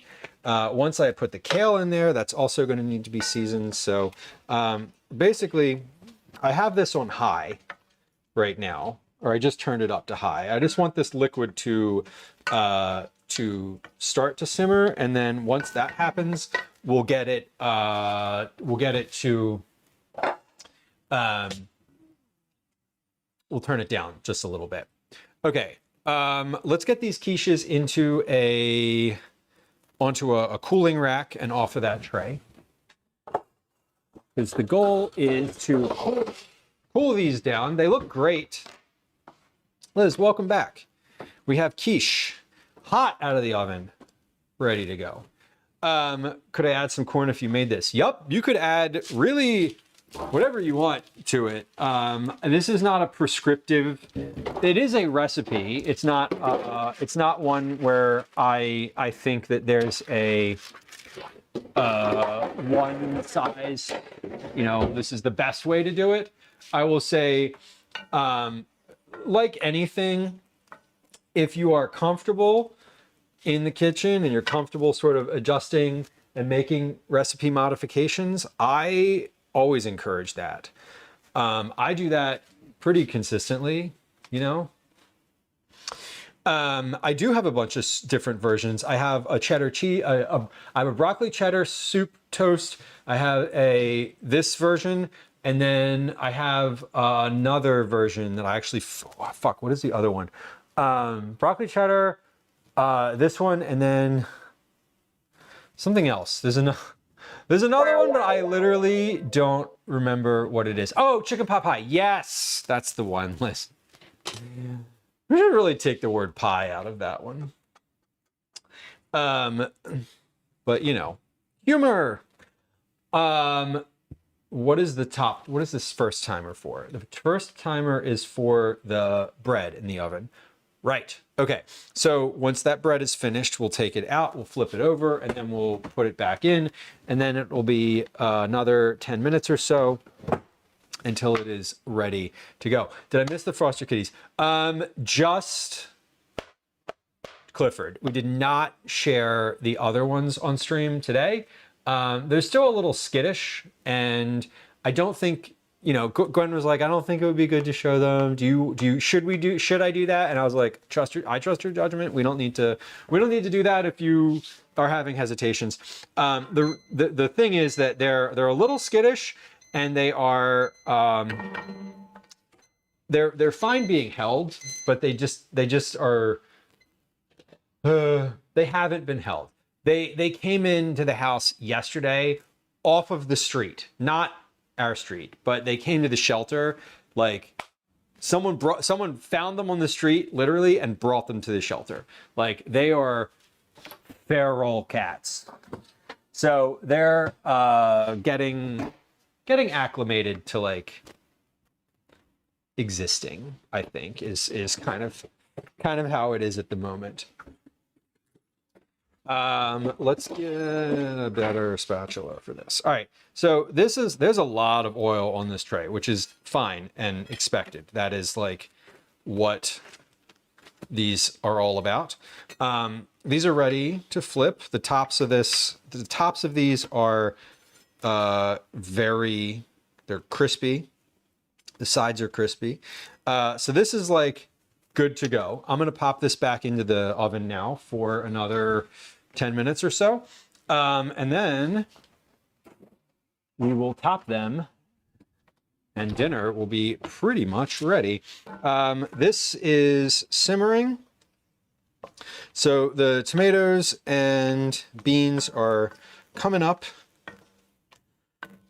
to temp. The tomatoes are starting to fall apart. I have some good steam happening over there, so things are looking good.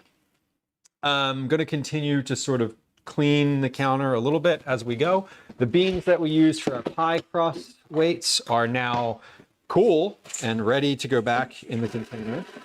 So these beans have just been pie crust weights. I might as well just consider them pie crust weights because they've been in there for a long time and I just haven't cooked with them, and now they're sort of just they're just kind of there. Yeah, Liz, I I also, you know, they've literally never really been held. So they're just sort of like, when you hold them, the reaction is like, what's happening? And that usually takes a couple days to go away. I think probably by tomorrow or Thursday, they will be ready for a stream debut. One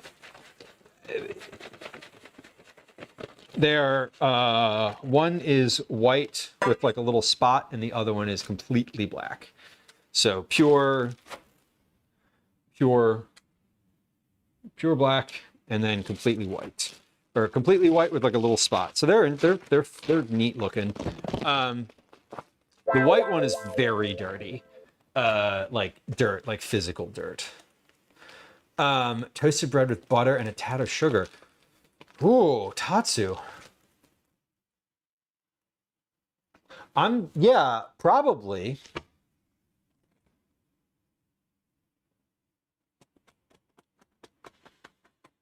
It sounds good. Now I'm like thinking about it. Obviously. I stopped talking for like 10 seconds. That means I was having a thought. Okay. That's good. We have our quiche over here cooling. So I'm just letting that cool for long enough that it's not going to steam when I put it in the freezer. I'm putting this cheese in a larger bowl because it was hard to mix, and I didn't really get to like mix it very well. So I'm putting it in there, and we're just gonna mix it a little bit more than it was. I didn't set a timer for that bread when I put it back in there, did I? I didn't. Okay, let's do 8 minutes on the timer. That should be about good. I don't need the scale anymore. Gwen's gonna need the scale. Let's leave the scale out. She's been weighing the cats, so obviously that's an important thing to leave out. So quiche is cooling. Last step is to freeze it. Once it's frozen, I'm gonna vacuum seal it so it's like really completely enclosed and sealed up. I'm thinking this cheese, I don't know. Yeah, I don't know. I kind of like the shredded cheese. I can't envision like if this is enough cheese. So I can't pack this yet until I know whether or not I am going to use any more of it. So, all right, beans are stewing in there. They have another moment or two. We're going to cook these. Then we're going to crush some of the beans against the side of the pot. Basically, we're going to add a little bit more liquid, and then we're going to add the kale. We're going to stir that until the kale is wilted, about 5-10 minutes or so, and then that will be ready. Like that'll be ready to go. So, fellas, enjoy your look. We are going to come back over to the stove here for just a moment. So this is the bean and tomato liquid mixture here. Timer's going off. That means that this is ready, but that means that it's ready for the next step here. Indigo, hello. So we're going to take these beans and basically I'm just using a spoon and I'm smashing some of these. The smashing the beans really is the purpose of doing that is you're creating a thicker liquid. So you're taking this from more of a soupy, a literal soup consistency to something more of like a stew or a paste. And that's kind of important for this particular dish because if you have all of this liquid in here at the end, it soaks in a little bit too much to the bread. So this was a step that when I was doing the testing of this recipe, I omitted this step, and I noticed that it was just a little bit more liquidy than I wanted it to be, even if I didn't change anything else. So we're basically just taking the spoon and smashing some of these beans so that they break apart, and then this whole thing gets thicker. I'm also going to add just a little bit of garlic powder to this because I think it would be good. That's it. For the sole reason that I think that it would be tastier with a little garlic powder, I'm going to add some. Because this is one of those recipes where like I would add like sliced garlic to this and like onion, you know, but keeping it simple.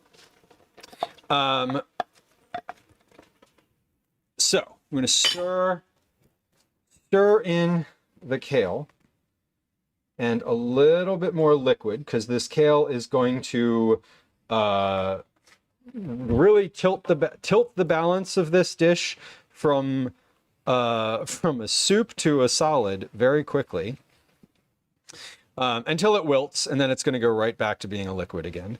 But this is another couple minutes here. Let me poke in and give a peek on this bread. All right, bread is almost finished. Yeah, look at how much smaller that kale is now. Okay, so the bread has another 3 minutes here. I'm gonna set this timer for 8. I'm gonna set a timer for 8 minutes for the stuff here on the stove. I'm going to add a little liquid to, you know what I'm going to add to this? Oh, hell yeah. I have in my refrigerator a little bit of stock from the other day. And I'm just going to add a splash or two of that instead of water. So let's add some stock to this. That's going to make this even better. And now I've added some liquid to this, and I just want this to be a little bit, just a little less liquidy now. So basically, once this kale is cooked and everything kind of comes together, this will be a good consistency. I actually want to add just a little bit more here. Perfect. Okay, so I have this back up now to a little higher heat. I turned it down to like a medium. It's back up to high currently as it comes back to a temperature, to a hotter temperature. I'm going to add a little bit more pepper to this. I'm going to add some salt to this, and this is going to be our final seasoning of this dish, because I've been seasoning as I went all along, which is the best case scenario for cooking in general, is to season as you go. So I added some stock to this, and now things are looking real good.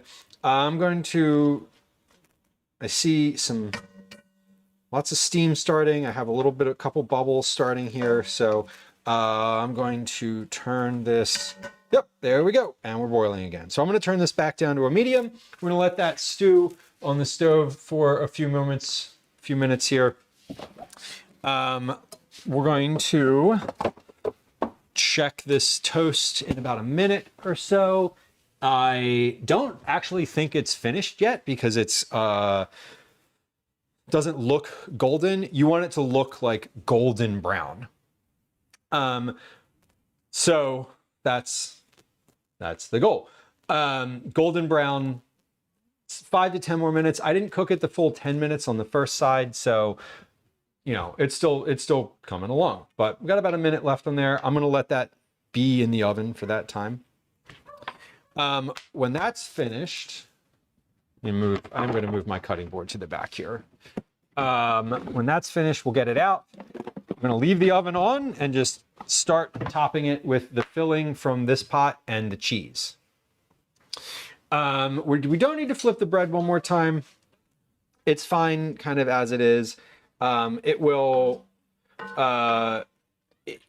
always a little soft on the bottom side, and that's okay. I don't need to flip it again. As long as the top part, the part that's on top when I take it out of the oven, which we're going to check in just a second, that's the important part, because the part that you want to be crispy, you want at least one side of it to be crispy. It doesn't matter that much if the second side is soft, because the part that's crispy needs to support the liquid from the stewed ingredients.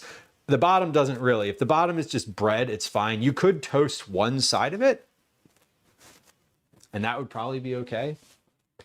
I prefer myself to have it be toasted on both sides.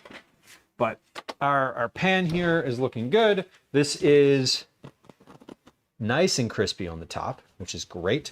I'm going to take this pan, and I actually have the bottom side of these. The bottom side is crispy, like golden kind of crispy, which is beautiful. Same with this one. And then this one was the one that I didn't cut. This is just the exterior of the loaf, and that is beautiful. So this is good. We're good here. I don't need to, both sides of this are crispy. I think I'm happy with what this looks like right now. So I don't need to put this back in. So the timing on that recipe I wrote was perfect. Imagine that. Okay, so the bean mixture needs to be till it's thickened and reduced in size. On the kale, about 5 to 10 minutes. So this looks like we got about 3 minutes left on my clock here, but yes, and I think that 3 more minutes is going to be ideal, because this still has liquid in it. It still has more liquid than I want it to have in it. So we are going to let this ride for the last 3 minutes on the timer. I'm going to smash a few more of these beans, because again, when you smash the beans, it thickens things. It's like a natural sort of thickener. And that is what I'm looking for right now, is thickening. And there's going to be plenty of visible bean left in here. But also I'm going to cover this whole fucking thing in cheese. So it's not like it's going to be, super visible anyway. So let's leave that sit for a few more minutes as we welcome our friends from Ashik's stream. Hello, Ashik, it's nice to see you. I hope that you are having a lovely day. I was just in stream, not in stream. I was watching an old, I thought about you the other day. The other day meaning yesterday, 2 days ago. It doesn't matter. It does matter. I thought about you. But I was, someone in chat, in a VOD that I was watching here had brought up magnet fishing. And I was like, oh yeah, I actually know someone who does that. And I'd like mentioned it on stream. Anyway, welcome in. It's nice to have you. Friends who are hanging out here. You call me Ashik. You can call him Ashik. That's his name. Is a friend of the stream, someone I've met IRL, a very lovely, I would say chill human being. And Ashik does a variety of different things on stream, most notably works and runs a liquor store. And also, my dog is right here at my feet. Works and runs a liquor store, and does IRL, general IRL streams. I did mention magnet fishing. I know that's something he's done on stream before.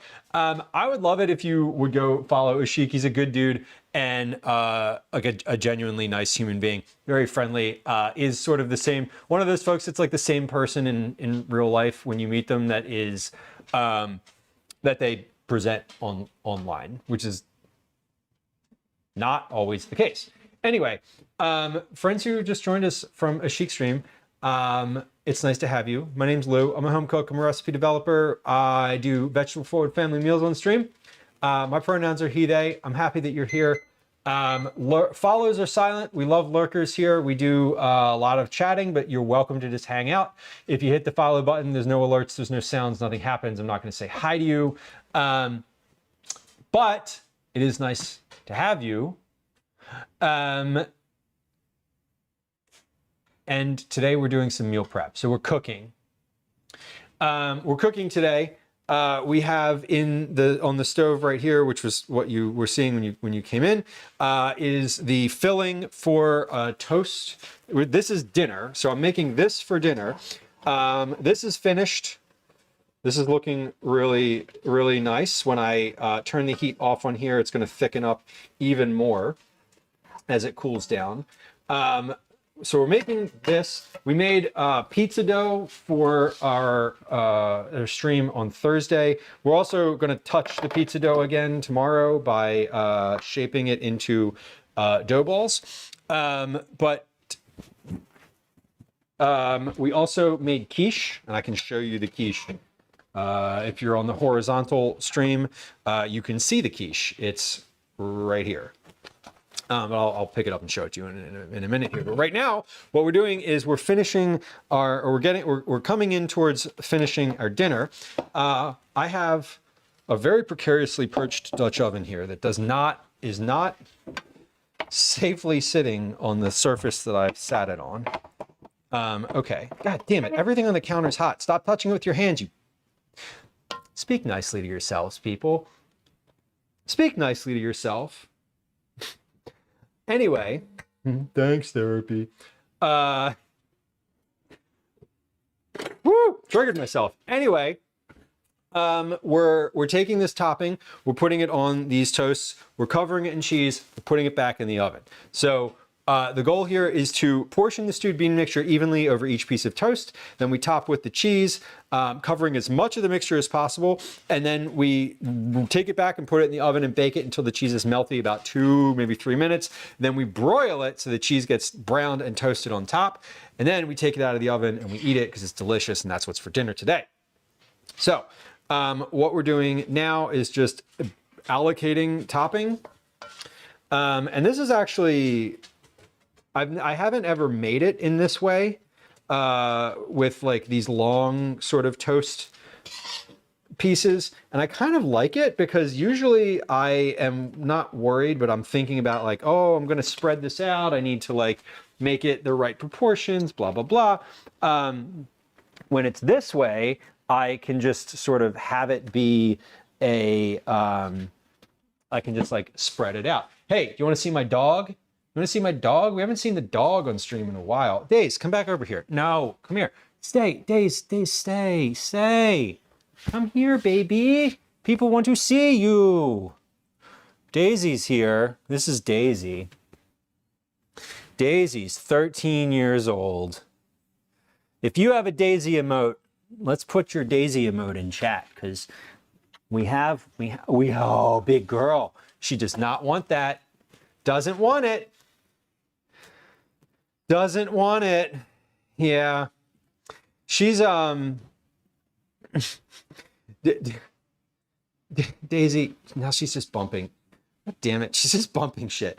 She's only around because there's stuff on the floor. Anyway, we had a brief Daisy cameo. There she goes. There she goes. Okay. She's off again. She's gonna just be over there. Yeah, Daisy's 13 years old. She is deaf. She's very slow. All of her joints hurt. She's like, Daisy is an old dog at this point. Yeah, Liz, she does not come for carrots anymore. She doesn't come downstairs unless there is like a guarantee of something. She is elderly for all the usages of that word. That is Daisy. So no, and she doesn't come for anything. She can't hear you. So it's a fascinating world that Daisy lives in. Chapstick Queen, hello. She is the bestest babe. And what is kind of I will say, at this age, like Calvin and I will take her for a walk and she just wants to go around the block and sniff and literally goes around the block. Liz, she does not go to this on the school walk because that's too far for her. It's too far for her to really do. Like we don't walk her that far at all anymore. She does not go that distance. Daisy's life goals, our life goals for Daisy right now are relaxation, rest, and like just kind words and pats. That's what Daisy's life consists of right now, which like honestly is nice. And she seems happy. She also seems very confused most of the time, which is in itself sad. But she is still kicking. So, she's still kicking, but I have to be honest with y'all. We've had the conversations about what the end results, what that looks like, because she's gonna hit the point soon where she's like not mobile. She also has cancer, so there's that. She has like a giant tumor on her leg that is inoperable.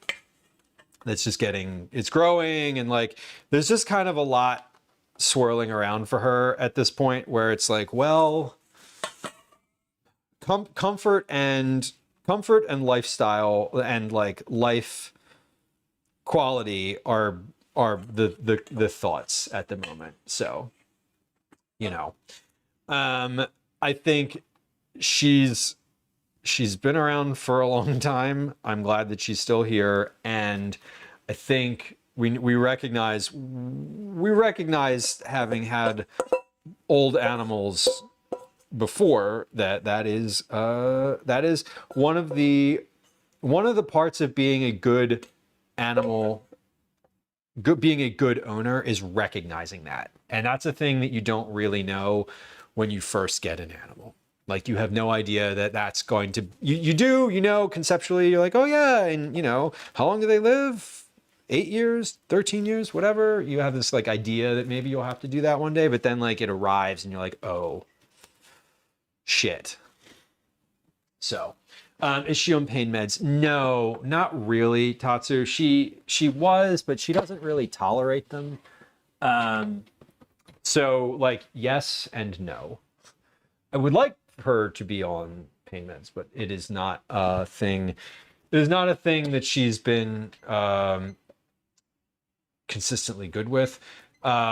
She definitely has like digestive issues at this point. Like this, just all of the issues, right? Yeah, Liz, and that's what I'm, I don't mean to take it in a downer direction, but like that's what I'm pushing for, because I don't want there to be an emergency, right? You have to schedule that.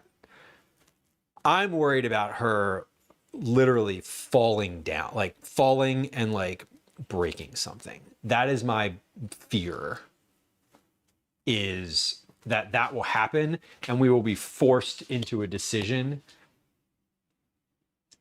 in that moment that's going to be like immediate and painful, and like are not able to sort of prepare emotionally for that.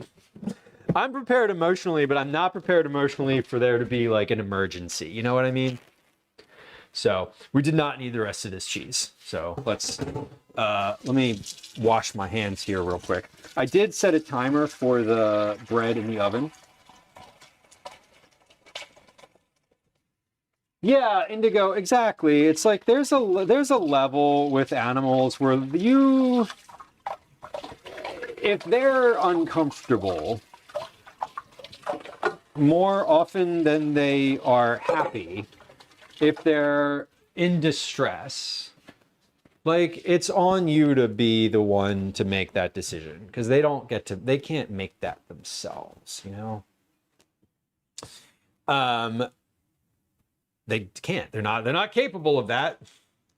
So it's definitely like a sooner rather than later situation for Daisy, which, like, you know, exactly. Difference between happiness and good quality. Liz, that is my exact thought, because she doesn't like the vet. She doesn't want to go to the vet. She never wants to go to the vet. Has never wanted to go to the vet in her whole life. Doesn't like it. Never liked it. Won't like it the next time she's there. Won't like it the last time she's there. Just won't like it. Period. Not a fan. Okay. Our toaster in the oven. We got 30 seconds left on the clock before I need to switch them over to broil. They are melting. They're melting really nicely. Things look great. Right, Indigo. Dogs are happy when they're with us, but it doesn't mean they're not suffering. Exactly. Like, you know, they if they're confused all the time, if they're confused and in pain and don't have the same joys that they've had, once all of the things that they found joyful are not available anymore, it's time. Like, it is. And that's a hard thing to sit with. Because it is. Because it's like, it's the thing they don't tell you when you adopt a puppy. Like, I guess I should say, it's the thing that you can't actually understand when you adopt a puppy. And, you know, I think the only people who do understand are people who've, like, you know, had to make those decisions for other loved ones, either loved ones or other animals before. Like, you know, if you've never sort of been like, hey, we need to make a really hard decision that's going to change someone's life forever, then, like, yeah, you're not going to get it. All right, I turned the broiler on. I'm setting the broiler for 2 minutes. That cheese is melted. Liz says, could you ever see yourselves as dog owners in the future, or is fostering cats kind of this next phase? I think fostering cats is kind of the next phase. It really is. Although I will say, now that part of the reason that it was, one of the things that Gwen swayed me on with adopting our current cats was that, hey, listen, we know where Daisy is in life. If we adopt cats now, they will be used to having a dog and will be able to, like, maybe bridge that in the future, and they will know what a dog is and won't be, like, hostile towards the dog. If we don't adopt cats now, because I was like, let's have a clean slate. No animals in the house, and we'll start from zero again. But her point was basically like, if we do this now, the cats get used to the dog, and then we could possibly get another dog. So the goal wasn't like immediate replacement. It was basically like, let's get them used to the scenario in case we want that to be a scenario. Which, you know, we'll see. Honestly, we'll see. I don't know. Our last cats we had for years before we got Daisy, and they hated the dog because they didn't grow up with the dog.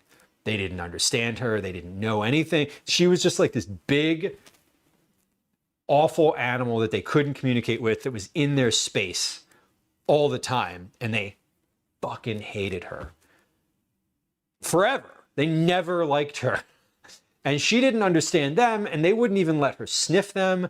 So she never got to like put her face in their fur and like understand them in any capacity. So it was a good idea to get kittens, because kittens are like this big and non-threatening. And she was like, what is this? I don't understand it.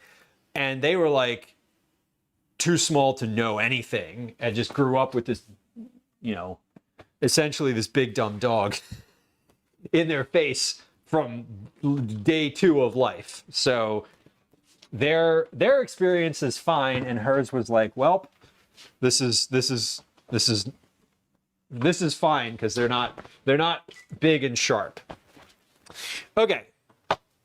I got this out of the oven. This is not, the cheese didn't brown the same way that Gouda does, but like fine because fucking fine. Who cares? It doesn't need to brown. That wasn't a requirement. Was in the recipe, but isn't like necessary for the enjoyment of the dish. But these came out, they look great. I've got fucking 55 notifications on my phone. What? Why? Oh, okay. Because group chats. What? No, thank you. Read and forgotten. Perfect. Okay, we have a toast situation.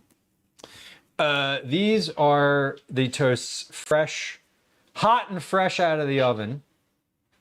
Let's do a better kind of a view of this. So this is what they look like. We're gonna let these cool for a few minutes because they're very melted. The cheese on here is super melted. Gouda and Havarti melt differently than, sorry, not Gouda.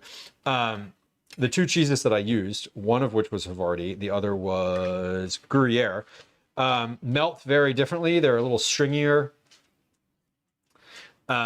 So I'm glad I kept some of these toast pieces. I'm I'm separating these now. So the cheese, basically I want the cheese to start cooling a little bit so that it gets, it solidifies just a little bit. I wanted it to melt, which it did, clearly.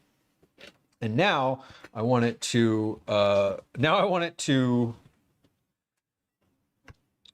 get a little bit more solid so I can cut these. These look amazing though. I'm very happy with the way that these look. I'm taking those leftover pieces of toast that I had from the roll, the pieces that I cut, the ones that I cut off the top, and I'm just I'm scraping this cheese that sort of fell off onto the tray onto these pieces of toast. I'm not making it these are not toasted, obviously. These are just like, these are a little appetizer, a little amuse-bouche, you know what I mean? Timmy, hello. So these just came out from under the broiler. This recipe calls for Gouda, which broils and browns really nicely. I did not use Gouda. I used different, more melty cheeses, which is why I used cheeses that don't really brown. They just melt into liquid. So that's why this sort of has this consistency. But these are looking nice. Like I'm happy with how these turned out. We're gonna let this, like I said, we're gonna let this cool for just a moment more. I'm gonna pop a piece of it onto the cutting board. We'll cut it, we'll get a cross section, we'll see how it is, and then we'll try it, obviously, because that's part of the fun. And then we're gonna have these for dinner. This is dinner tonight. This is dinner another night. This is dinner another night. Pizza dough's in the fridge. So let's take this piece, because this piece was the one that didn't look as nice as the others. So we're gonna start with that one. And then this can just sort of, is this hot? Is it hot? It just came out of the oven. Lou, speak nicely to yourself. It's like a rhetorical question. I'm like, is this hot? Yup, it's fucking hot. Ports, hello. How are we today? Good. We're doing very well. Today's been a good stream. Pretty happy with everything. Hopefully this tastes nice. We'll see. But this is I'm going to show you a cross section of this So come on over here. This is the soup toast cross section. So you can see what we have is a piece of bread. So I toasted it, right? So this is like, this golden part is crispy. And then the middle part is basically still just soft bread. And then the top is being held up. So it didn't soak through because I toasted the top of it. So this is a bite. This is like 2 or 3 bites worth of something here. But I'm really happy with this recipe. I've made this on stream a bunch of times. I developed this recipe on stream. I tested it again. I've done this process a lot. This is the first time I've used these cheeses, and I didn't really follow the recipe today. I followed the structure, like how to toast the bread, but volumes of things. I didn't have the right tomatoes. I didn't have the right, it wasn't all exactly what I needed to make it like perfect, but it's fine. It turned out and I'm happy with it. So that's the fun part about cooking when you enjoy it and you know a little bit about what you're doing. You can make these like modifications and it's fun. Troy, welcome in. Hello. But let's give this a try. We gotta. Hell yeah. That is fantastic. Really is. I'm very pleased with how it turned out. Okay. Listen. I'm finishing up. Dinner's ready. Don't come in like you're being shot out of a gun. I said, Because I just want to are you still streaming? yes. No, I said, please don't want to go straight into dinner. I need just like a moment alone. Okay. That's fine. I'm finished. Mom says he doesn't love you. Well, you're cooking. Okay. Neither of those things are I know. But again, just give me a few minutes. Okay, bye, we're leaving. Okay. Shut the fuck up. I'll leave it out here. If you know. Karate must have been fun tonight. Yeesh. Spot something. Okay. Tell me all about it while we eat, please. Yes. Okay. Oh my God. Well, we made I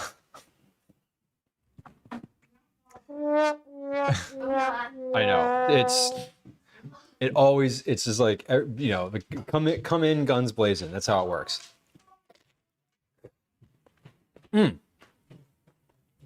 But this is really good.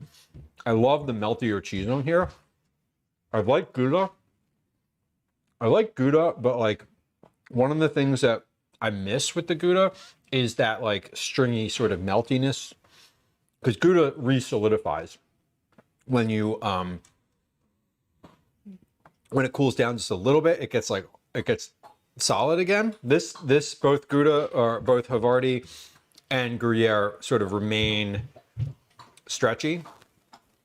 So I appreciate that about this cheese, which again, haven't used it before. It is definitely like a hot open face sandwich. That's sort of exactly the vibe. I don't even remember how I initially like started making them this way, but I've made different versions of this and I really kind of like the process. I'd like to do more of them. I had about 15 different ideas for these at one point, which I pitched a bunch of them, and the the broccoli cheddar one was the one that was the most recent one that I've done, I'm pretty sure. But very happy with how today's turned out, despite not following the recipe exactly. And that's okay. Okay.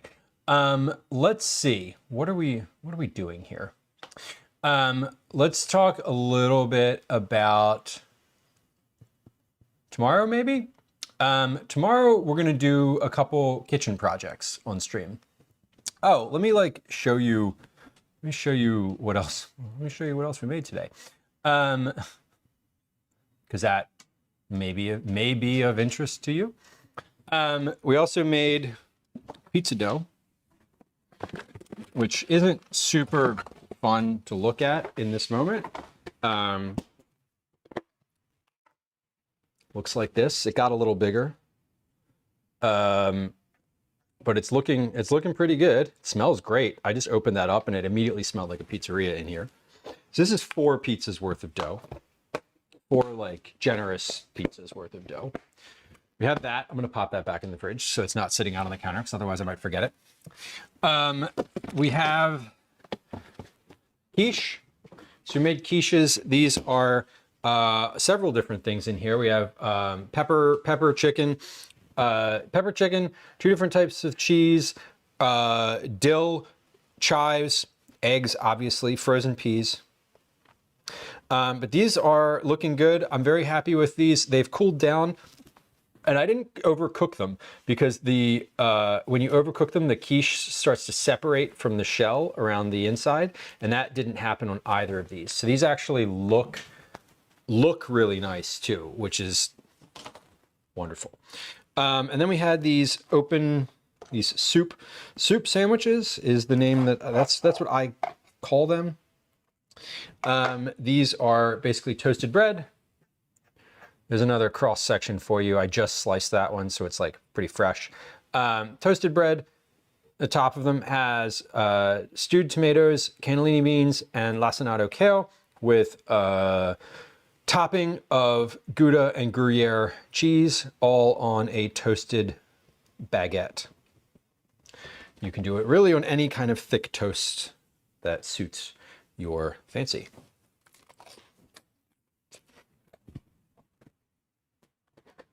I just ate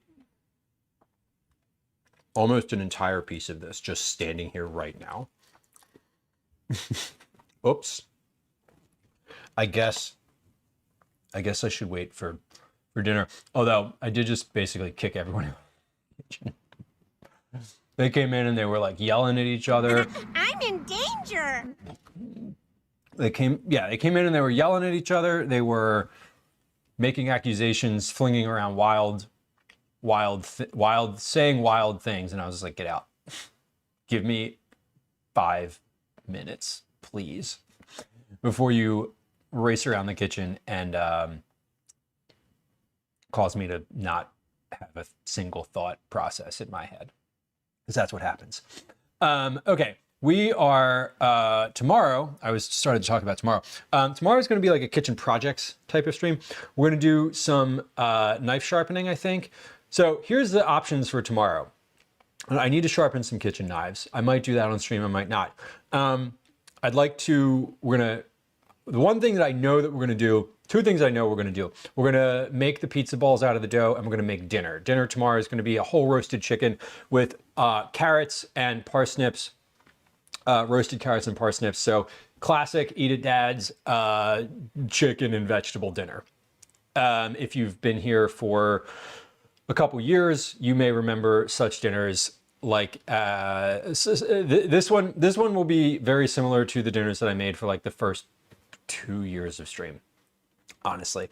We're going to do that. I have to roast some beets tomorrow because I bought beets. I'm not going to make beet cookies, but I want to roast them so that when I want to make the beet cookies again, I have roasted beets and I don't need to do that then. We're going to, as I mentioned, make the next phase of the pizza dough.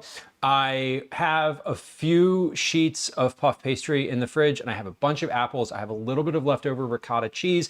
I think I'm going to try to do some sort of ad hoc apple turnover just as a let's just make something and get rid of some of this stuff.